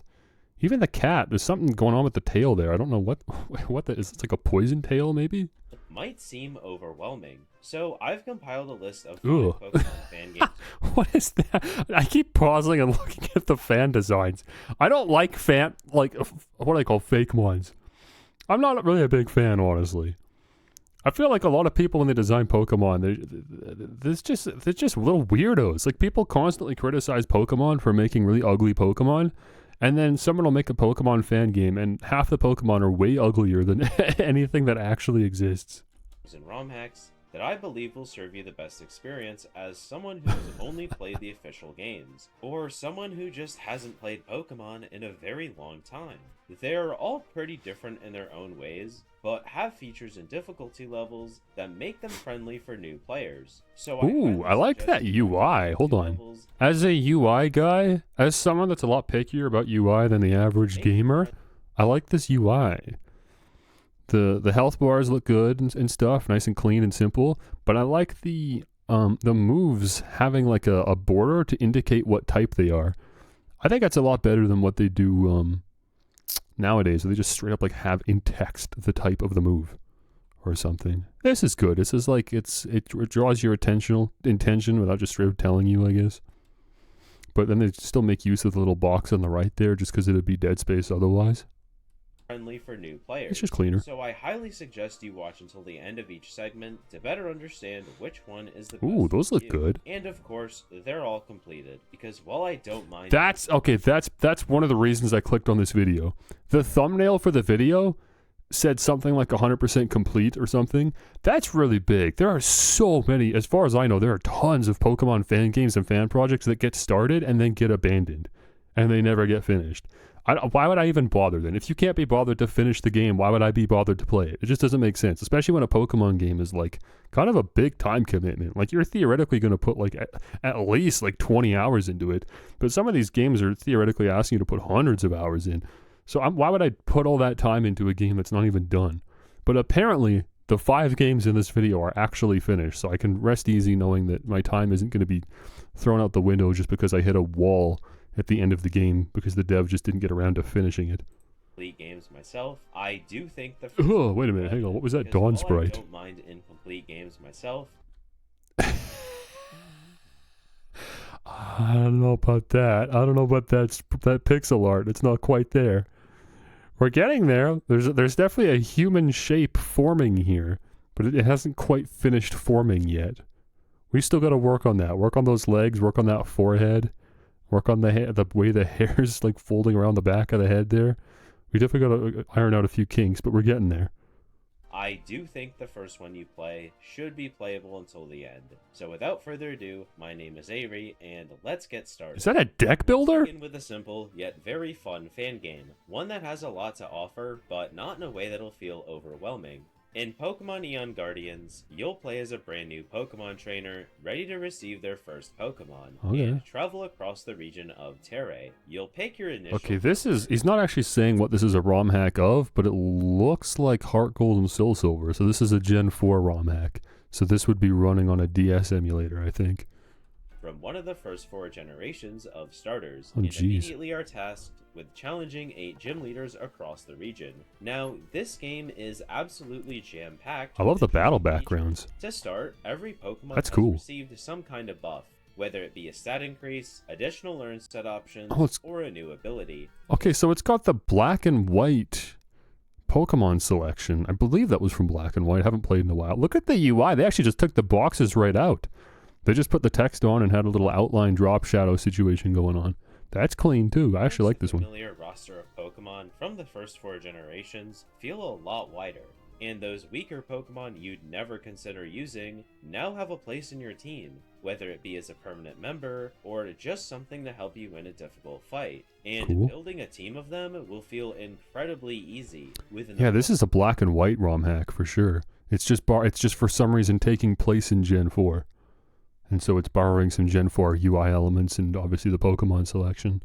But it's definitely a Black and White ROM hack because the animated Pokemon sprites in battle and some of the menus and stuff. Abundance of mostly optional evolution screen and even one to grind at before every gym battle. But those balance changes would honestly feel pretty boring to play with if the game is too easy. But at the same time, you probably won't have fun if it's too hard either. Luckily, the game does offer 2 difficulty modes. On hard mode, important trainers will face you with Pokemon. That's cool. Just a good old-fashioned difficulty mode for a Pokemon game. Instead of just one game and then you just impose your own rule set if you want to make it harder.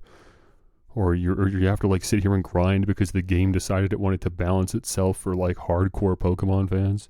That's cool. You can just straight up choose. No, I don't. I'm streaming and I don't want to put in the grind. Just give me easy mode. Or I've already beaten this game before. Give me the challenge. I want to actually like really take the time to think my team through.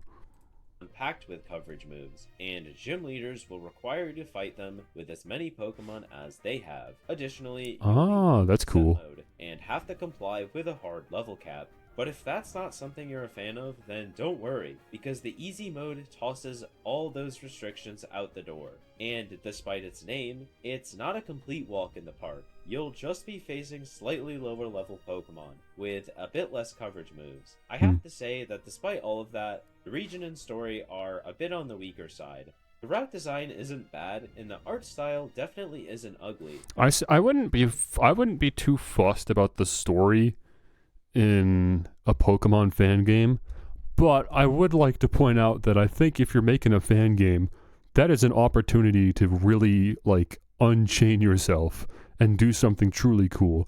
Like if you're making a Pokemon fan game, I think there's a lot of push to try to like maintain the battle mechanics and the Pokemon themselves, a lot of what makes Pokemon, but something that you could really challenge yourself to do differently and with like really no restrictions is the story. You could do something really interesting or unhinged or go to crazy places and tell really adult and darker themes if you wanted to, or just have a fun sense of humor about it, like whatever. But there's you have so much more freedom there. So it would be in a way a little disappointing to play a Pokemon fan game, and it really is just talk to the professor, get a Pokemon, beat the gyms, become the champion. Oh, Team Rocket's here. It'd be a little underwhelming. You could totally make it work still, but yeah, I don't know. It is a bit of a missed opportunity. But I will criticize that a lot of the early routes definitely feel very similar. The story, however, is pretty identical to the older mainline games, in terms of its quality and depth. It's not a bad story, and it's definitely not one that'll get in your way, but it's not something I'd play the game. That's so obviously Charon from Platinum. Maybe it's actually supposed to be. I don't know if it's just a redone sprite or if it's supposed to tie in like lore-wise.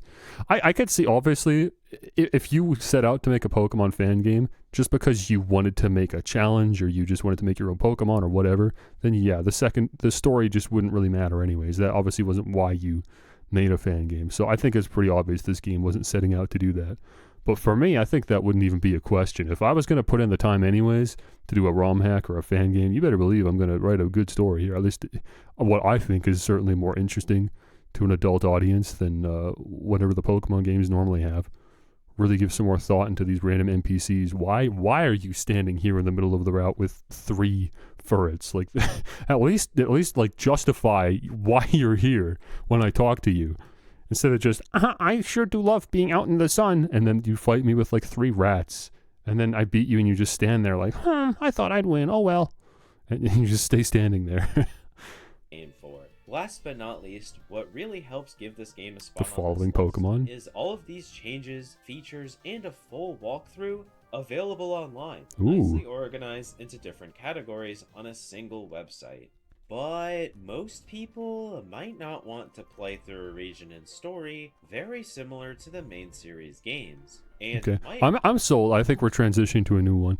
I can't remember what the name was, but I'll save this video for later so you can refer to it. But yeah, I'm already sold on this one. This one looks like a good time. I wouldn't want to play this one until I've played through all of the DS games, I think, because it's important to me if I'm going to play a fan game or a ROM hack. I've at least like played whatever games it's like based on. But yeah, that's also not a lot of context. I really just need to play through Pokemon Black and White, and then I'd be down to play this. Looks like a good time. I also not want to use just canon Pokemon. So let me. Okay, here we go. This is where we're getting weird. Taking the number 4 spot as a game where you wake up in the region of Ego, with no memory of who you are or where you came from. So okay, of course, with nowhere else to go. It looks painfully identical to the last game. He could have spliced in this footage with the other game. I wouldn't have assumed they were different games. It looks exactly the same so far. Set the starter Pokemon from the professor. Now, before we continue, you will have the choice between regional forms of the Kanto starters. But if you go upstairs, You'll find a computer, and after entering the password, you can input more to change your starter options, leaving you with over 100 different starter Pokemon. That's kind of cool. That's letting like the people that like to play through like challenge runs and stuff to really do their own thing. That's really going the extra mile for me, though. Yeah, I'm not playing a fan game, and then I'm like, now I want to Nuzlocke the fan game. Now, okay, hold on, bro. I don't know why you'd even be that obsessed with some random fan game. Maybe if it was like truly impressive. But I mean, I don't want to downplay these. These are pretty impressive.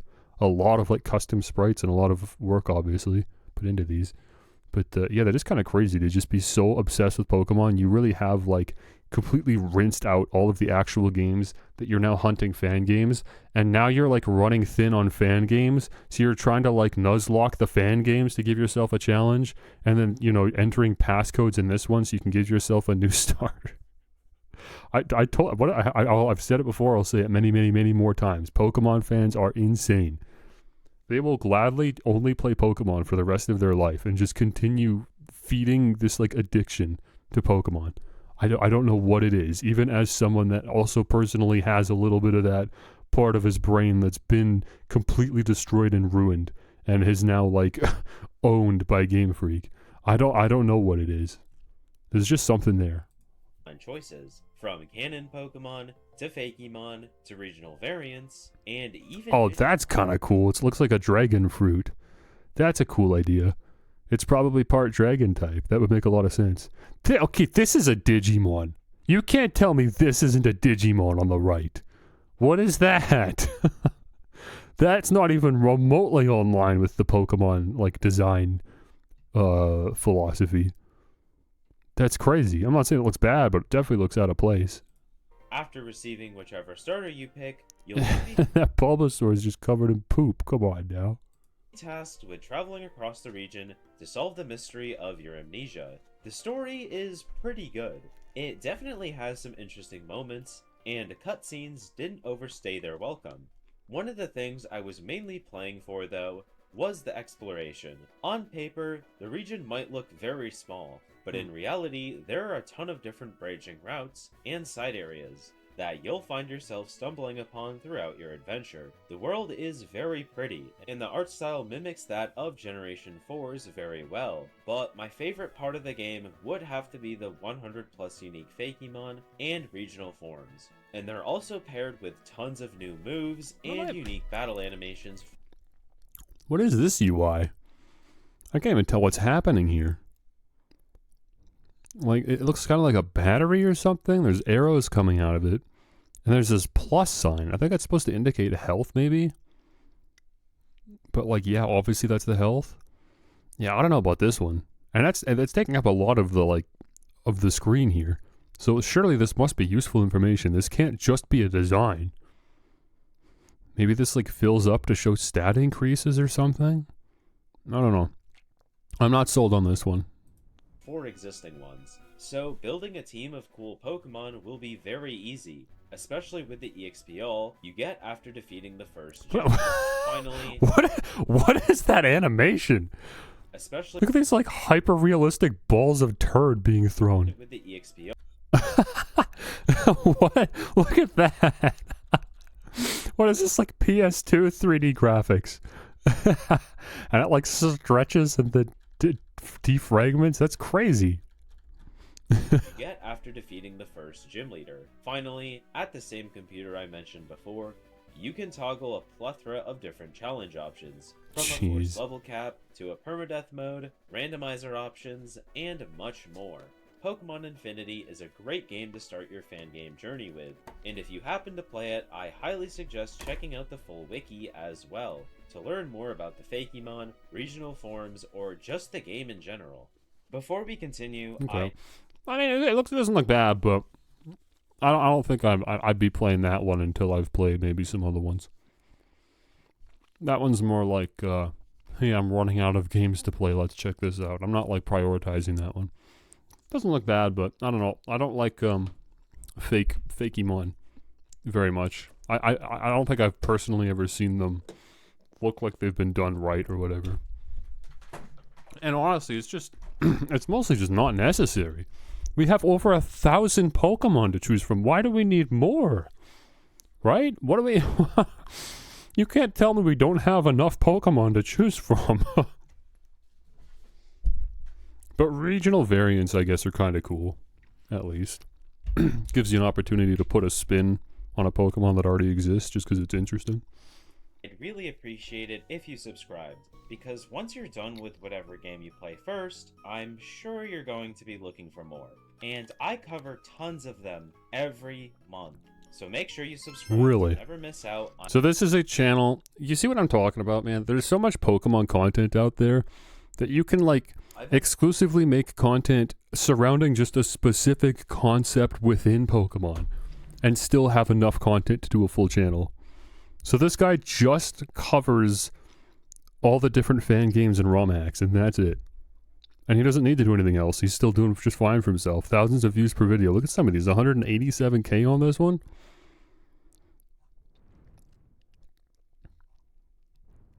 Look at this. He's been doing this his whole time.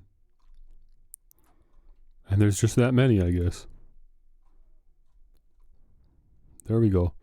Well, tell you what, like I said, I'm going to keep this video on my watch later and refer to it. So, if I ever actually do get to that point where I need some more, then alright. There you go. On any Pokemon fan game or ROM hack. We got our plug. So I'm going to be going through the number 2 and 3 spots a bit quicker. And the reason for that is because while they are both really good for new players, they are incredibly popular and have been talked about hundreds of times already. The first one is Pokemon. But certainly you have to realize that there could be a good portion of people clicking on a video about ROM hacks if you've never played one that have never heard of these games. So why would you just breeze through them, right? Obviously this is a video for people that are new to the idea of fan games and ROM hacks. So why are you acting like, look man, we've been talking about these games forever, so I'm just gonna breeze through them. I think now is the opportunity to talk about them, if anything else. I've never heard of Gaia version. Looks like it's Gen 4 Pokemon and a Gen 3 ROM hack for the Game Boy Advance. On Gaia. It takes place in a brand new region with a new story. And I say that with quotation marks because while it is a new story with new characters, it feels very much like something Game Freak would have created themselves back in the day. But that's kind of why it belongs here. Because while I think the magic of fan projects comes from creating more unique... Wait, what? Wait, why is Lugia on top of Ho-Oh's tower? What happened there? Is it Freaky Friday?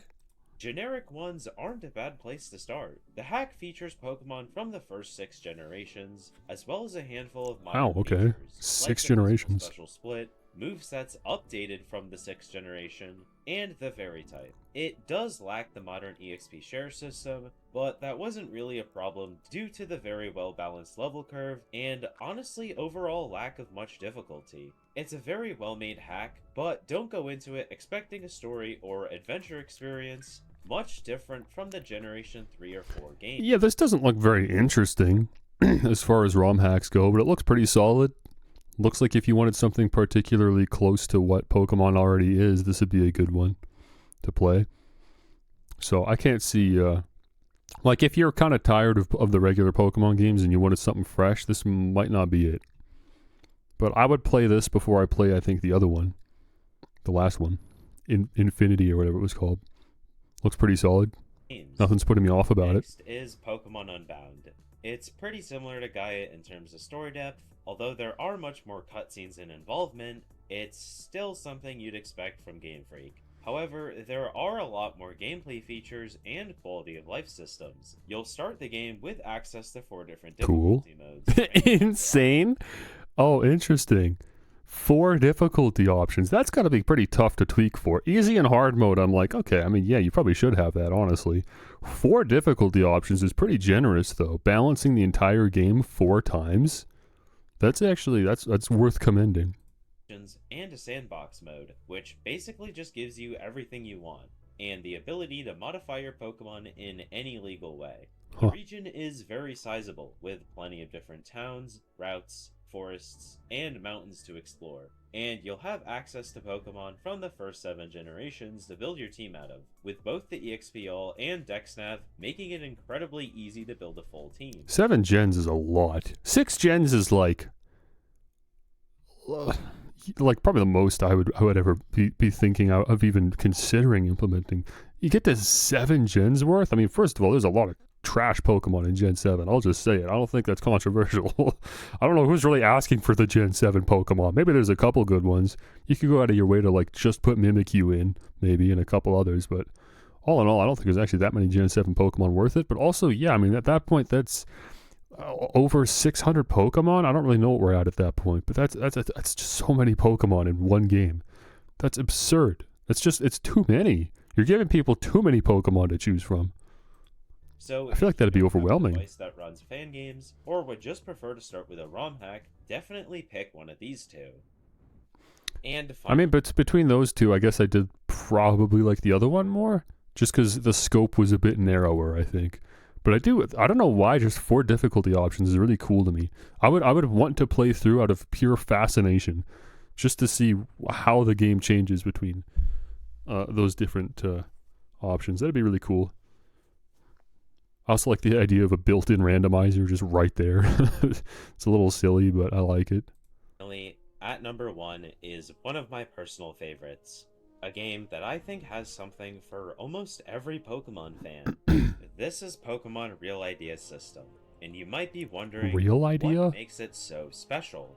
Of course, it does have a new region, but it's not one that was thrown together just for fun, or without much thought going into it. The region of Esoteria is an absolutely beautiful place. Put together with it does look, I think, the best overworld. It fits the 2D landscape perfectly. And the following Pokemon, that's a must-have. Town, route, cave, forest, you name it, has something interesting to do or pretty to look at. It's almost too much. I do really like it, but I do think there's some power in like reservation, I guess, with design. Like it's all very maximalist, right? A lot of I think probably all the games that we saw so far fit this description. I'm not even trying to single this one out specifically. I'm just starting to notice this trend now. Looking at this footage, a lot of the overworld design is like almost like maybe too busy, too packed, too distracting. Like this patch of flowers here, right? I think that's a good example of what I'm talking about. You could have just not had that. You could have had absolutely nothing there, or maybe just like very small little things of grass sticking out to add some variety, but there's just so much to look at right now. It's very busy. Like the mushrooms in front of the trees, the sticks that you walk on, this big rock here, tree stump mushrooms, this little red plant thing, another tree stump over there, the log, different mushrooms entirely. Obviously a lot of love and thought here, but it's just a lot to look at. I'd get used to it quickly, but just like looking at it instinctively, or the first impressions, that's what makes it stick out from Pokemon as it currently is. Because current Pokemon is a lot more like repetitive tile sets, a lot of just familiar looking scenery, just copy pasted over and over, which can also definitely come off as lazy, especially with the trees. I'm not mad about the tree variety. That looks good. But I don't know. It's almost like they went a little bit too hard. The path just kind of scattered and broken everywhere. It's too natural and too busy. And you'll never get bored exploring. Because while you do start in a grassy... Cool battle arena. I like that too. My favorite battle arena was that first one. I think that first one, I don't know what the order is here. If he thinks like this is the best one and that's why it's number 1. I don't know how the 5, 4, 3, 2, 1 works, but number 5 I think was my favorite. I want to play that one. Green area, you'll quickly find yourself on a snowy hillside, bustling city, or even a village inside of a mountain. But pretty maps isn't the only thing this game has to offer. No, we're just getting started. The story is really good. It starts off simple, following a trainer who just wants to explore the region and collect 8 gym badges. But you'll soon find yourself wrapped up in a plot about a mysterious machine that can forcefully create bonds with people in Pokemon. You'll meet many different characters, from evil team leaders in favor of this machine, to professors and rivals joining you in preventing its development. But of course, this is still a Pokemon game, and thankfully that side of it is also really good. You'll begin your journey choosing one of 3 Fakemon starters, and if you aren't a fan of them, then you'll also have Pokemon from the first 7 generations to build your team out of. And they're spread out in a way where you'll have almost no trouble building a full team of... If it's literally just the starters that are new, and then everything else is the same, I think that's a good balance of putting in your own custom Pokemon, but not scaring away people like me that specifically just aren't a fan of fake Pokemon. If it's literally just the first 3 Pokemon you run into, and then from then on it's all familiar faces, I think that's pretty good. them very quickly.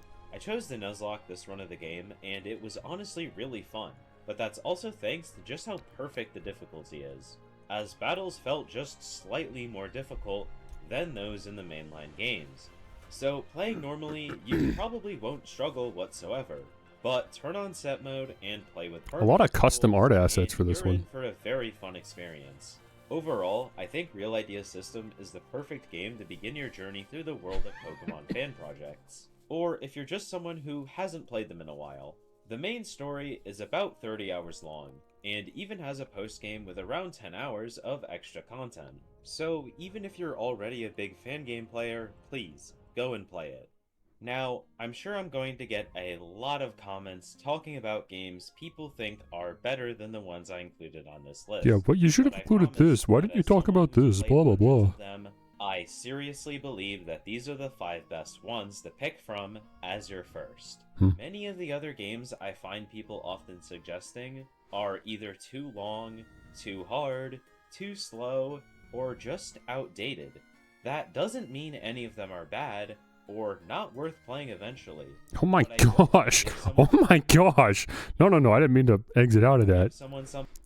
Look at this UI. Bad, or Look at this one. What am I looking at here? Why is Quillfish's UI red? And yours is blue. That's so aggressive and abrasive. That one sucks. not worth playing eventually.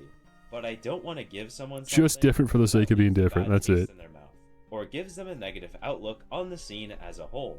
But anyways, I hope you enjoyed the video, and as always, I hate that font. I don't know the name of that font. I've seen this 1,000 times. This is one of the most overused, like, texture fonts, grunge fonts, etc. Huh? I don't know what it's called. I think it's called Twitch, isn't it? No, I think it's something else, but yeah. That's an ugly one. Okay, I don't know why. I'm just still sold on that first one. This is my favorite one, I think. So I'm going to specifically add this one to the list, and then I will remember this guy in case I'm ever looking for more. Because he obviously just does videos on this stuff anyways. Maybe I'll even sub. Screw it, why not, I guess. He was even asking for it.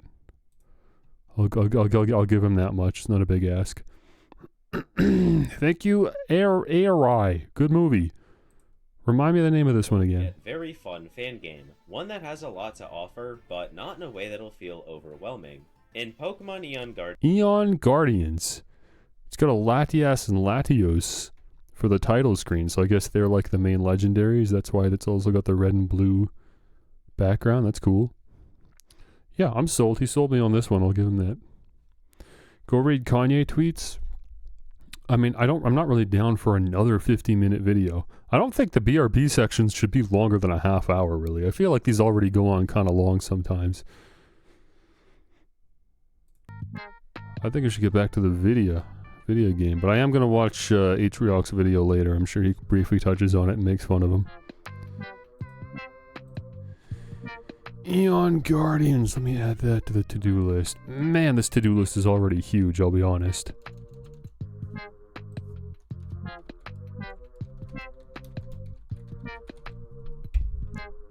I've got too many ideas for content. I don't actually have any content though. We gotta get on this. But I mean, like I said, it's taken so long to do that other video that at this point, the first video is gonna just be the Pokemon FireRed video. So really, at this point, we just gotta knock this game out. So I'm gonna stream later today. I'm sure I could still do another, I mean, at least 2 hours. I might even push and do 3. And then tomorrow, I don't have anything going on. We can stream all day tomorrow too. I'll probably start a little earlier than I did today. See how much we can push through. But I'm going to be working a lot more, I think, next week. I'll probably have a good 3 shifts in me lined up. So I won't be able to stream quite as often as I did last week. Okay, give me just a couple of minutes so I can take my dishes upstairs and then we'll get back to whatever we were doing.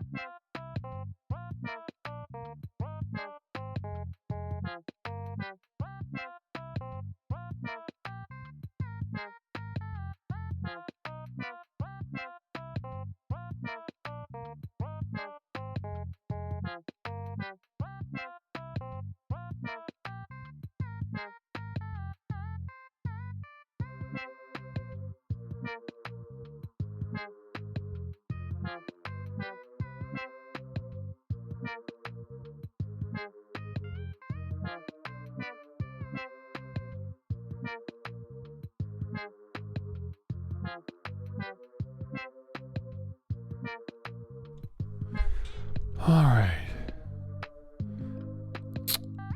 I should go to my stream deck.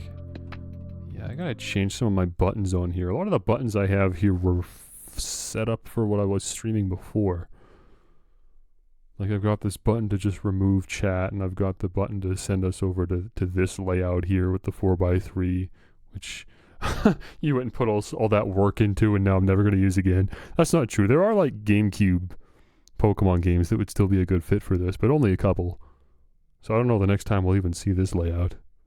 I'm sorry. Well, I'm not really sorry. I didn't ask you to do anything, right? I even said that when you were working on it. I said, hey, I'm not asking for anything. If you want to do it, go for it. I'm not asking for anything. That overlay took 5 minutes. You were pretty quick with it. I'll give you that.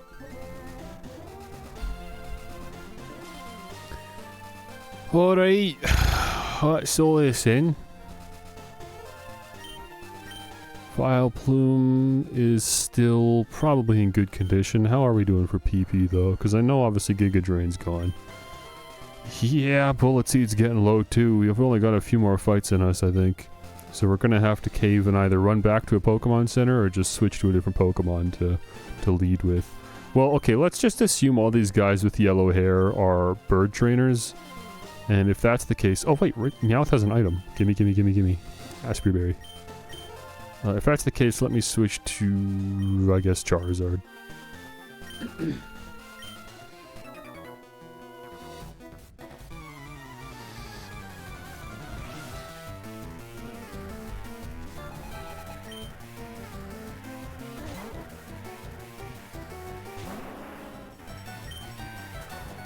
And we'll just keep wing attacking. I wonder if Persian learns moves like HMs that Meowth doesn't. That would be worth looking up, I think. I didn't see what he's throwing out, but I'm sure it's a bird. Yeah. Oh, it's Doduo. We haven't ran into a Doduo yet.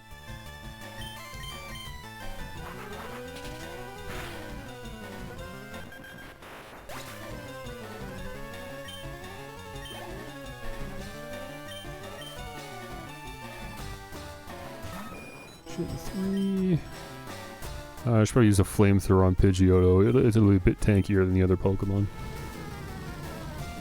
Let's see. Nope, still just Cut and Flash. Okay, yeah, there's just literally no reason to evolve or use Meowth in battle in any way. Again, unless I hit a point where I just really need a normal type Pokemon for some reason.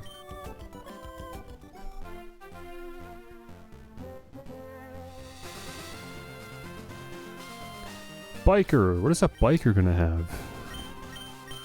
I can't even really theorize. Let's just try Vileplume. What are you looking at?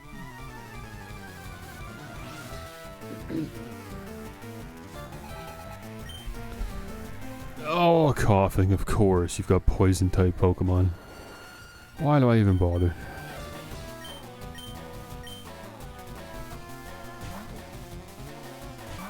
I should have switched to Charizard. He could have one-shot with Flamethrower. Primeape's not going to one-shot, which means we're going to have to risk getting poisoned again.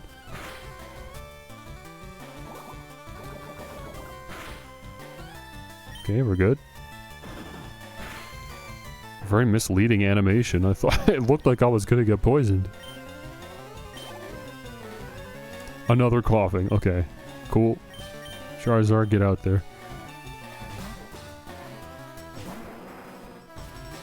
I choose to believe they're only physically tanky, and that surely there's no way they would survive a flamethrower.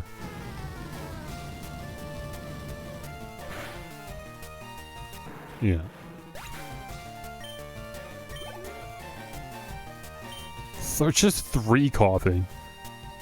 Why, man? Okay, the bikers are obviously who Team Rocket has been stealing Pokemon from.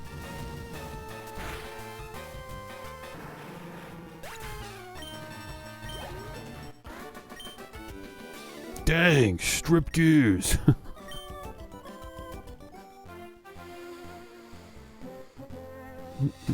There's a trainer right there. Am I still leading with... No, I swapped to Vileplume, of course I did.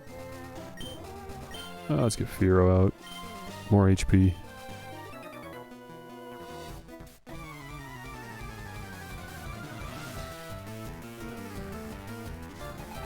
I don't think I've fought a wild Fearow yet.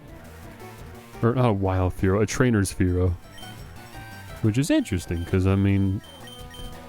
I got Fearow at level... 20? Is it just level 20? And we're fighting trainers that are in the 20s or even the 30s sometimes. They just really don't feel comfortable throwing me against a Fearow yet. Look at this, level 26 Fearow, it's ridiculous.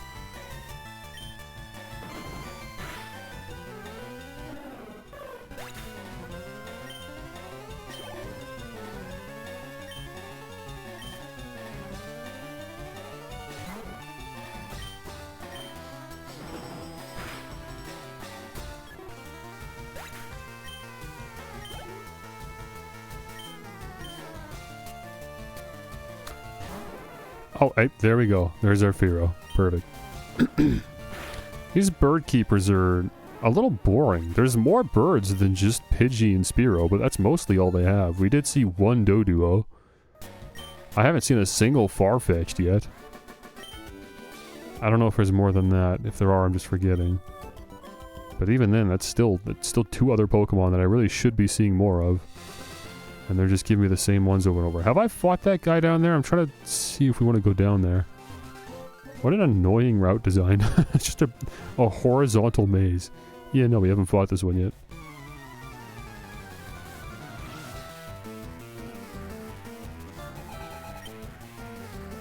Bobbert with the Pidgey.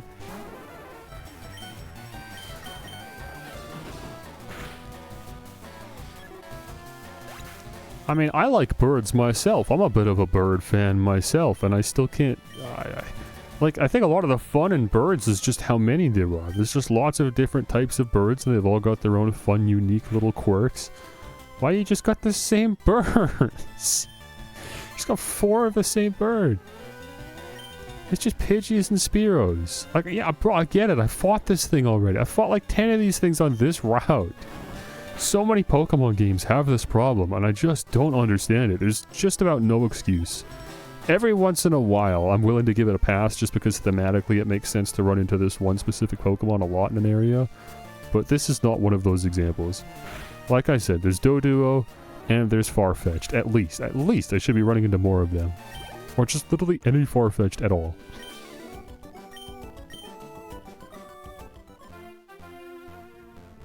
Okay.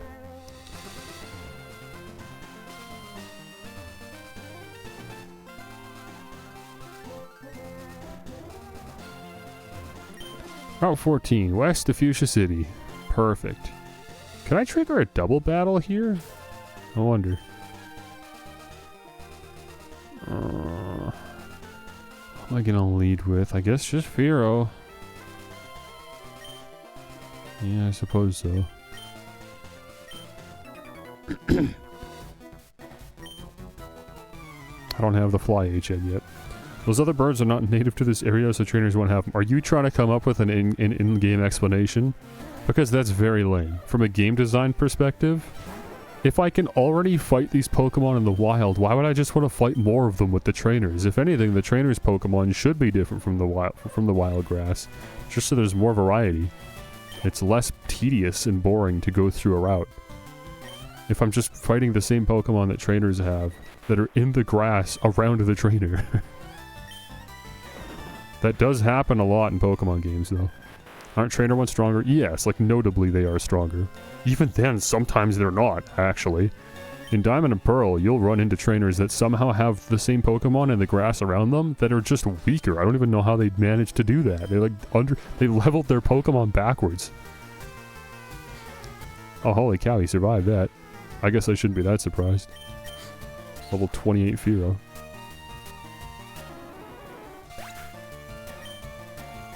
Fearow just soaking up XP again. Look at this, level 38. Welcome back to being the strongest Pokemon on my team. Just because I don't really have any super convenient options for flying type Pokemon, really. But Primeape I don't think is really putting himself at risk. We'll find out, I suppose. What do you got?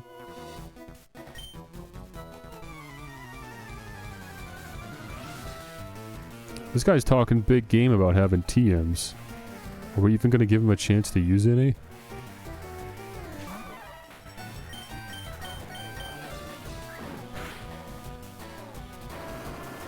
Okay, use quick attack. That's not a TM, but okay. And you're dead.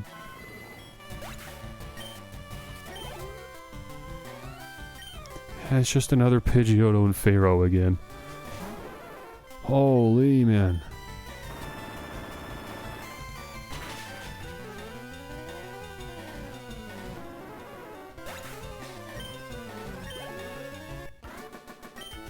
It's too bad I don't have Surf yet, because then I could have had Magnemite, and Magnemite would have just torn through all these bird trainers. Would have been a good opportunity for XP, too. But yeah, I just don't have Surf yet. I don't know where I'm supposed to get Surf. I just assume it's not available yet. I'm sure I haven't missed it. Have you heard the legend of the Winged Mirages? He's probably talking about Ho-Oh, right? Holy cow, it's a Farfetch'd! Level 33, too. That's actually pretty beefy, huh? Big jump in difficulty from earlier in the route, huh? Still a one-shot with Rock Slide, though. That's Hatsune Miku. Her iconic leak.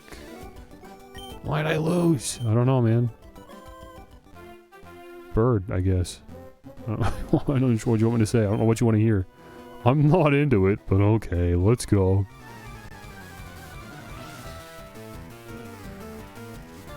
He's just a collector, he's not a fighter. He's collecting Spearow. Are they getting paid for this or something?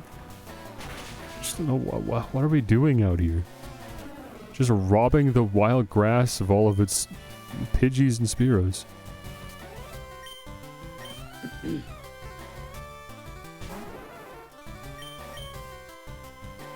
Uh-oh. It's just Lear.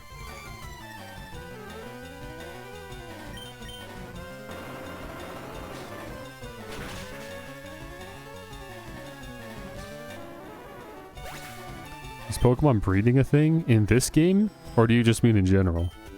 Because in general, yeah, that's one of the most, like, known elements of Pokemon, is that you can breed Pokemon.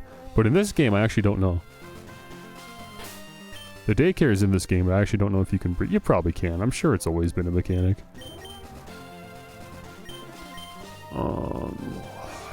Who are we double battling with? Well, let's get Vileplume out here. I think in a double battle we'll be fine. These aren't even bird keepers.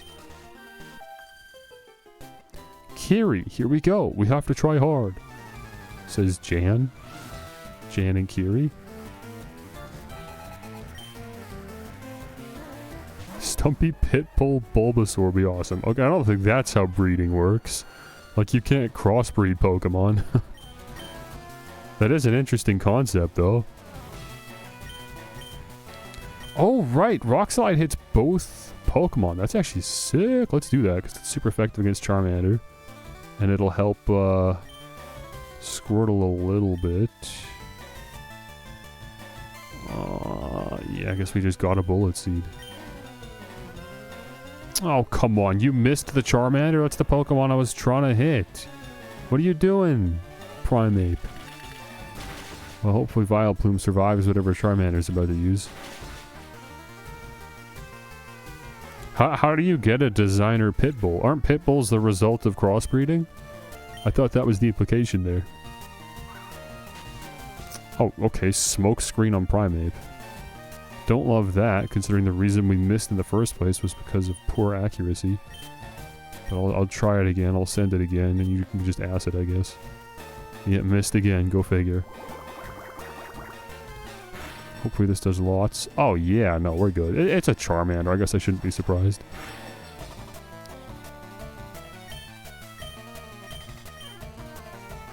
Primeape just hitting nothing for this whole battle.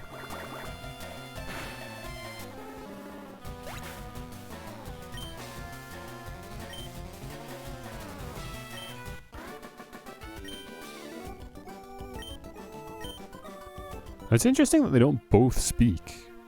In modern games, if you do a double battle, you get to see the dialogue of both trainers, but in this game, they just choose the dialogue of whichever trainer you actually spoke to. Hold on. My face is greasy enough that my eyelids are starting to burn. I don't know if that's relatable to anyone else, but it happens to me lots. It's very annoying. I don't know why. My face in particular loves to get so much grease. I don't know how else to describe it. I'm just sitting here, and my skin is like, oh, word? You want to get oiled up a little bit? And then sometimes it just builds up on my eyelids and gets in my eyes, and I have to sit here and actually wipe my eyelids clean so my eyelids aren't burning. Such a weird phenomenon. I can't believe that. Use baby wipes? I still don't have baby wipes.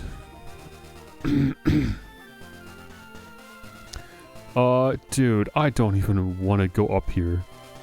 If I just keep going this way, there's still going to be plenty of trainers, and eventually we'll hit a Pokemon Center.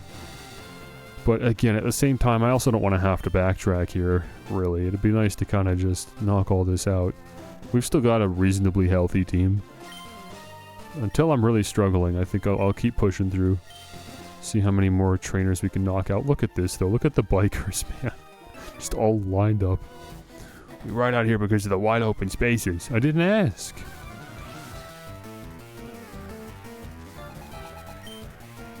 Just more coughings, dude. Insane.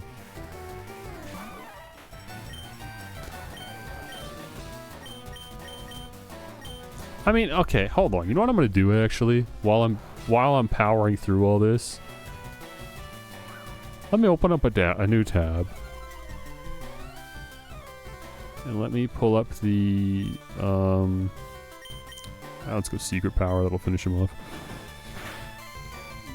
Let me pull up the... You didn't die to that?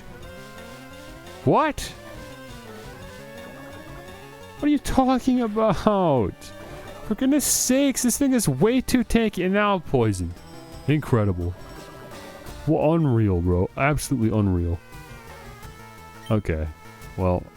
What do you mean you missed?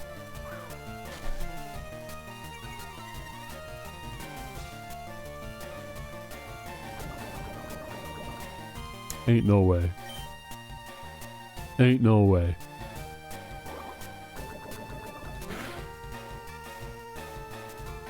I don't care. I'm running to a Pokemon Center after this anyways. I'm actually just actively annoyed now. So I don't even care if I lose Primeape here. Oh, this is so annoying, dude. Why are they putting you against poison-type Pokemon on a route as grueling as this?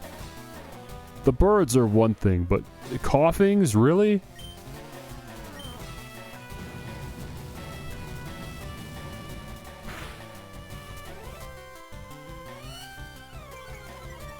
This thing's tanky too, bro. Look at that. It lived the flamethrower. I'm 8 levels higher than you. You lived the flamethrower?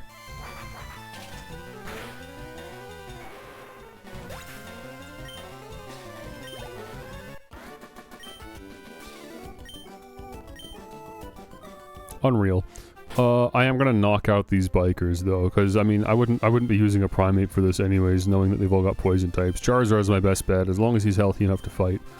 I might as well keep doing this quick. Okay, I want to see something. I've pulled up a list of all the Pokemon in this gen. I want to see, are there Pokemon that would be a better fit for bikers instead of coughing? Because surely the answer is yes. Yes, there is. There's just no way that coughing is the most fitting Pokemon for the bikers to consistently have. It's really annoying me at this point.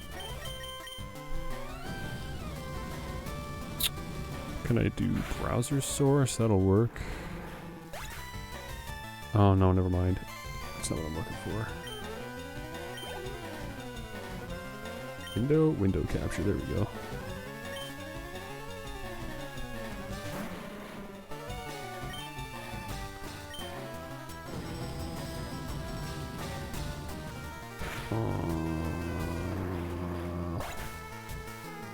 I think this is it here. Yeah, there we go.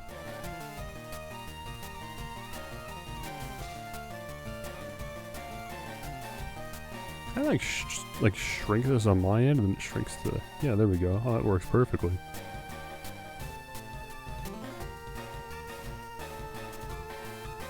There, perfect. Look at that. Here's a list of all the Pokemon. Just generally. I can even narrow this down even further, and then you could put this in the right. Are there blending modes? I actually thought about that. Like, there's a transparency mode. I don't know if there's proper blending, but I could just, you know, low opacity overlay it if I wanted. Okay, here's a list of all the Pokemon. Let's think. What would, like, be a better fit for a biker than just up a floating ball of poison? I don't even know what the theme is there, other than, I don't know, maybe the bikes are polluting. Like there's exhaust, I guess, from the bike. It's a bit of a stretch. Like, I guess there are Pokemon that are more unfitting, but there are surely more fitting Pokemon than just sludge and gas. Floating gas. I mean, at that point, why not a Ghastly, right? Let's just look at cool Pokemon, bro. I mean, I get that they don't give the starters to anyone, so we'll skip over them. I don't think Raticate's unfitting. Raticate has this sort of, like, menacing sort of demeanor. I think that's a good fit. Ekans and Arbok, like the snakes, I think are a good fit. The Hyena one, Mighty Hyena? No, you're looking at the wrong game. I mean, you're not wrong, but that's not from this game. We gotta look at there's only 150 Pokemon to choose from. It's the first generation. So it's the ones that I'm scrolling through right now. But I personally believe Raticate's a better fit, just already out the gate. And Ekans and Arbok are both good fits. What else we got? Maybe the bats, but I wouldn't say they're more fitting than coughing, I guess.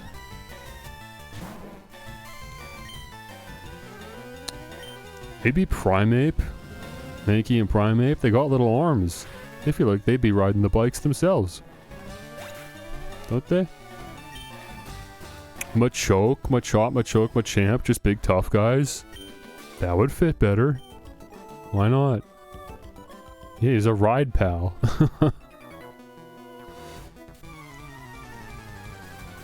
Maybe not the rocks.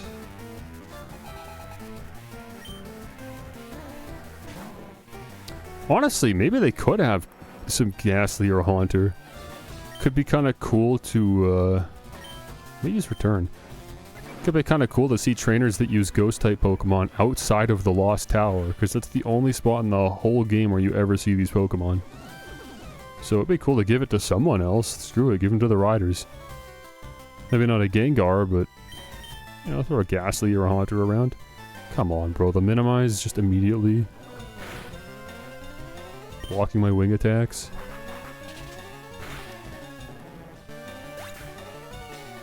Cubone and Marowak, I don't know why. Those are just giving me biker vibes with their bone and like a mask. That works for me. I wouldn't complain.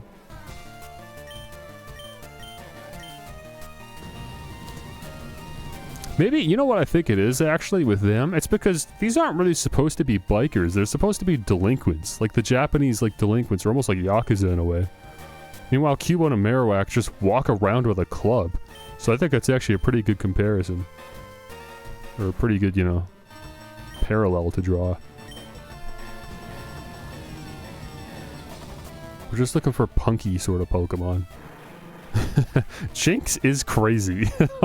You're not even wrong. That's a little out of pocket, but I do think that is a good fit. I do like the idea of them just having a Jinx. Like, even if it's just one of them, there's just one biker that has a Jinx. That would be kind of funny, and it wouldn't even be unfitting.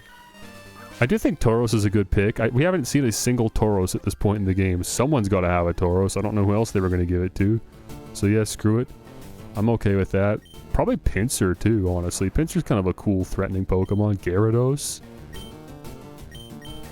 I like the idea of, like, you run into a biker and it's actually potentially a threat.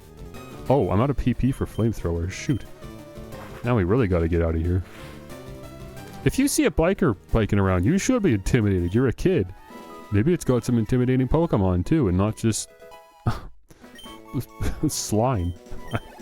It's just got Nickelodeon goop. with some eyeballs. Sorry, who's poisoned? Did Charizard get poisoned? I wasn't paying attention. Oh no, Primeape's just about to die. You can run out of PP. Yeah, it never happens because normally there's Pokemon centers frequently enough. But we've just fought so many trainers back to back to back to back to back without any Pokemon centers.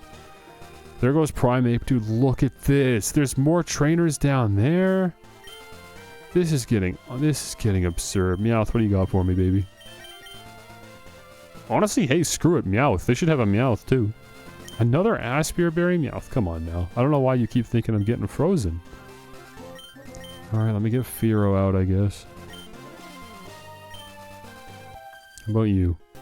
You look gentle, so I think I can beat you. You look kind of soft, kid. Get over here. Ooh, Jolteon's a good fit for the bikers. He's fast. Jolteon's a fast Pokemon. Screw it, maybe Flareon too. Vaporeon seems a little off though. I don't know about that one. And then these are just the legendaries, so maybe no to them. There we go. I picked like 20 Pokemon that are better than Koffing. I believe I succeeded in my goal.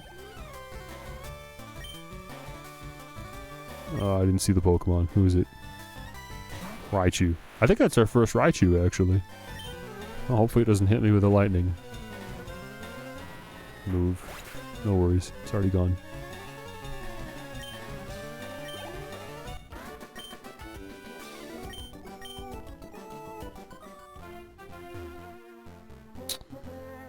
Double battle! Or it's just two trainers standing beside each other. There's really no way to tell. Dude, I want to just go to a Pokemon Center. Screw this. I'm not fighting you people. I'll just come back, man. We'll knock out Route 15 in a minute. Let me go heal. I'm impressed I went through as much as I did without healing. Wait. This is still Route 15? I'm not in the city yet. Why? What's even the point? There's nothing here. They didn't put any grass here or anything. And now we're in the city. That's silly. I don't know why they did that. How the heck do I get the Pokemon Center? There it is. And it's blocked by a ledge. That's super cool city design.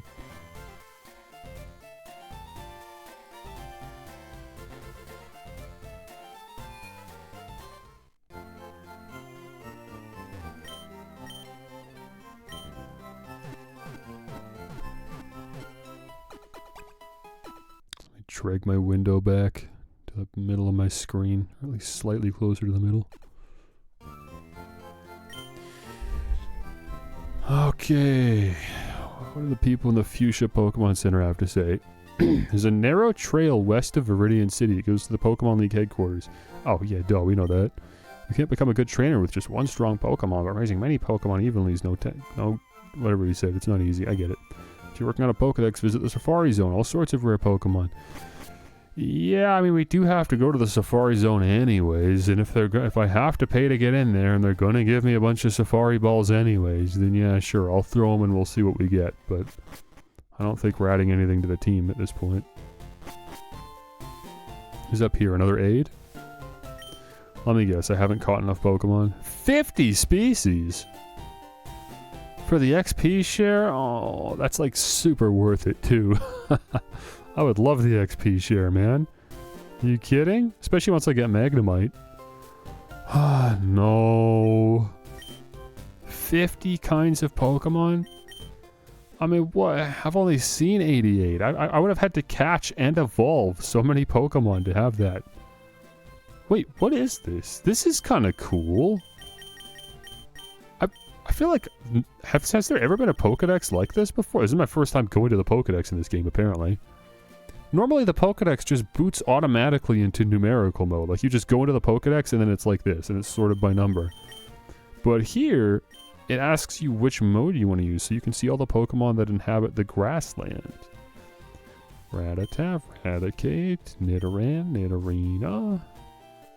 Nidoran, Nidorino, Doduo, Tangela, Oddish Gloom and Vileplume, Ekans and Arbok, Jigglypuff, Farfetch'd, Drowzee, Kangaskhan, Vulpix, Ponyta. Have I seen a Ponyta? When the heck did I see a Ponyta? Honestly, bikers could have that too. Screw it. I still think that's a better fit than coughing. And Growlithe too. Like an angry little dog or something. Bulbasaur and Ivysaur are not grassland Pokemon, bro. You don't get Bulbasaur and Ivysaur. Forest Pokemon? That's cool. This is cool. I don't know why. This is probably such like a non-thing to most people. Most people probably don't care about this at all. I think it's cool. In-game categorizations for Pokemon. You just don't really see that. Even within the Pokedex, it's normally just so bare bones. But even just this little touch is very admirable. It's good world building. Because I can visualize, I can see Water's Edge Pokemon. Yeah, these are Pokemon that would live in shallow waters or would live near a water source but don't necessarily live in the water. They're Pokemon that thrive being near the water but don't necessarily need to live in it. Meanwhile, sea Pokemon, you're not really finding these guys in the ponds. But if you go deep sea fishing, yeah, maybe you'll pull up a Horsey. Cave Pokemon, as in everyone's least favorite Pokemon, just because they're extremely annoying. Wait, Ghastly and Haunter are cave Pokemon? That actually makes sense. But you would never see them in a cave. You only see them in the Lost Tower. Even the it's like whoever wrote the Pokédex wasn't the one working on where the Pokemon actually are being placed in the game. Not a lot of communication there. Mountain Pokemon? I mean, Geodude could have also been in the cave Pokemon section. They just don't feel like overlapping for some reason. Yeah, Clefairy adds up too. Cubone and Marowak. Again, I didn't see him on a mountain, but that does make sense. And they did say Snorlax ran off to the mountains. I don't know why he lives in the mountains. Shouldn't Snorlax live in the forests where there's lots to eat?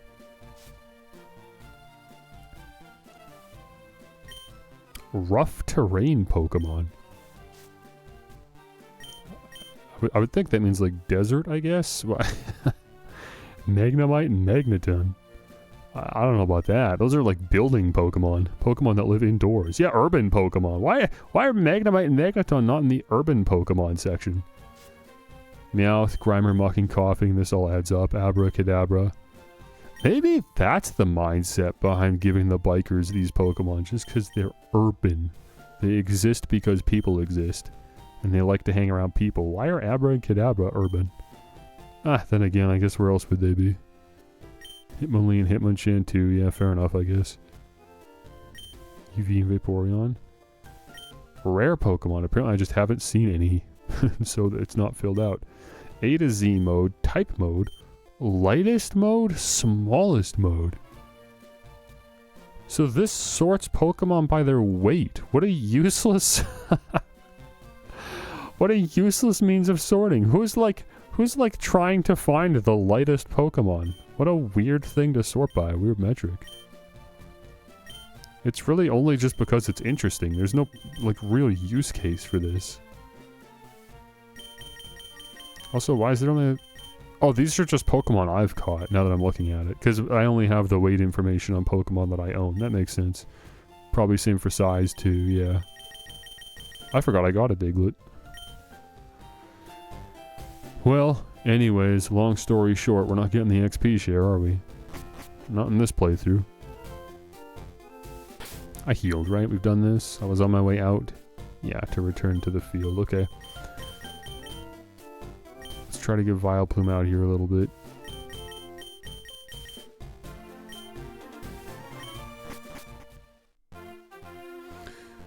Alright. I want to play with my Pokemon. If this is playing, then I guess, yeah, that's why we're here.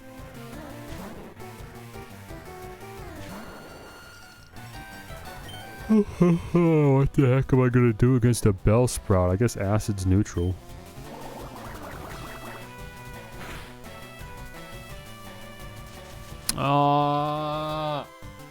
Quit ruining my life. My Big Chungus life.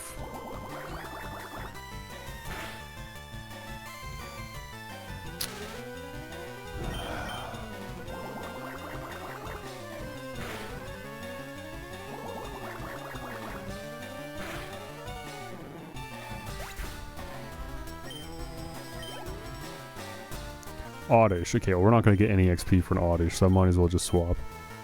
We'll send Primeape out there just because it's an Oddish. I don't know. Anything will one-shot it. It really doesn't matter. Yeah, secret power this thing. Oh, come on, no! Why, bro? Primeape. Such a heavy hitter, too, and just somehow it survived that. Like, I know I don't get stabbed for it or anything, but come on, man. Tangela. Okay, this Tangle is actually kind of tanky. Let me just send out Fearow. Let's bring out the big guns.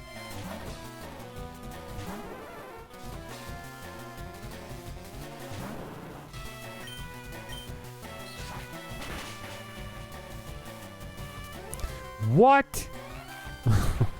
My guns are not as big as I thought, I guess.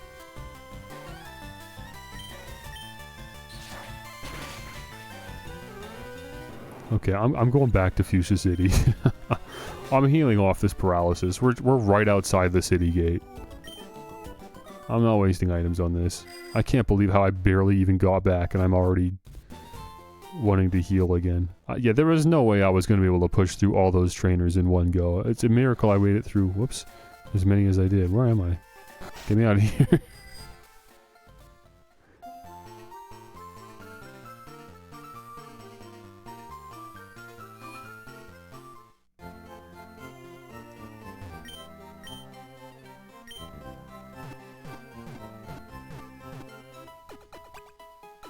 Babe, you gotta speed this process up. I'm gonna be here a lot. I don't know why we don't just, like, deposit the Pokemon that actually need healing. If a Pokemon has full HP and full PP, why the heck are we even putting it in the machine?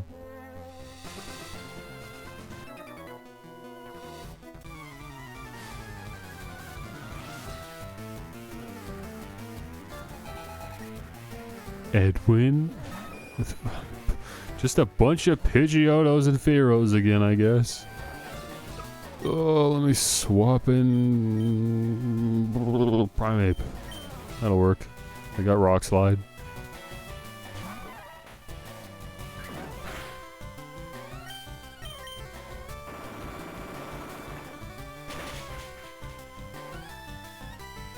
I would love to give Primeape some leftovers or a Shell Bell. I think that'd be a really good fit.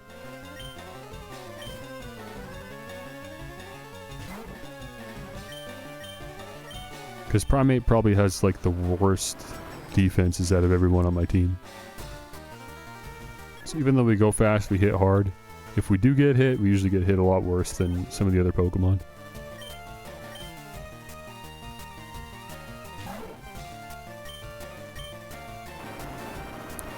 Why are leftovers even a thing? I don't know why you're asking me.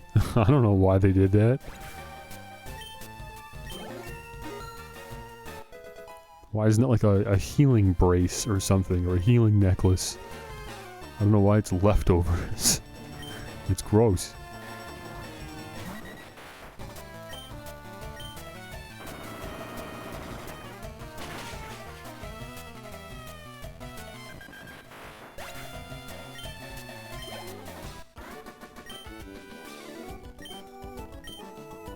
Okay, well, another Doduo, so guess I can't be too mad about that one.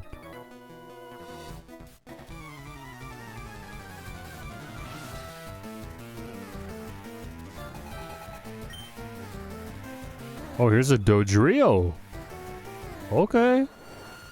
This is our first Dodrio sighting. And once again, I'm leading with the Grass-type Pokemon, just 'cause I'm not bothering to swap my team around, apparently. Yeah, Primeape again. Oh, it used Pursuit, I see. So it ended up getting a hit in before I swapped. It's kind of cool, you don't see that very often.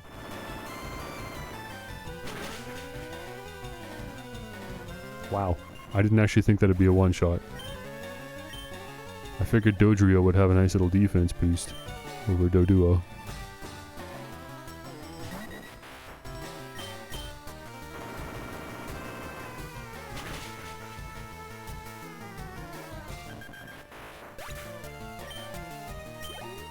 I guess we're just doing a lot of damage.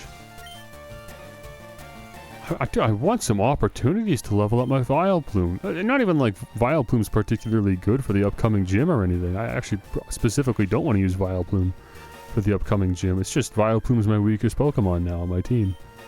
And I just keep running into trainers that I really can't be using Grass-type moves on. Or risking throwing a Grass-type against. Or Poison. Same issue with Poison. All the bikers and stuff. Here we go. This camper, surely I can fight with Vileplume. I just got some Pokemon in trades. Can I try them out on you? It's kind of crazy that even today there's still a misconception around Pokemon disobeying you if they get too high level.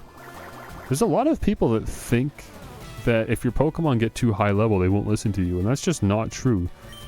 But there was a mechanic implemented in the game, so if a Pokemon is traded to you by another player and they're too high level, they won't listen to you.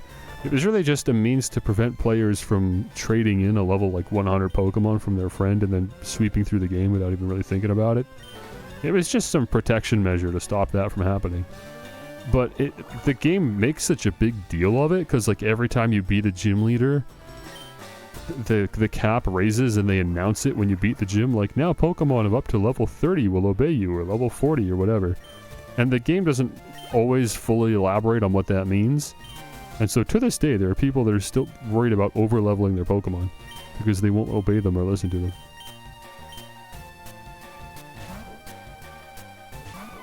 It definitely is a problem if it's a traded Pokemon, but if it's not, then you're fine. Why did I even switch in Primeape on an Oddish? I know what's going to happen because this happened last time. Let me switch to someone else. Who wants to get paralyzed? Alright. Meowth, it's all up to you.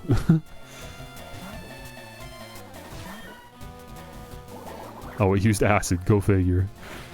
Go figure. Right when I was getting ready to get paralyzed. Okay, now we can safely switch in Fearow.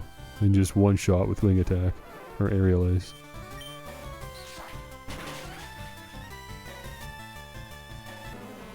As far as I know, Meowth's pickup will still work even if he's fainted, so I'm not actually too concerned about that.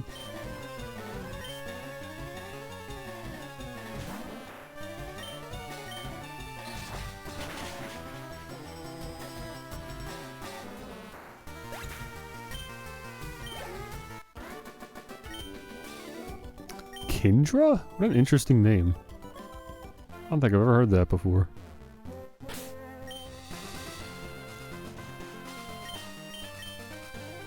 I hope Meowth can still pick up items.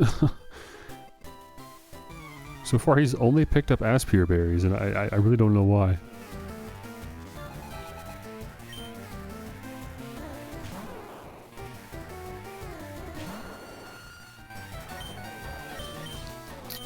Not even any Oran berries, those are supposedly more common.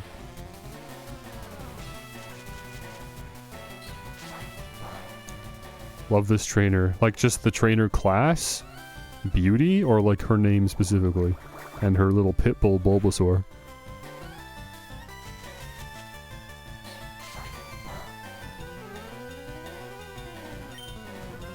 Oh, her Sprite, yeah. I think beauties are a fan favorite. I mean, there's a lot of trainer classes that extend over every generation.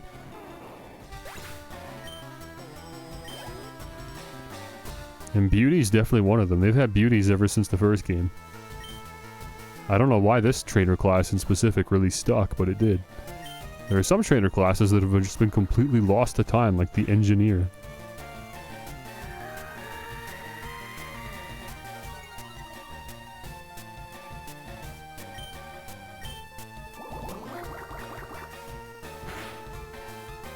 Ooh, nice.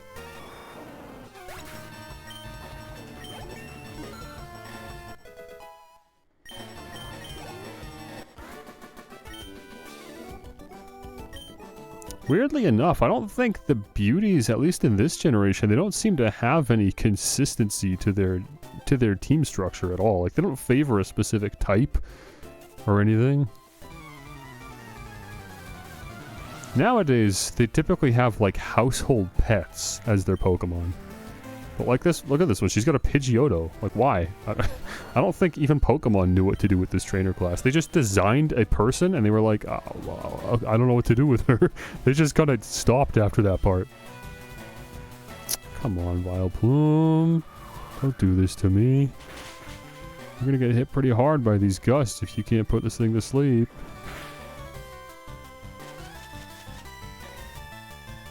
I would love to find a Pokemon I can use Giga Drain against, but I'm not going to use it against a flying type. So I'll just stick with Acid.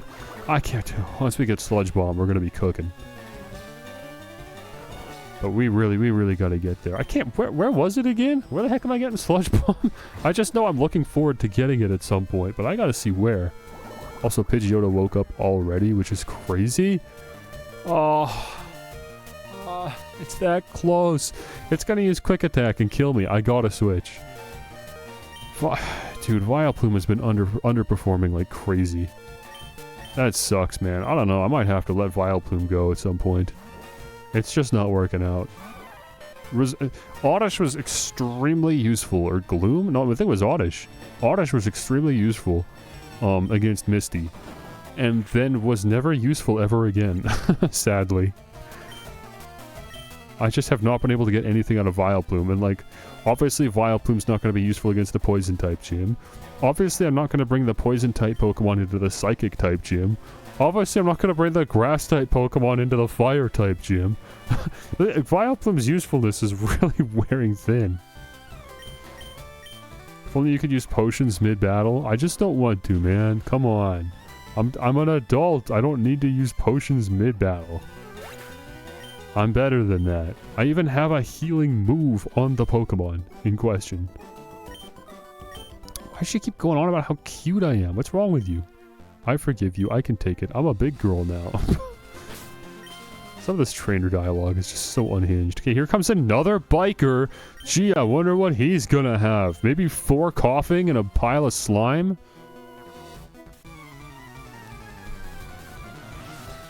What was I gonna look up? Right. Vileplume. This surely is not worth it. It depends on how soon we're gonna run into Sludge Bomb. If it's just around the corner, then maybe I'll stick it out. But honestly, I really gotta think about maybe just catching someone in the Safari Zone. I don't know.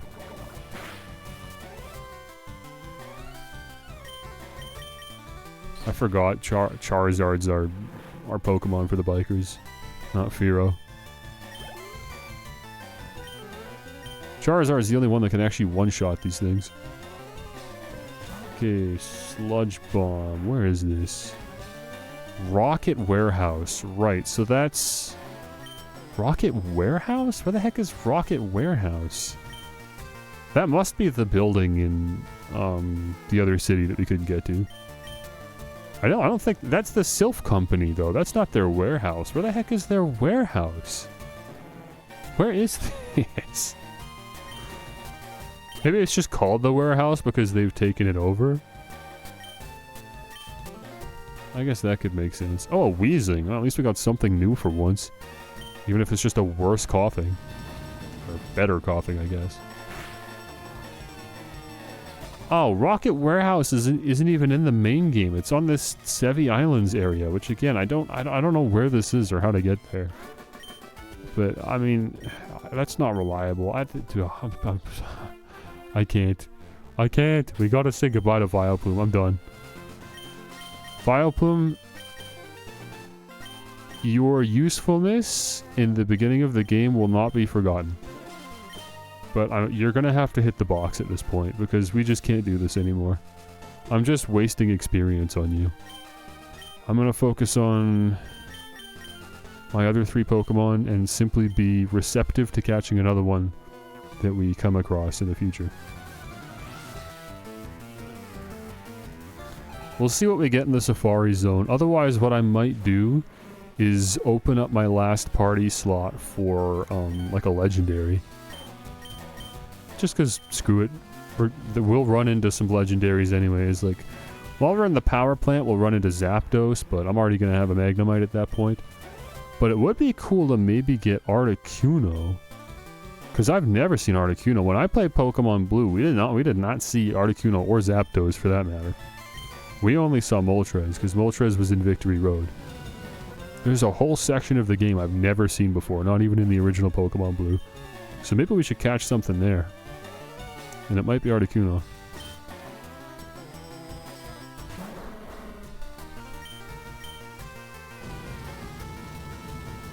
But we can't get there till we have Surf. That's really bottlenecking our progress, the fact we don't have Surf. It's greatly limiting our options.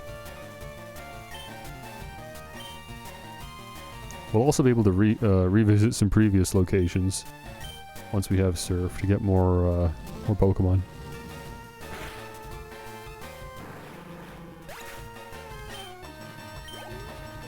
I'm curious, do you want me to use potions? I'm just reading your messages again. Do you want me to use potions just because we're gonna ideally speed through a little bit quicker? Like, it's just less risky? Because that is reasonable. If at the end of the day we're just trying to play through all the games, not losing would be in our interest. So if we can prevent losing or time wasting by using potions, I guess I can concede to that. But I'm still very resistant to the idea. I just feel like, I don't know, I shouldn't need to anymore. I should be able to play intelligently enough that I don't even need to. That's just how you play Pokemon, and makes you think I'm stupid.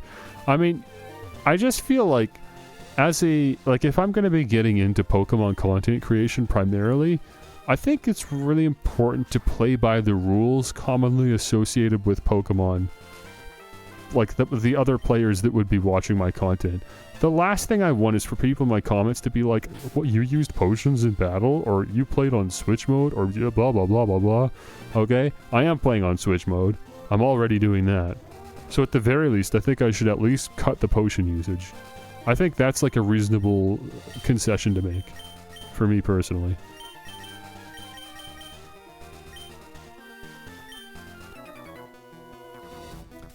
You're perfect. Help me train my little brother? Okay, I guess it is a double battle. I wasn't sure. I thought it might be... What the heck? I've never seen her before. Is this our first time running into this trainer? Like a female fighter? We have definitely not seen that before. What on earth? Like, that is a trainer class in the later games. But how have we gone this long without seeing one? And then we just randomly run into one on this route of all places, just out in the grass. Not even like in a... Like, we had a literal fighting dojo earlier, where I went and fought a bunch of these karate guys that all had fighting type Pokemon. Why were they not there? That's so weird. You know what? I actually wonder if maybe... You know what it is? This is a trainer class that didn't exist at all in Pokemon Blue. And when they were remaking Pokemon FireRed and Leaf Green, they wanted to intersperse these double battles around the region, and they used the opportunity to probably put in this trainer class because they were a trainer class that was introduced in Ruby and Sapphire. This is all just a guess, and I don't even know that she was in Ruby and Sapphire, but that would make sense. Because Pokemon's definitely done that before. Use remakes as an opportunity to, like, put in trainer types that were introduced that didn't exist at the time. Like, I think to, like, Pokemon Brilliant Diamond and Shining Pearl, where they put in... they discovered the revolutionary concept of black people. And so they decided to make some black people and put them in the game. For the first time ever. Right? It could just be as simple as that. Where they were like, how come we only have male fighting type trainers? We don't have a female fighting type trainer. So they just went and made her. It could have been that simple.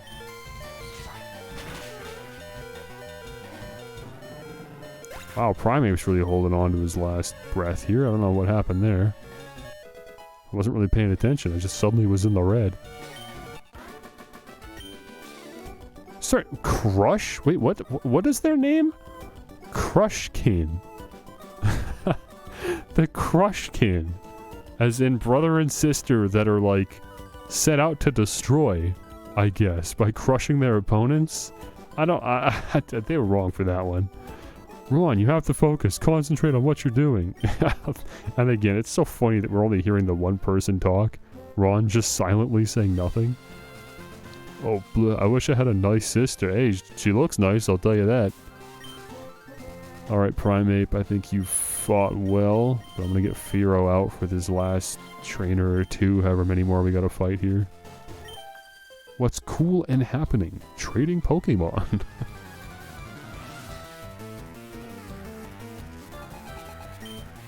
Okay, Celia, what do we got? A Clefairy? Okay. It's only like our 5th Clefairy, but sure.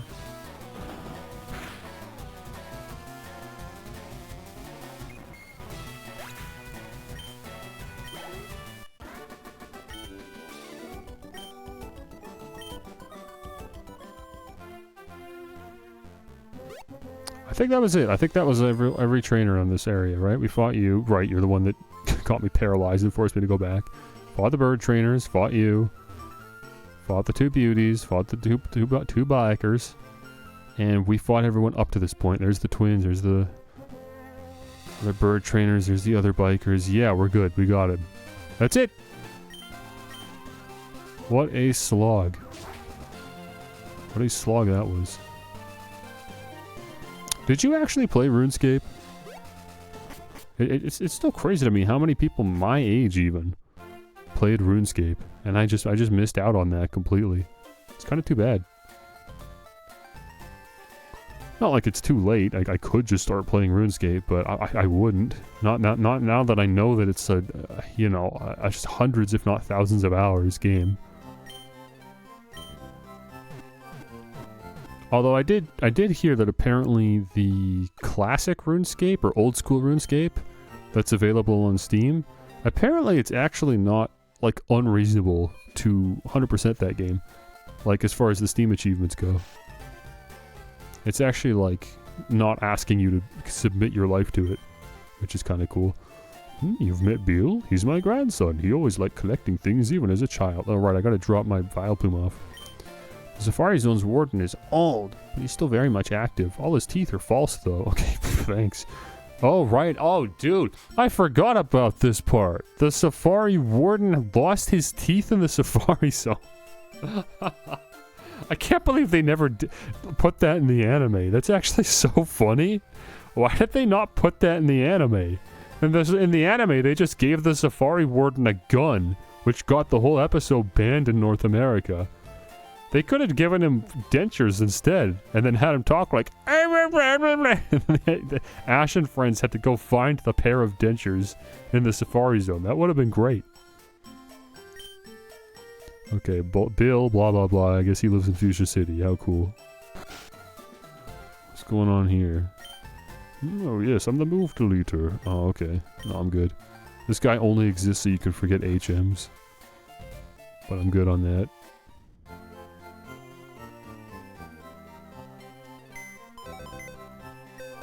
Yeah, I was thinking that. That'd be funny if, like, while they're out there, Ash is constantly being distracted by catching Pokemon, and he catches a Pokemon, and only to find out that it, like, smiles and it's got the dentures. That'd be, like, how they find them. Meanwhile, like, you know, the whole time Misty and Brock are trying to look for this guy's dentures, and Ash is just too busy catching Pokemon, and he's the one that gets the dentures. That'd be fun. Okay, who are we putting in here? In Vileplume's place. The problem is, I don't know, like, I can't see me really investing the experience into any of these Pokemon, because they're all so low level. Diglett's level 21. I guess you're the strongest contender, then. I don't know when you get Dugtrio. I think it might be mid to high 20s, so we're probably not too far out from that. Naive nature. What is naive? Let's see. Put that tab there. Cut special defense, boosted speed. Yeah, I can work with that.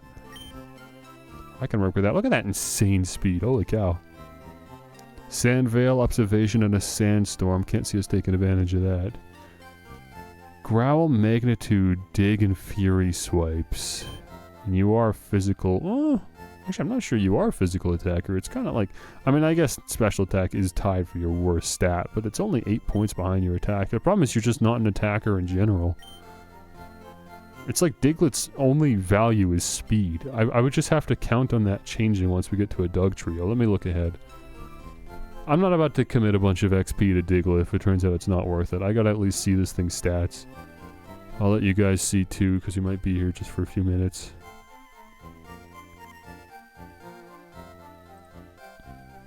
Let's take a peek at Doug Trio. I hate that it has hair. I'm not looking forward to playing Pokemon Sun and Moon. What a stupid video game.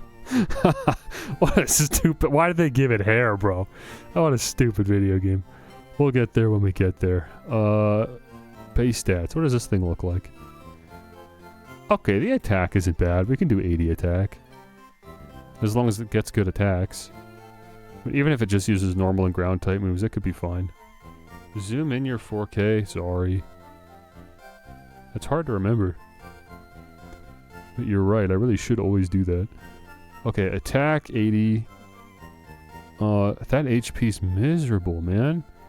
Oh, this thing is so, like, weak defensively. If Doug Trio gets hit, we're in a lot of trouble. That's not amazing. The speed is very fast, so we're always going to go first. At least that. That's kind of like the selling point here. Learn set. What do we got? Try attack. I'd have to go to the move rememberer, but yeah, that's a great move. That is a very good move. It's not compelling enough to catch a Doug Trio just for that. Earthquake is fantastic, but I was thinking of getting a TM and teaching that to Primeape anyways. Yeah, I don't know if Doug Trio's the one, man. I think it's just too much overlap. We can already deal good normal type damage with fast physical attackers, and honestly good ground type damage with Primeape, so... And also I have Dig on Charizard as well. This is not the play. I just don't have a Pokemon yet that'll fit the bill. So we'll just have to keep our eye out.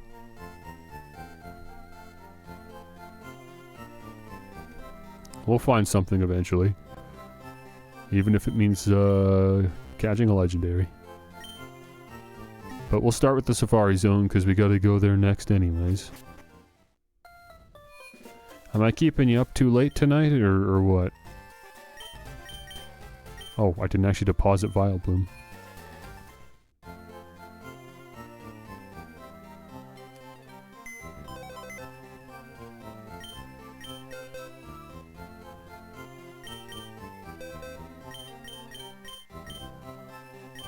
There you go. I'm leaving Vaporeon in the party even though I still don't have Surf. But eventually we'll get it, so might as well get used to seeing Vaporeon there. The Warden's house. Excellent. I think this is an HM, isn't it? No, why would this be an HM? Because we would need strength to get it. Oh, I don't know. What's this? Old Pokemon merchandise is on display. Pokemon photos and fossils are on display. Here we go.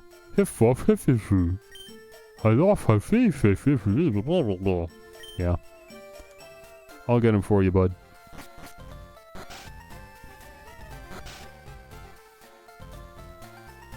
Who's this guy? Oh, I'm the fishing guru's older brother. I simply love fishing. Tell me, do you like to fish? This guy probably gives you the super rod, right? I actually don't know which one gives you which rod, but this one's probably the super rod, I would think. We could do... There's a chance we catch a Dratini, isn't there? You can get Dratini in the Safari Zone, I'm sure of it. That'd be interesting. What's the catch rate on that? That'd be kind of cool, honestly. And it doesn't waste steps.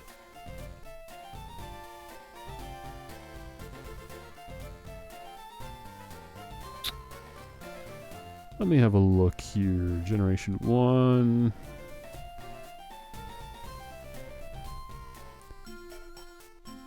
Where? How the heck do I find Generation 3?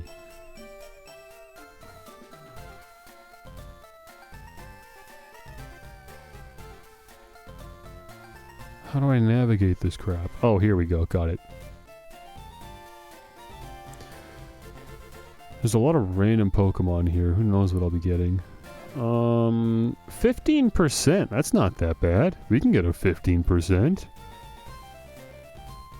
15% odds is not bad. There's also a chance I fish up a Slowpoke, which could be interesting. Problem is I don't need 2 Water-type Pokemon, and I'm already planning on getting an Ammonite once we get to Cinnabar Island. I just want to see... Where do you get the Super Rod? Oh, well, I guess we're talking to a guy right now. I might as well just press yes. Okay, this is the good rod. That's a little annoying. I'm gonna have to backtrack a little to get the Super Rod, but at least I know exactly where it is, so it won't take too long. Oh, can I fish here? That's kind of funny. He's got his own personal little fishing pond. Who put the fish there? Did you put the fish in there just so you could fish them back out? That's unhinged. I hate that I can't fly yet. Why do they make you wait this long to get fly? I still don't even know where it is. What a pain. In the other games, you can fly within the first few gyms, but we've beat... Sorry, how many gyms have we beaten? 4, maybe? I guess it'll show on our card. Yeah, we're halfway through the game and we still can't fly. Where's the Mew car? You mean the truck? The infamous Mew under the truck location? Dude, what on earth? These stupid women are blocking the path. I actually don't know. I couldn't tell you. I never looked into it. All I know is you have to surf to get there, but I assume it's maybe Vermilion City? But until I get surf, we wouldn't be able to get there anyways. I'm the fishing guru's younger brother. Do you like to fish? Super rod? Super rod? Yes, there we go. Okay, shut up, bro. Thank you, thank you. What? If you catch a big Magikarp with that rod, I want to see it. As much as I love to fish, I also love seeing gigantic Magikarp. Okay, that's a weird fetish you have, my friend. I'm not going to indulge in it. Or indulge you. Register. Oh, wait, I don't have the bike now. Well, doesn't matter. I'll just go like this. Cool, I'm gonna fish up a Dratini. Screw it, I've never had one before. Like, across any of the Pokemon games I've played, I don't think I've ever had a Dratini, even though it's one of the most, like... Originally, one of the most sought-after Pokemon. Like, who wouldn't want a Dratini? You get the legendary Dragonite. Man.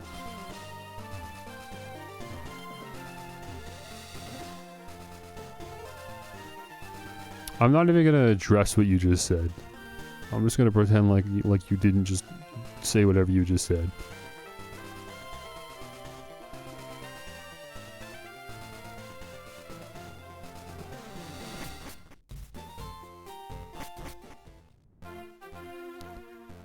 Perfect. Did I talk to you? What's your deal? So the Safari Zone is a zoo in front of the entrance. Out back is the Safari... I didn't read what he said. I don't know why I didn't. Pokemon Paradise. Safari Zone. Is it the name of the zoo? Fuchsia City. Behold, it's passion pink. I think that's describing the color of fuchsia. There's a Lapras.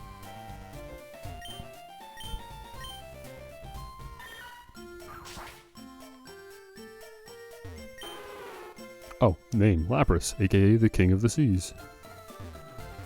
Where? Did you try the Safari game? There's some rare Pokemon that can only be caught there. Look at the water reflection. Yeah, that is a modulating sprite. That's a Kabuto, right? Yes, Kabuto, an extremely rare Pokemon that was regenerated from a fossil. Oh, I wish I was a Kangaskhan baby. I'd love to be a substitute for the baby and snuggle in the mother Kangaskhan's belly. Oh! Again, I don't know why everyone's got these weird fetishes out here. Oh, you're gonna teach me substitute? I'm sorry, why? How did we segue to that? No, bro, I don't want substitute. I'm good. I don't even know how to use that move properly. Kangaskhan, a maternal Pokemon that raises its young in a pouch on its belly. It do be doing that, though. Safari game Pokemon you catch. cool game. You catch Pokemon. Is it moral to keep Pokemon like that? If they're doing it, then I can only assume it is. That item ball in there. Were you wanting that? Me too. Huh? That's a Pokemon? Voltorb, the very image of a Pokeball. No other explanation on that. Nobody knows which came first, the chicken or the egg.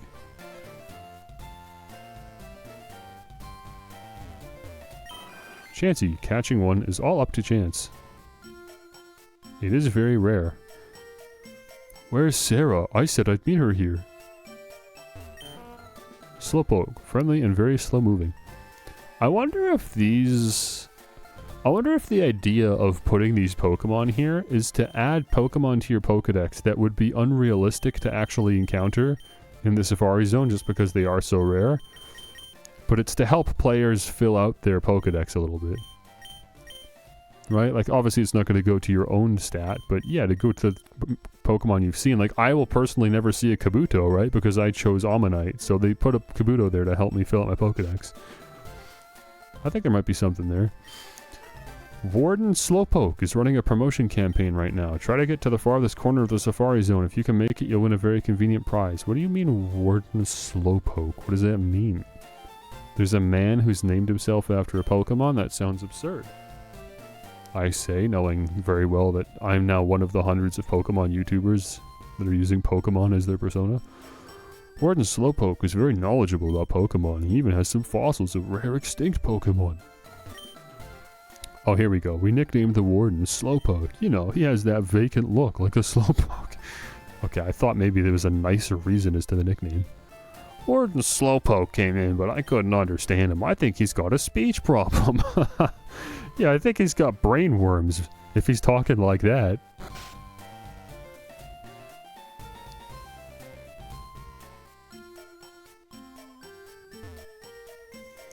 Okay, are we ready for this? RFK moment? What was I looking for? Oh, my money. How much money do I have? Oh, we are swimming in it. Who am I talking about, bro? 100,000?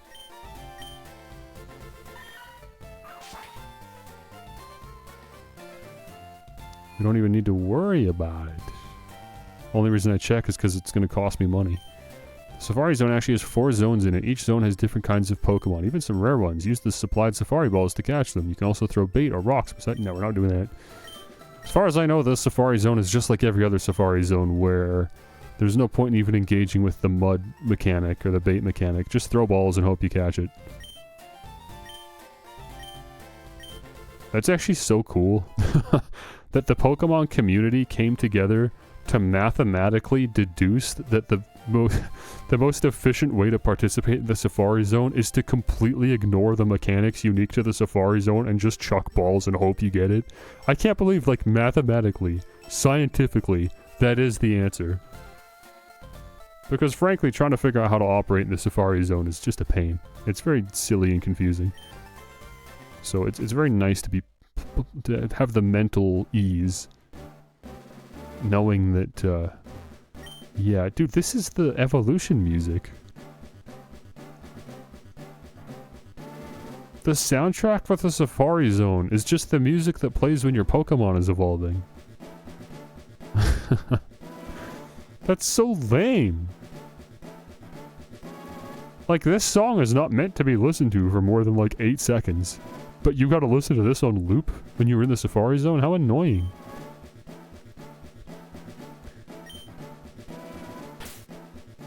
Okay, I've got 600 steps. I'm not gonna be getting to the end, I'm sure, because I'm gonna be fully exploring. I'm catching Pokemon to take home as gifts. Where did my boyfriend Eric go? I don't know. You want me to tell you if I see him? I'm sure I'll be back. Yeah, the splash screens in this game are really cool. They started doing that with this game, I think. Like, in a little bit of Ruby and Sapphire I played, I don't remember splash screens. Maybe they were there. They certainly weren't doing them on the Game Boy, though. Wait, is this the area? I think this is where you fish for the Dratini. Dude, I'm gonna do it. How do you... Oh, there we go.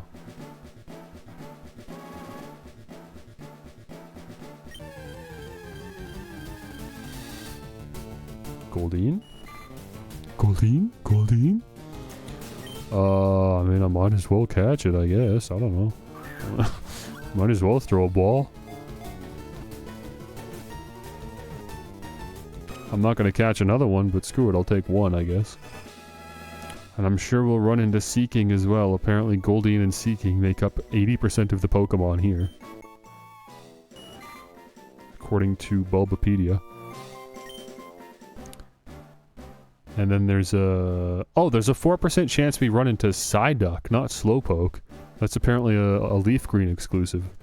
Slowpoke. But we get Psyduck in FireRed. Oh, and there he is. Speak of the devil. 4% chance, by the way. Alright, fine. Come here, then.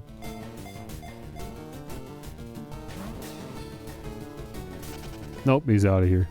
Yeah, I'm not going to complain. Although that is going to be pretty annoying when I finally get a Dratini and I throw a ball and he just runs. Again, though, 15% is fine. Those are good odds. Honestly, if I wanted a Psyduck, I wouldn't have taken 4% odds. But 15% for Dratini is not bad. Besides, who doesn't love a little bit of fishing, huh?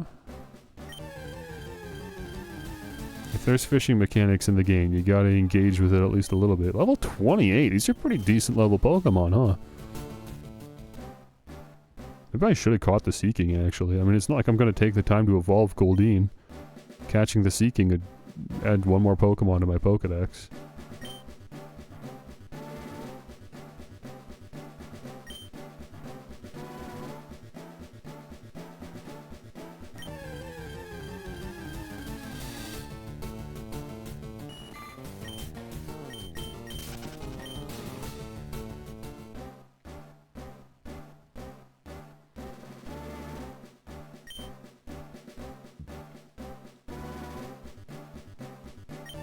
I think it seems like if you don't catch a Pokemon, you kind of know. Like there are fewer ellipses.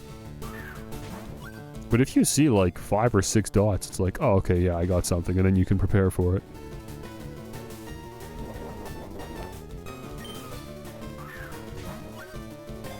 Again, I'm not like particularly interested in catching a Seeking, but if I'm gonna run into him anyways, and I've got all these balls, I guess I might as well. Might as well catch one. Okay, now you're just wasting my Safari balls. What are you doing? Yeah, that's gonna be pretty annoying when that happens with Dratini. Oh, okay, I guess it's actually totally random.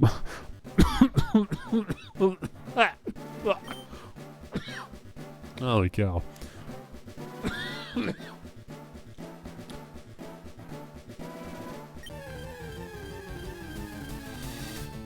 Oh, there we go. Okay, I'm just gonna throw a ball. Is Safari Park like Rich Kid Easy Mode place? What do you mean? I mean, it's a different dynamic because, yeah, you don't have to catch Pokemon by battling them to weaken them, but that doesn't make it easy. It actually makes it more annoying. Because it's just totally a coin flip. Every time I throw a ball, it's just a 50-50. Which sucks. I mean, it's nice to remove that element of chance by being able to damage the Pokemon or put them to sleep or something. But at the very least, it's cheap, I guess. Like, normally it's $200 to buy a Pokeball. But here, you could spend $500 and get 30 Pokeballs and just catch a bunch of random crap. A place for rich kids who don't want to go do actual Pokemon stuff? Well, then they'd probably charge more if it was for rich kids. It's actually very cost efficient if you wanted to catch a bunch of Pokemon on a budget. The Safari Zone's actually really good for that. It really is just like an interesting way to gamify Pokemon catching. And I'm not just saying like in a meta sense, but like even like in universe, they were just like, screw it, we got a bunch of Pokemon. It's interesting though, you'd think this would be like a... The Safari Zone, especially given the Pokemon that you find in the Safari Zone, in this game at least, you'd think it'd be more like a conservation effort. Like it's a wildlife preserve, and you're literally not allowed to catch the Pokemon, because there's so many rare Pokemon here. Or, I mean, if there were so many, they wouldn't be rare, but there's so many different types of rare Pokemon to run into.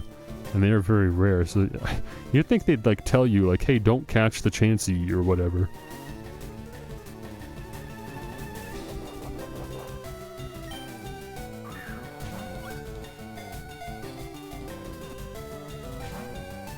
And this is like a shelter, and they sell Pokeballs to kids so they can get money and get homes for Pokemon. What are you talking about? I'm not even tracking your proposal.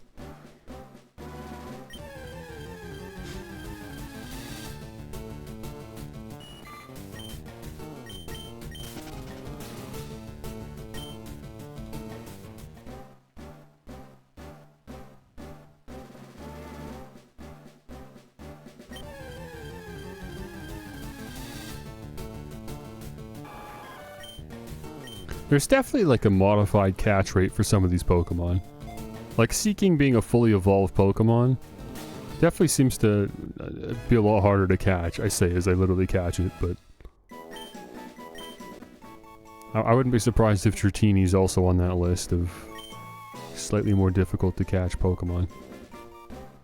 Oh, right, I forgot that actually the Goldeen I caught just went straight to my party. Not like it really matters, I guess. Yeah, there it is.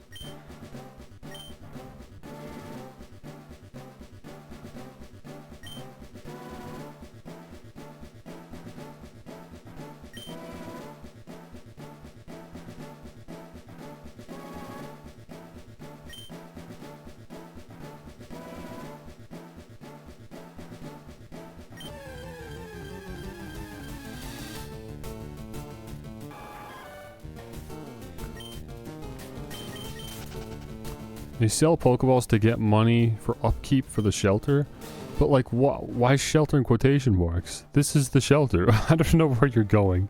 I know you're high, because you were seeing faces in the trees. I'm pretty sure most of the time you're watching, you're on something.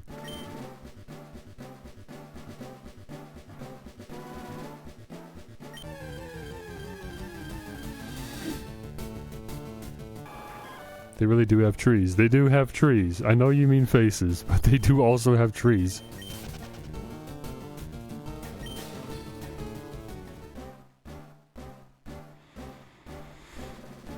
So how long do I do this before I give up on Dratini, I wonder?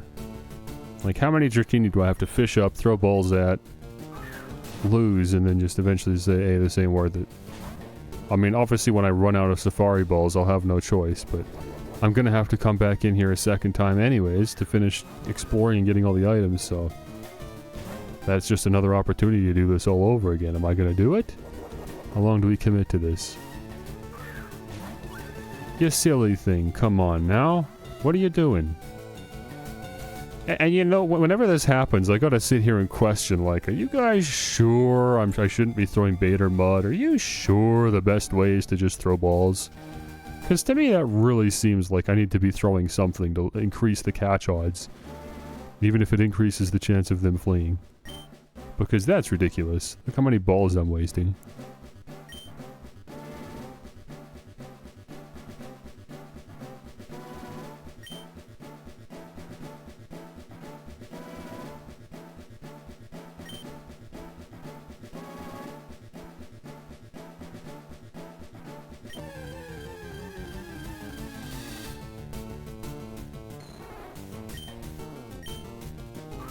$13 left.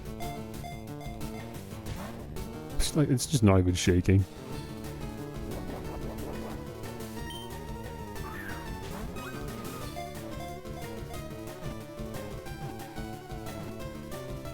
Holy cow, we did it finally. Kinda wish I didn't catch that Goldeen, because now I want to like check this Dratini to see if this is the like nature and stuff that I want. But for now, I guess we're gonna move on. Actually explore the rest of the Safari Zone. Oh, dude, I wish I had any idea how to navigate this place. It's a bit of a maze. I could look up a map, but it feels kind of cheaty. Execute. That's an interesting prospect. I know I just caught Dratini with the intention of adding Dratini to the team now that I have an open slot. But, I don't know, Execute's actually kind of cool too, because that's a grass type, but also a psychic type, which I think makes way more sense defensively than Vileplume. Like, you could actually be a response to psychic type Pokemon, because you can take the hits and still deal strong stab neutral damage in return. I don't know if you're a physical attacker. If you are, even better. Hopefully you'd learn some good physical moves though, I guess, because obviously grass and psychic are special. I don't know, we'll take a look. Maybe. Maybe. But it would be cooler to have a Dratini. In all honesty. And yeah, one of them is definitely dead. I don't know what's going on with that poor guy. It's a crazy design for a Pokemon. Full restore. Rest house. Rest? What do you mean rest house? It's not like there's any Pokemon battles out here. How many did you catch? I blushed from the effort. Bush? As a verb? I caught a Chansey. That makes this all worthwhile. Ooh, I'm tired from all the fun. Okay, cool rest, I guess. I want to go back. I want to get that Pokeball there. I don't know what it is, but... Oh, hey, there's one here, too. Sunny day. No, I didn't need that. I'm good, actually. Nidorino? Sure, you're new. I don't have you. But you know what? I'm realizing this is actually a great way to stock up on or rack up those. This is a great way to rack up the Pokedex number. Catch more Pokemon for Professor Oak's aids. I'm still never going to get 50 Pokemon, but I used to get maybe 30 or something. I can't remember what we needed 30 for, but I think it was for something. Am I misremembering?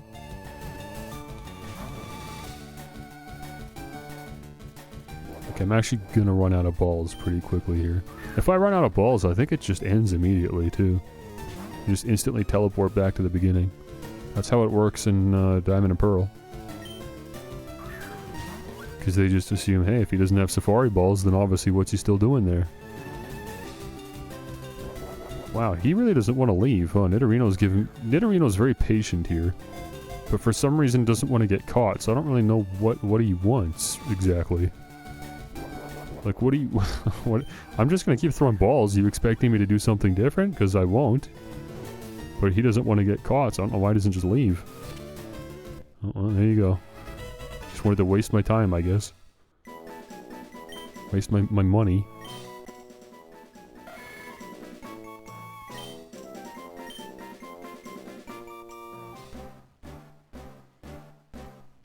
Oops. Yeah, this place kind of sucks. I wouldn't mind the Safari Zone if there wasn't a limit to how many steps you can take. That's what makes it so annoying, because this being a maze is just a really mean way to hemorrhage my steps. How many do I have? I'm already down to, like, less than half. I'm sure I have not explored half of the Safari Zone. Okay, we already have a Paris. I'm not even going to bother wasting balls here. We just leave.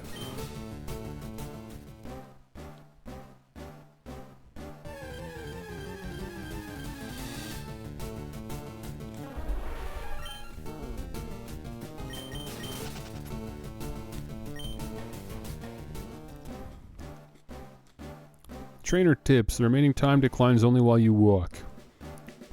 Then it's not really time, is it? It's obviously step-based. I don't know why they try to call it time.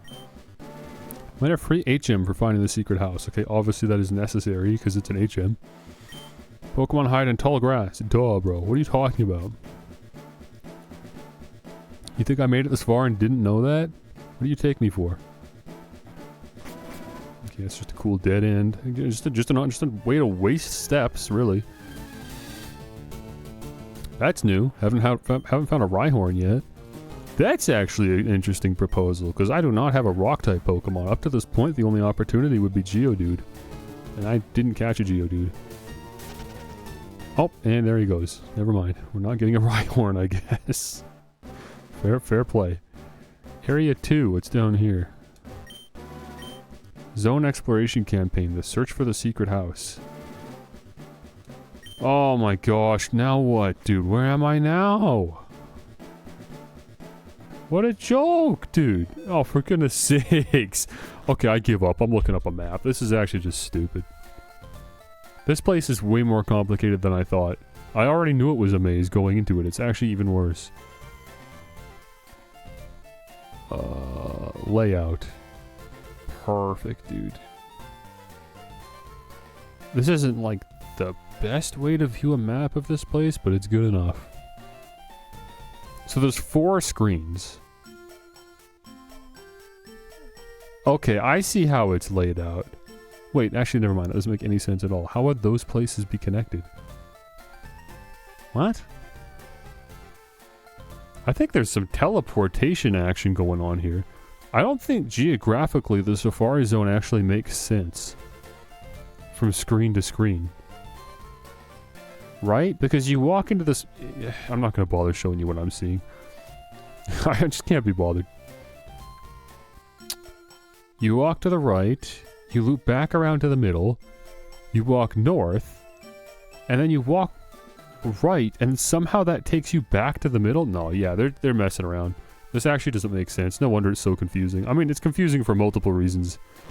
But it's especially confusing because, yeah, geographically it actually is a... there's a word for this, actually.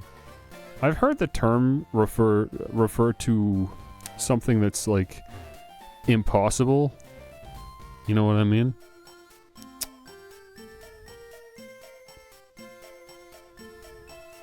The very top of the trees. You're talking about how the tree is in segments.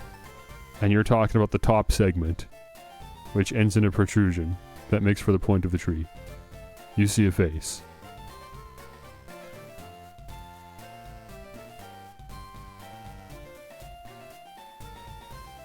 The 2 dots. I mean, I don't really see a face. I know what you're looking at. That I guess could theoretically be a Pokemon that looks like it's just like a like a napkin draped over something, and it has eyes on it. Oops, that is not the Pokemon Center. That is the Pokemon Gym. We're not quite ready for that, but ideally I will be doing that today before we end the stream. I don't see why I couldn't do that. We just gotta knock out the Safari Zone first. Dratini, level 24 is a good level too. Since you're new to the team, I wouldn't want to have to spend forever grinding you up. Okay, Modest Nature. That's probably good, right? Let me take a look. I don't even really care about Dragonite stats. I'd want to see the moveset. I think that's more important here. Let's have a look here. Actually, Dratini. And screw it, I'll let you look with me on this one, because this one actually could take a little bit.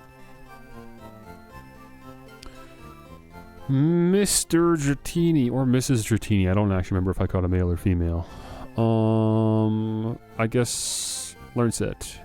Gen 3. So, we have a modest Dratini, which means we're looking for special attacks, and we're not particularly interested in physical attacks. Dratini... Twister at level 15, so we should know that, which is good. Dragon's a special type. And Outrage at level 50, and that's it. So you learn Dragon type moves, which is good, I guess. Go back. I don't know what Dratini's based on. I assume it's just like an eel. It might be something more than that, though, because the wings and a horn are interesting, hey? I really have no idea what Dratini and Dragonair are based on.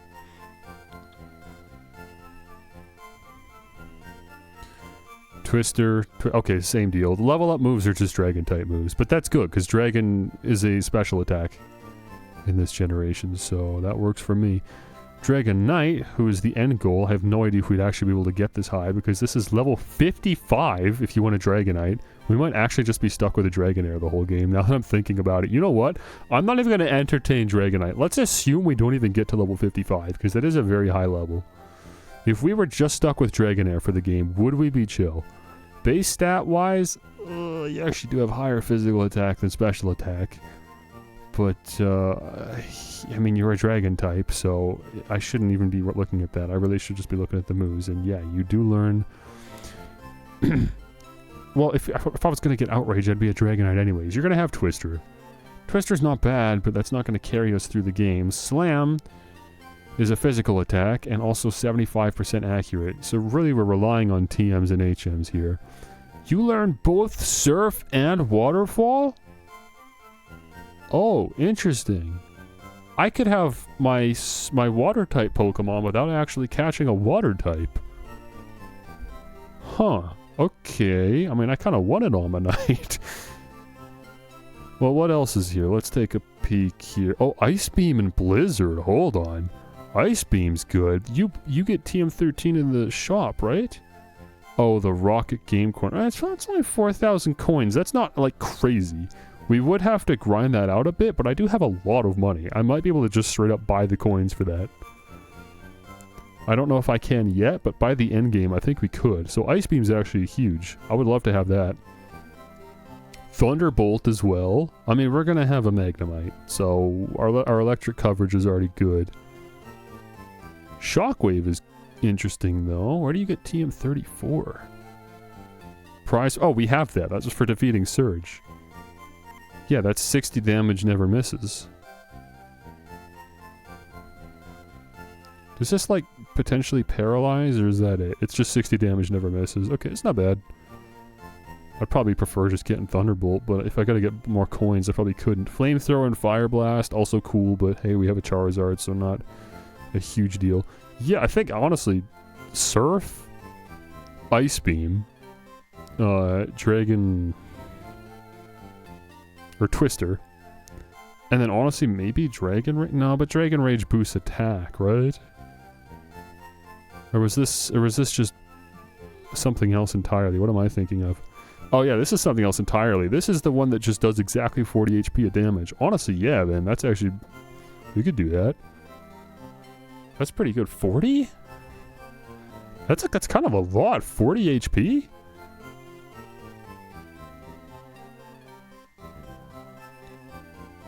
Huh. Dragon Rage is now affected by King's Rock. What? Oh, okay. For some reason that was just a glitch in the first game where King's Rock didn't affect Dragon Rage. Okay, cool. And they just fixed it. Well, that's not bad. That's only damaging moves. Do we want a status move? Oh, you can learn Thunder Wave. Oh, yeah, then. And you probably already know it. That's perfect, then. So Thunder Wave, Twister, Surf, and Ice Beam. That's a cool... I'm down for that moveset. That sounds great. And then Amistar would learn Waterfall, and then would still have 3 move slots for other stuff.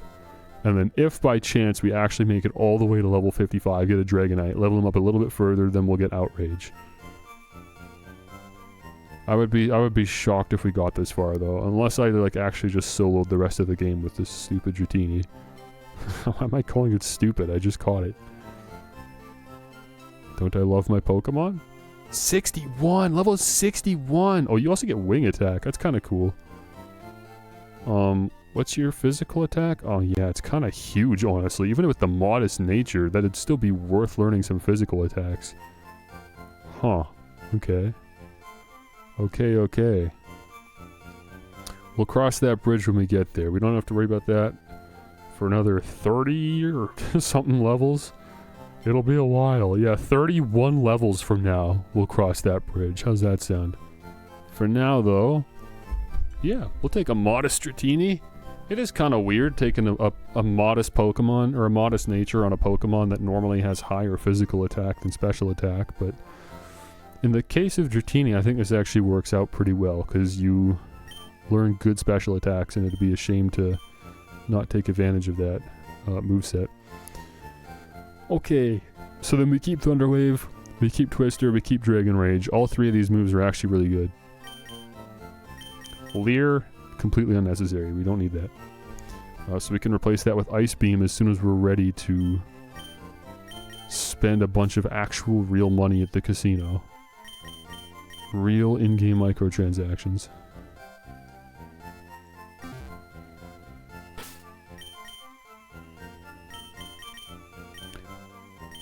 Put Vaporeon here. Actually, I don't need Vaporeon anymore, because we're going to teach Surf to Dratini.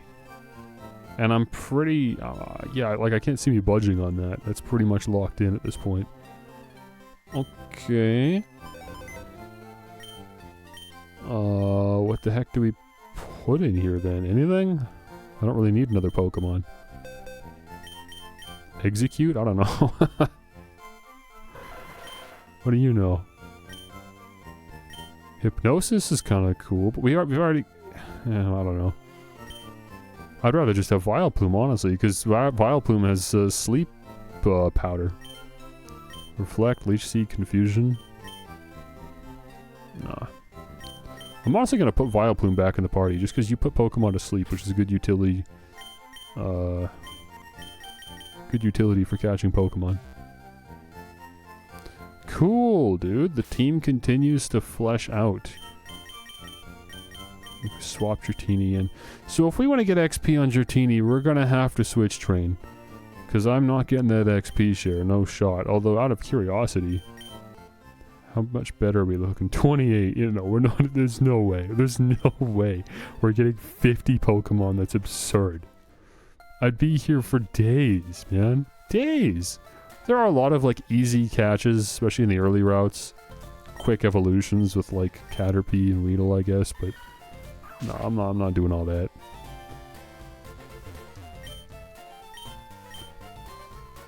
As much as I love this game, I am trying to be done sooner than later so that we can play more Pokemon games. Alright, so now that I have a map, thank goodness, let's try this again.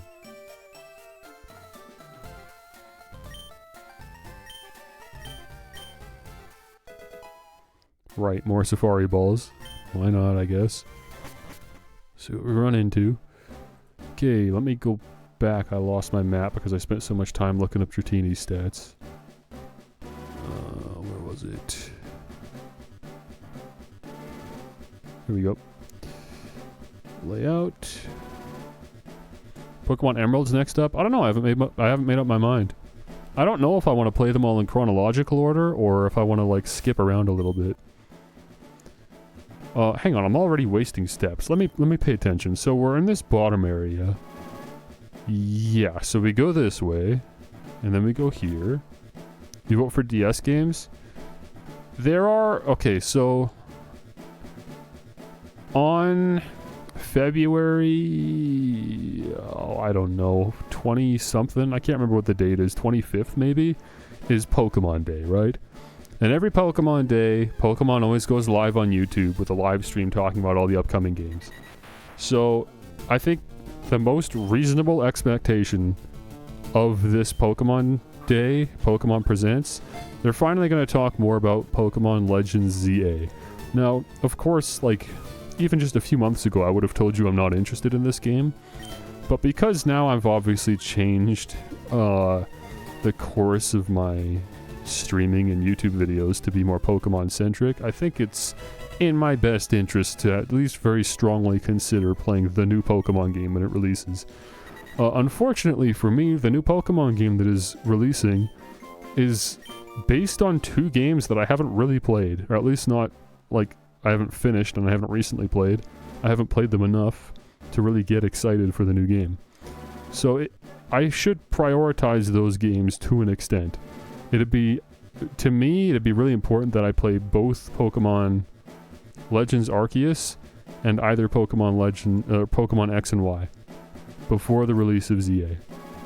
So that is a 3DS game and a Switch game that I'm currently eyeing, that I would really like to have done at some point.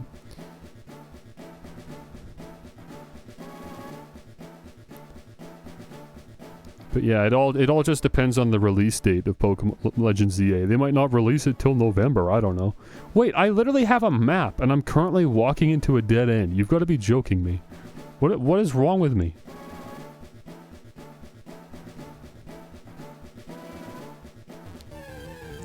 They're going to delay the game? There's no release date. There's nothing to delay. They haven't announced when the game's coming out anyways. Announcing a delay for a game that hasn't even been given a release date would be crazy. I hope I don't run out of steps, dude. Okay, so if I go down here, this puts me there. Oh, I have no idea. Wait, I need Surf to go there. No, I don't. I could go... Ugh, there's a long way around. Okay, I'm gonna try going this way. I don't actually know if I have enough steps to make this. This is a very long path. But it's definitely a path that we want to take at some point, I think. But if you had Surf, you wouldn't have to go the long way. So I don't know. Maybe the point is to get Surf and then revisit. But that's fine. I'm not really worried about wasting the 500 Poke if I have to go in a third time or even a fourth time. Haven't they done that already? What, delay a game before they announce the release date? I don't think so. That sounds crazy. Especially Pokemon, they like never delay stuff. But yeah, until Pokemon Legends ZA comes out, I could not really tell you the order that I want to play the games in.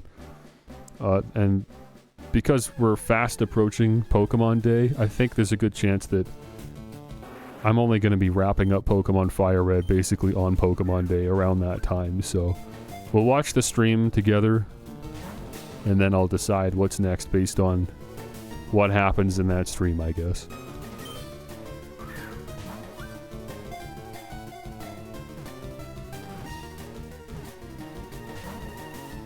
Oh, come on now.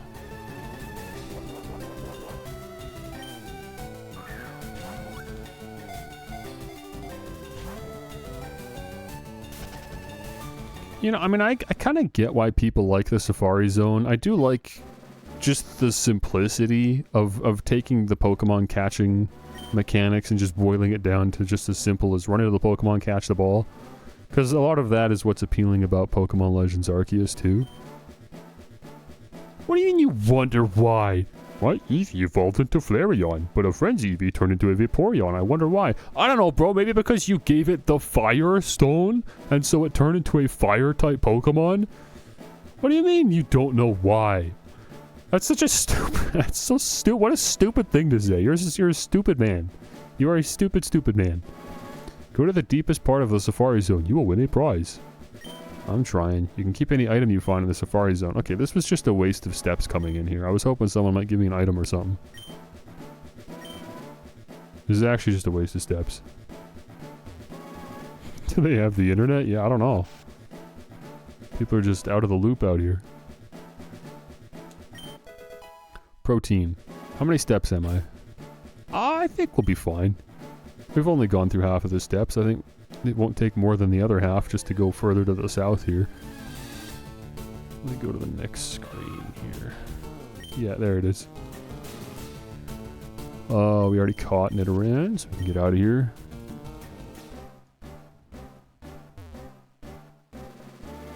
Yeah, the Professor Oak hotline. The secret house is still ahead. Okay, so I think I'm en route to the secret house then. Request notice. Please find the Safari Warden's lost gold teeth. They're around here somewhere. It's this, isn't it? Okay.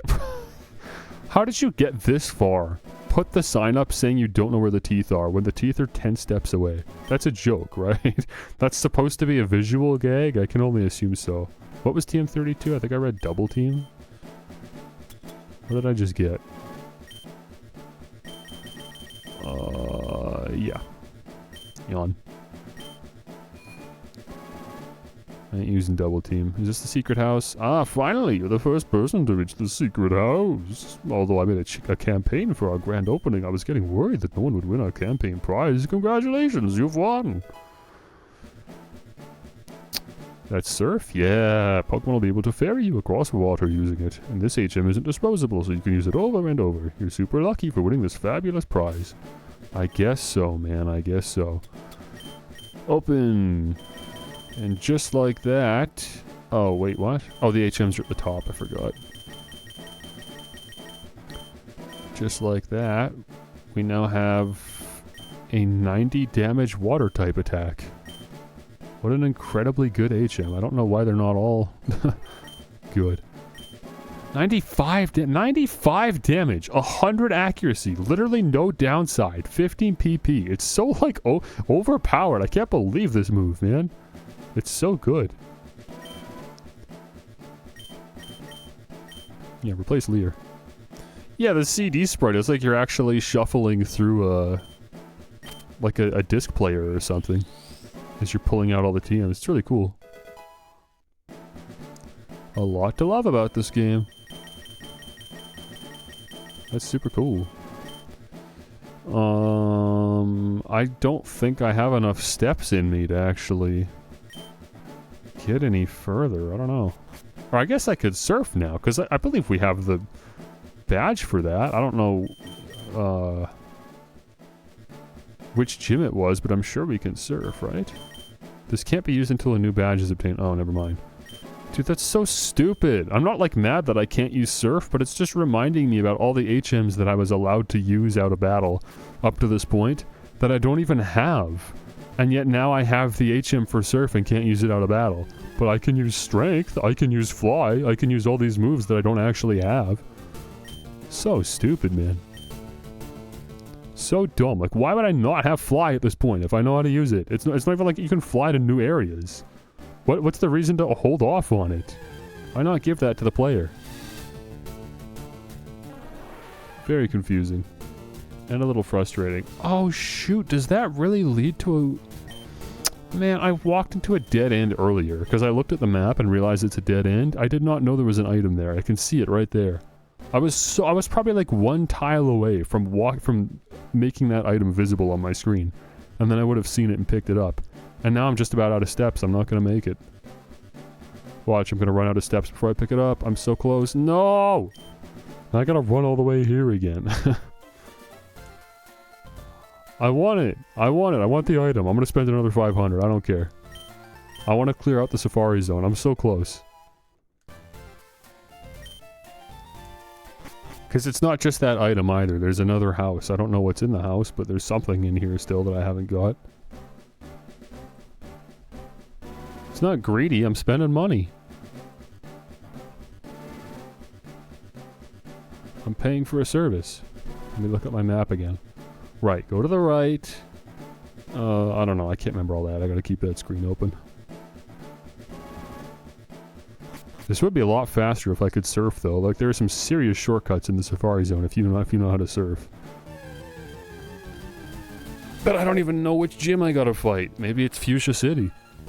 In which case, how convenient. That's where I am. Maybe it's Saffron, in which case, oh no. Hopefully I can fly after Fuchsia if that's the case, because that's quite a ways away. Although I did say I have to go through Cycling Road anyways at some point. So I guess it doesn't really matter.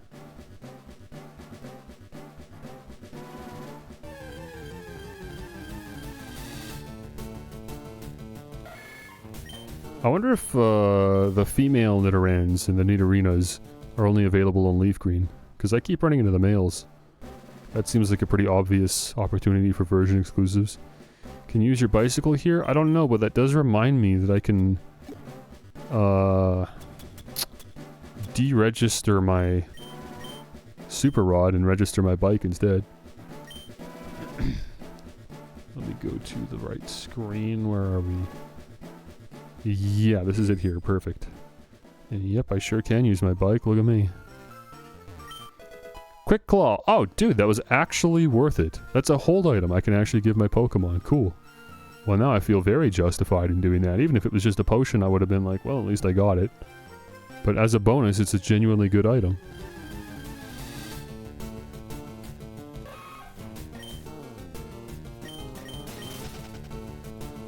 Does pedaling count as steps? Yeah, obviously. This isn't going to be a workaround here. 326. Yeah. Yeah, no, it obviously does. Okay, now we go down.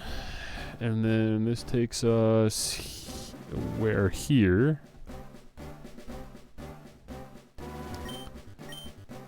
Yeah, right. I've been here before.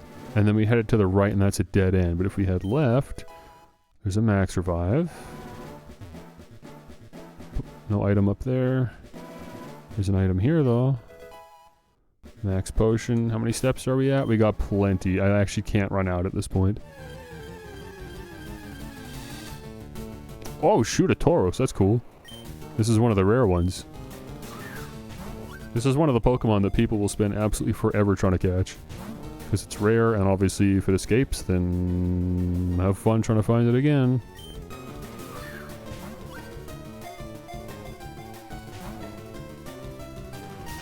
Yeah, that sucks. It doesn't even have a reasonable catch rate. I mean, it's one thing to have rare Pokemon in the Safari Zone, but to also make them, like extremely susceptible to fleeing is just so mean, dude. Tossing rocks at Pokemon might make them run, but they'll be easier to catch. Using bait will make... Okay, really? I came all this way just for more Safari Zone information? Okay, cool. Well, I got a Quick Claw. It was worth it. Okay, that's actually it. We've done everything in the Safari Zone now, so we'll just run the timer out. I might actually... Oh, yeah, I can just click retire. There. Neat. Mission accomplished. Let me find that genuinely useful item, and let me close this map. Thank goodness we're done with that.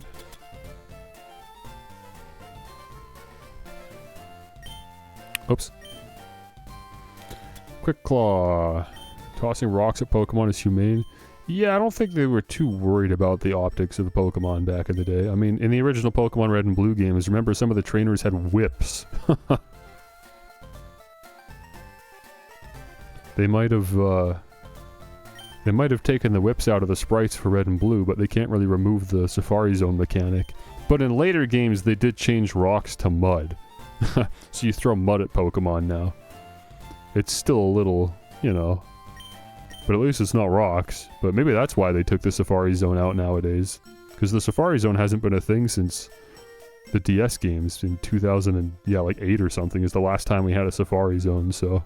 Maybe that's why. Maybe they also realized how inhumane it is. There's really no way to soften the blow. You really are just taunting animals by chucking crap at them.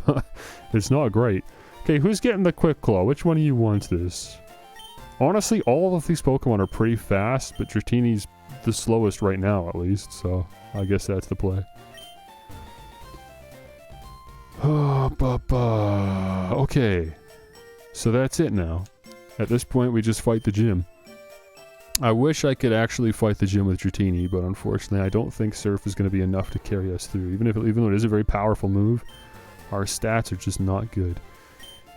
Let me think though. We are a dragon type. I actually got to pull up my type chart for this. It's so rare that I ever have a dragon in a Pokemon game. I can't actually remember how this type interacts. Do you resist poison in any way? No, you don't. You resist fire, water, electric, and grass. You're weak to ice, you're weak to other dragons. I don't think there's going to be any type overlap whatsoever in any way if I take Dratini into this gym. It's just going to be raw, back and forth. I don't know, we can try a trainer or two, we'll see what happens. But at the very least I will be switch training, which is obviously riskier in the sense that I'm sure I'll be taking more damage across the board because I have to switch into Pokemon so that they take a hit. But yeah, if I don't do that, Dratini's never going to actually get any experience and we'll never be able to use it, so... It's worth it. It'll be worth it. Okay, this is the gym with the invisible walls. Now, I remember in the original Pokemon Blue, when I streamed that, you could see where the walls were, just because of the way the graphics were. In this game, that is not the case. I just literally have no idea where I'm going. Oh, good. Smooth managed to make his way through here. Oh, shoot, man. It's just gonna be a bunch of coughings again. It's just like an entire gym full of bikers. What a pain. I'm just gonna have to keep switching into Charizard and spamming Flamethrower. Will there be a hot mime trainer? I'm sorry to disappoint you, but no. I know for a fact there's no females in this gym. It's just all these guys. I hope you like this guy, because I'm pretty sure there's like 5 of them. Or maybe there's like a ninja or something at some point. I don't know why they have anything to do with poison, but... That's not even a poison-type Pokemon, it's a psychic type. Dude, this gym is so stupid. Let me use Thunder Wave. Heh.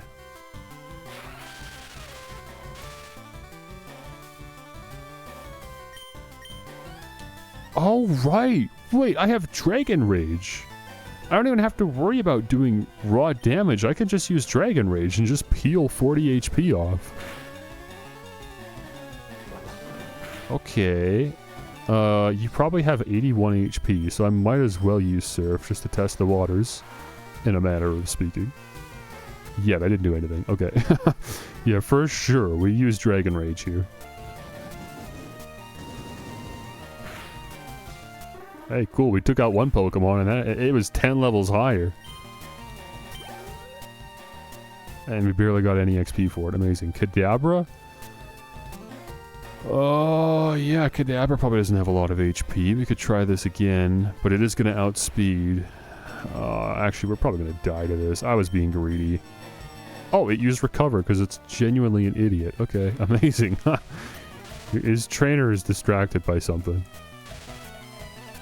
Oh, God, it's got Synchronize. Oh, but I got Shed Skin. Let's go. That was a trip. Dragon Rage. There's no way this thing has more than 80 HP. Yeah, we're perfect. And then we just follow up with another Dragon Rage. Okay, this will be good XP.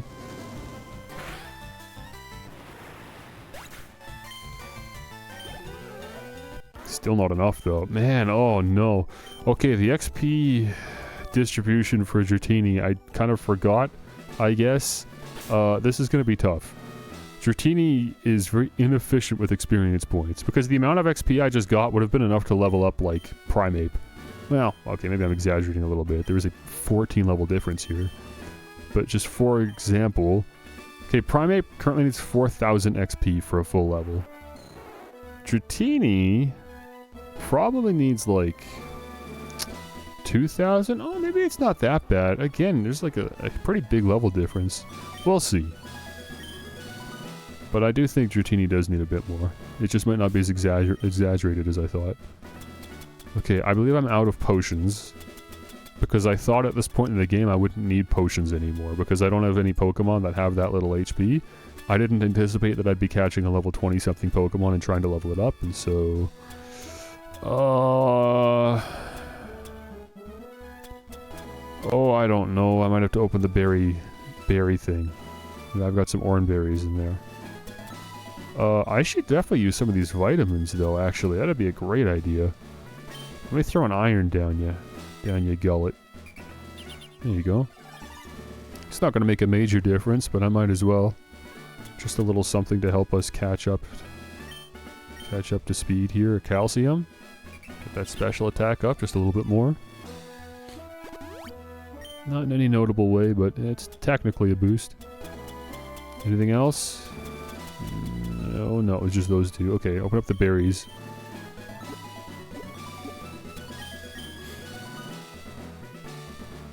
What am I doing? I mean, honestly, look at... this is the entrance to the Pokemon gym.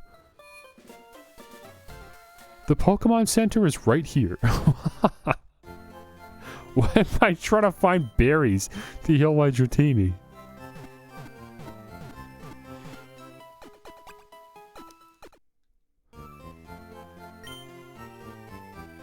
You know what, though? Since we're here, I guess, since we're already out of the gym, I actually am going to quickly stop by the Pokemart. Where is it? Oh, I hate this town. Fuchsia City is a very interesting town. Or a very interesting city. Yes, a very unique and interesting city. This Fuchsia.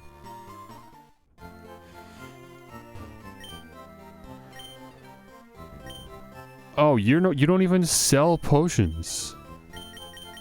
Oh, that's so stupid. Why do the Pokemarts not just universally sell the same things? Screw it then. Let's just stock up on super potions, I guess. I'll take another 10. There. Now it doesn't really matter because we have so many anyways.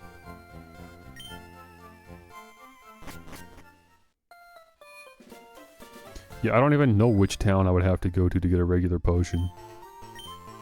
Maybe Vermilion might be the closest city, and that's really not close.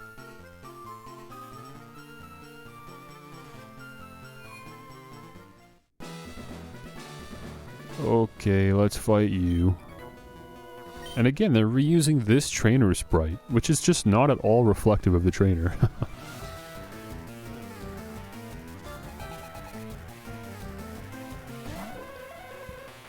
Hypno, level 38. Now this does not look good. That is a massive level difference. I think it would be silly to stay in on this one. So let's swap in. I don't know. I guess. I mean, I can't do Primeape. I thought I'd be running into more poison type trainers. They're actually all psychic type trainers, which again just shows how stupid this generation is sometimes. Even though this game is a huge improvement over Red and Blue, they still didn't really do enough to save the Kanto region. I don't know, Fearo's fine.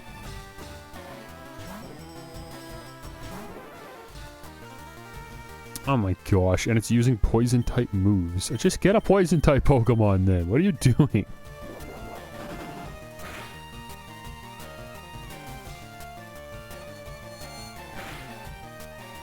Wow, that did a ton of damage. Yeah, that's why I couldn't have Primeape out. Primeape would be dead. Yeah, it's pretty late for you. That's fine. I'm not going to be here much longer. I really did just want to beat this gym and then call it, so... You're not missing much.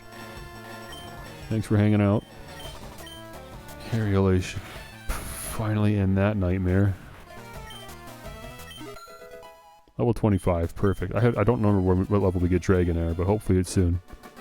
Maybe it's 30?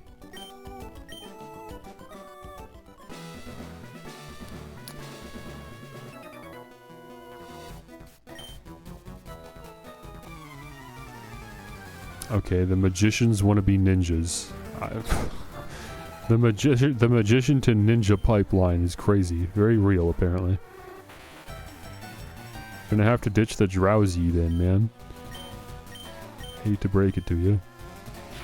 Oh, we're actually outspeeding now. Okay, I didn't realize we were that close in speed in the first place. And we Dragon Rage. Doesn't Twister have a chance to paralyze? So having Thunder Wave sort of works against that. But I mean, it's not like I would be using Twister with the intention to paralyze. It's like a 10%. If I'm remembering correctly. So I guess it's fine to have both.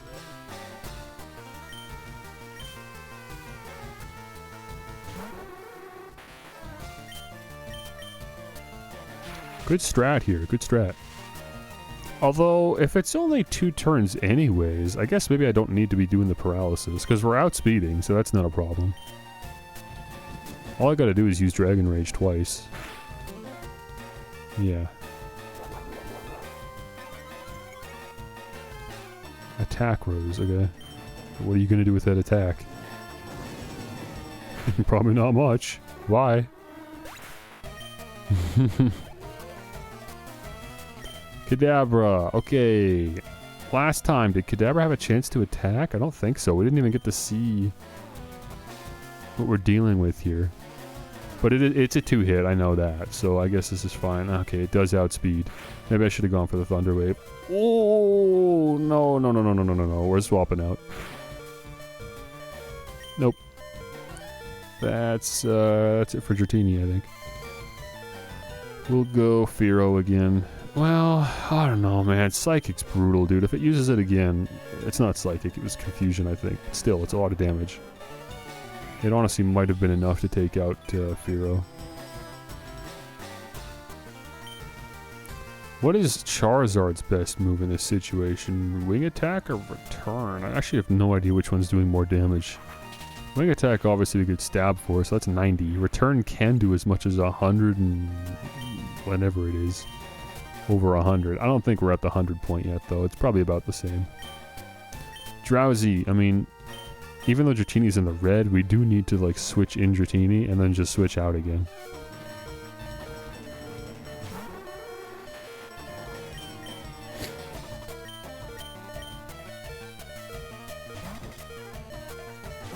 I probably could have thrown Fearow out, but that's fine.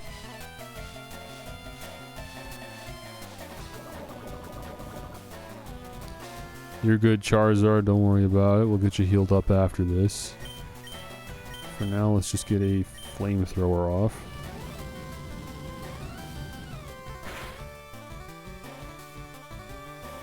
Okay, I honestly didn't think he'd take that. I was trying to debate in my head whether it's more physically or specially defensive. In the end, I decided it doesn't matter. He's going to die anyways. It mattered. Not to say a wing attack would have taken him out either, but... Okay, let's back out. So far the invisible walls mechanic hasn't actually come into play, because I'm just fighting all the trainers. I haven't actually bumped into a wall yet. So I guess the maze isn't very tight.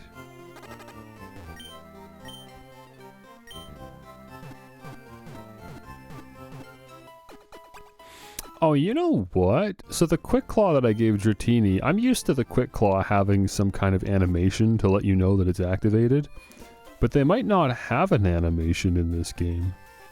So it could be doing its job without me even knowing it. Again, I haven't actually hit a wall yet, so I don't actually know where the invisible walls are. I'm just assuming I have to walk around the outside. Otherwise, what good are all the walls if I could just walk straight up the middle? Tamer Edgar. Oh, that's funny. He's actually got a whip and a paddle. What the heck?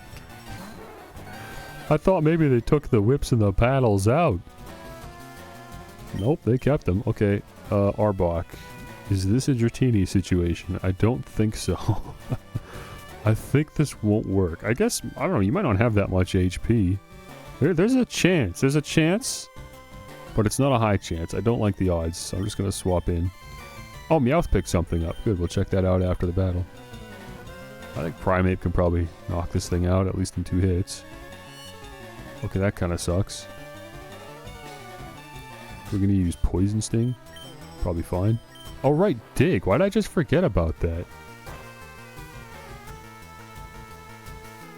Oh, he actually did use Poison Sting.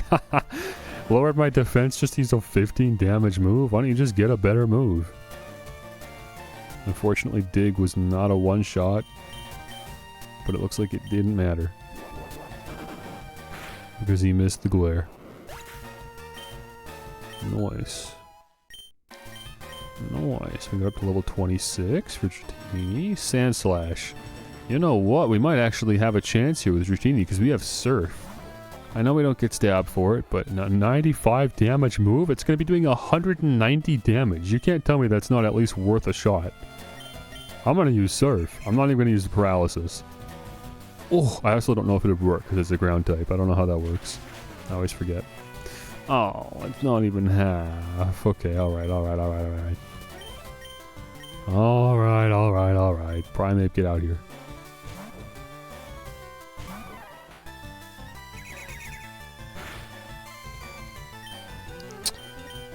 Brick Break will do it. Oh, come on, bro. Sandslash, very tanky Pokemon, as I've learned in this over the course of this playthrough. Sandshrew and Sandslash. A lot more physical defense than I would have thought. I guess maybe I shouldn't be too surprised. It's based off an Armadillo. But man, it just always surprises me that it somehow just doesn't ever take that hit. It always pushes back and manages to hold off by keeping a bit of HP either in the red or the yellow or what. My damage calcs is just off for this Pokemon. Okay, another Arbok. We'll do the Dratini switch again, but I'm not going into Primeape, not when he's poisoned.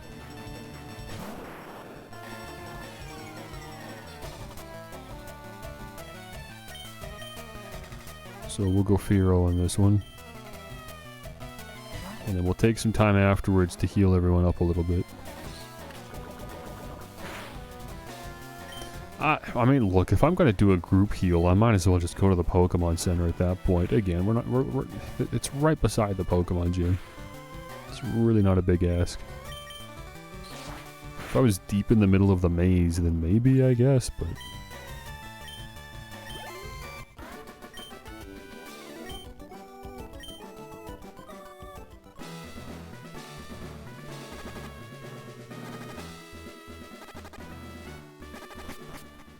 Crazy that they gave the Tamer the sprite of the Pokemart employee. That's a crazy sprite reuse.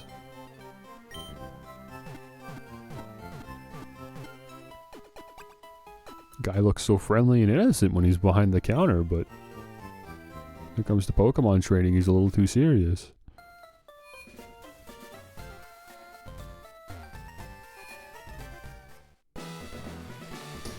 Okay, so okay, there it is. There is an invisible wall. Can I go up this way? No, no. Okay, all that is wall.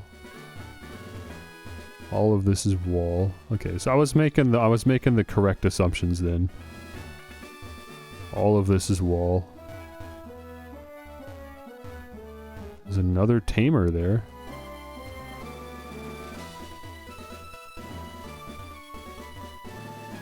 Okay, gotta go all the way around the outside there. Where are we going now? Oh, you know what? I'm just looking at the floor tiles. You actually can see where the walls are. There's white corners on the floor tiles. Interesting, interesting. I don't think that was necessary. They didn't really need to be a visual tell. It's not like terribly difficult to figure it out. But screw it, why not? Nice little hint there if you happen to notice it. Okay, do we even attempt to do anything here? No, we just swap out. Oh, I forgot to check Meowth's item. Okay, this time I gotta remember. After the battle, we check Meowth. After the battle, we check Meowth.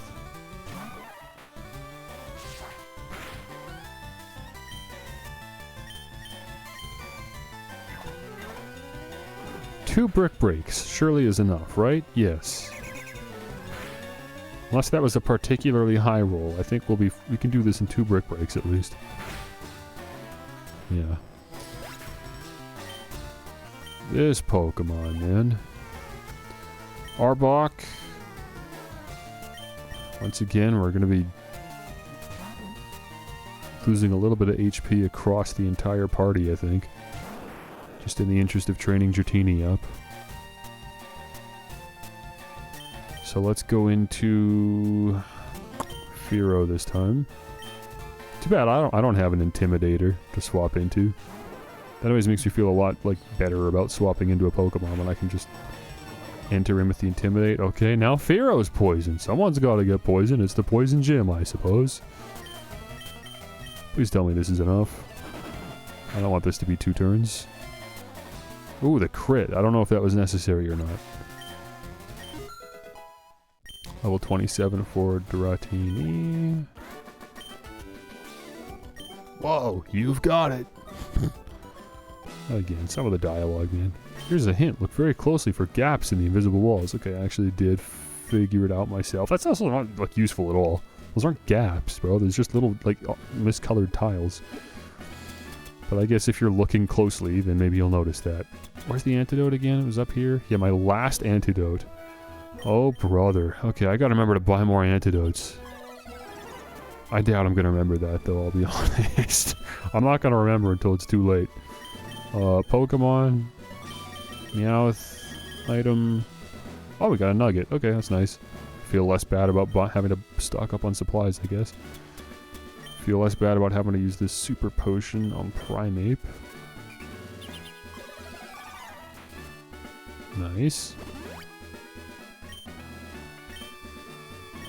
Okay, so now that I can see the walls, I can see that we gotta go like this, and then we go down here.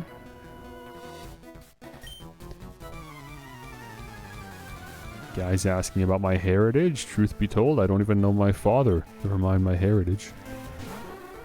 I don't know where I came from. I just kind of spawned in. Drowsy. We fought Drowsies a few times, but this is a level 34, which should make a difference. I'm going to Thunder Wave, because this is not going to be a 2-shot anymore. So we could use the extra help from the paralysis. But let's see how much a Dragon Rage does at least. Should be close to half. Very close to half, yeah. Oh, the headbutt's actually a lot of damage. We outspeed though, so we should be fine. Oh yeah, just use Meditate, we're good. I could probably... Yeah, Second Surf would do it. I don't even need to use Dragon Rage. Oh, what? Wait, did the first one crit and I just didn't notice? It must have. I don't know what. Unless maybe Meditate raises special defense as well. It didn't say that. It says it just raises attack. Hypno. I mean, we're staying in for the XP, but then we're swapping out immediately. I'm not staying in, actually. This is going to be... Whose battle is this? This is Charizard's battle.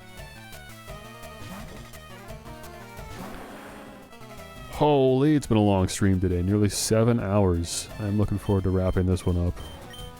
Again, though, I'm hooked. I'm loving this game. Even when there's frustrations, it's very easy to push through them because the game is just fun, man. Simple as that. Oh, that was... Dude, that was nothing. That headbutt did no damage. That's crazy. Drowsy's Hypno did, like, really big damage to Dratini. Hypno's headbutt? Charizard just didn't even notice.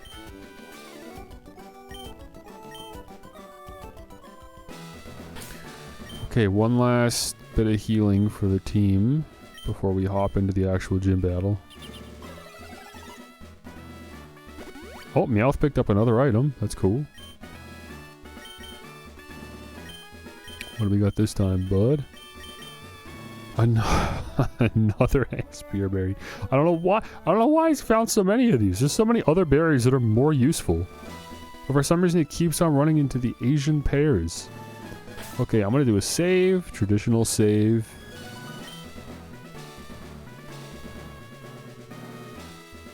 $15 hours, huh? I still think we're making good pace. This feels fine. 5 gym leaders in 15 hours. That feels fair. Yeah, we'll keep leading with Dratini into every Pokemon. We gotta get that XP. Although it does, it is a little insulting to the gym leader, I'll be honest. That I'm not taking him seriously enough. I'm just using him as an opportunity to get XP for my Pokemon. My underlevel Pokemon. Okay. Well, we know the drill with coughing. We just send out Charizard and hope that it doesn't blow itself up. I hope we don't get poisoned. At least not too soon into the battle. I mean, hello, we just started. Okay, well I gotta take this thing out first at least. I'm not about to heal a poison. I'm not about to heal poison when he could very well just poison me on the next turn. And especially when I don't have any more antidotes. Okay, I think Flamethrower's our best bet here. I'm sure nothing's changed since the last time I saw coughing. It's not going to be a one-shot though, is it? Oh, it was. Good. Now wheezing would not be, but coughing we got. Good. Okay. Muck. Obviously we will swap.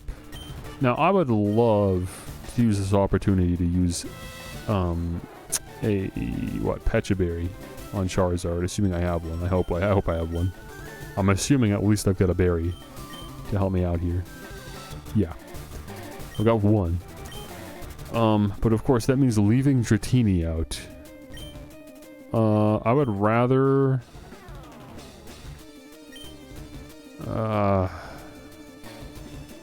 I'm gonna just send out, like... dude, I don't know, Fearow. I'm gonna try to not heal the poison. I think for the same reason I don't use potions, I shouldn't be using status healing mid-battle either. And up to this point, I don't think I have. I think I've only ever healed out a battle anyways. My poison? Dude, that's crazy. A second poison? Dude. I don't know what else I was expecting from the poison gym, but sure enough, I am getting poisoned. Okay, well, Fearow can... Oh, I thought for sure we would take that. That's crazy. I can't remember the last time Fearow fainted. Bro, it's been a while since Fearow last fainted. Holy. Alright, Primeape, get out there, I guess. Jeez, I was going to save you for later. And here we go, pulling out the big guns already. I say the big guns as if Primeape has some kind of advantage here. Yeah, look at this. Ooh, the paralysis is nice, though. Never mind, it literally didn't matter. He got the minimize off, and now there's a chance I miss my next attack. Isn't that just brilliant? Oh, I hope Koga doesn't heal. There he goes. Okay. Yep. Yeah. Oh, yeah. Love that. I should have just used Dig, knowing that he was going to do that. Obviously, he was going to do that. At least he's still paralyzed. Dude, I want to use Dig, but what if he uses minimize again? I really just gotta focus on hitting him as many times as I can. It's more about how much damage per turn, rather than just trying to hit him once. Is that defense? Oh, this is quickly becoming a nightmare. I did not expect Koga to give me a hard time like this. Obviously, that's why I went in with the Dratini. Don't poison me. You gotta be kidding me. Okay, we're good.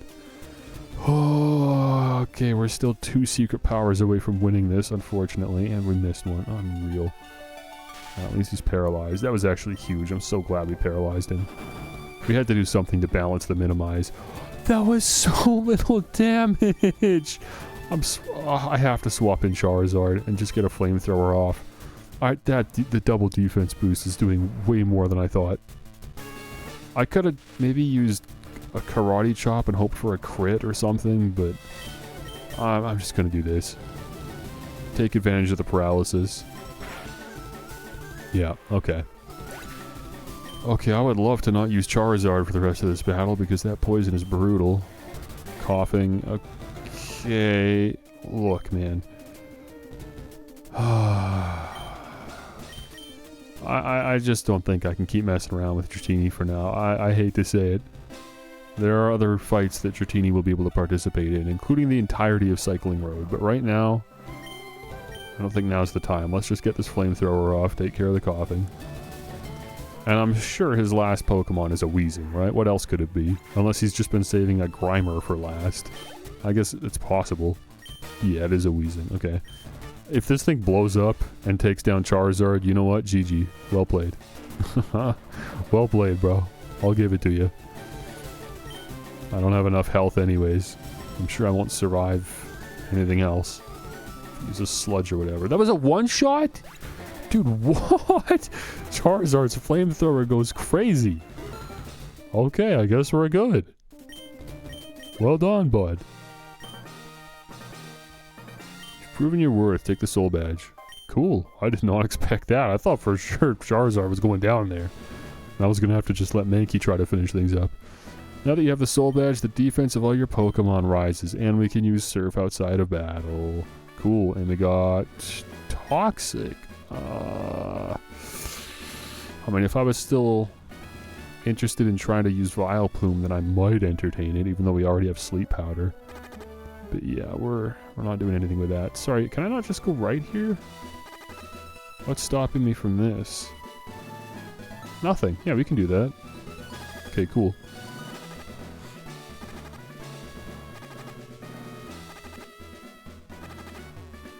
I'm glad I saw that. That really helps the gym navigation once you notice the tiles. Oh, Charizard doesn't faint here because of return and all that. Yeah, we're good. Okay, let's buy some antidotes. I don't want to forget about that. Oh, there it is, 7 hours. Long stream. I think that might actually be the longest stream so far for Pokemon FireRed anyways. Did I give the gold teeth back to the warden? I think I forgot. Hey bro, look what I found. Sorry about that. Thanks son, you're a real lifesaver. No one could understand a word that I said, not a one. I was too ashamed to show my face around the office even. Let me give you something for your trouble. HMO4, what's that? I don't know. Let's find out. It's probably strength, right? That's why there's a strength boulder in here. Subtle level design? Yeah, okay. Thank you. Just a giant boulder. Okay, so I think we teach this to Primeape, right? Like, I wanted to teach Body Slam, which is better than Strength, but I think this makes sense. I think this is fine. Otherwise, let me think. Who else were we going to have on the team? Magnemite and Amistar. Maybe Amistar could learn Strength, actually. I mean, I can always go to the move deleter if I find I want to move Strength to a different Pokemon. But for now, yeah, I just want to make sure Strength is on the party. So I think it's time to say goodbye to Secret Power. Strength is a better it does more damage than Secret Power, so I really shouldn't be Resilient, but I don't know, that paralysis was pretty clutch, honestly, in the last battle. It's a good move, Secret Power. It's okay. Fearow still has it. And I don't think Fearow's going to forget Secret Power. I don't think Fearow learns anything better than that for normal type damage. So at least it's not going away completely. Alright. Good stuff. Let's see what we got. would like to use strength. Thank you. Primeape. Rare candy, why not? Screw it. And what does Meowth have, by the way? Meowth has been picking up a lot in this gym, huh? 3 items just from that one gym? Frost berry. Okay, well finally we got a different berry.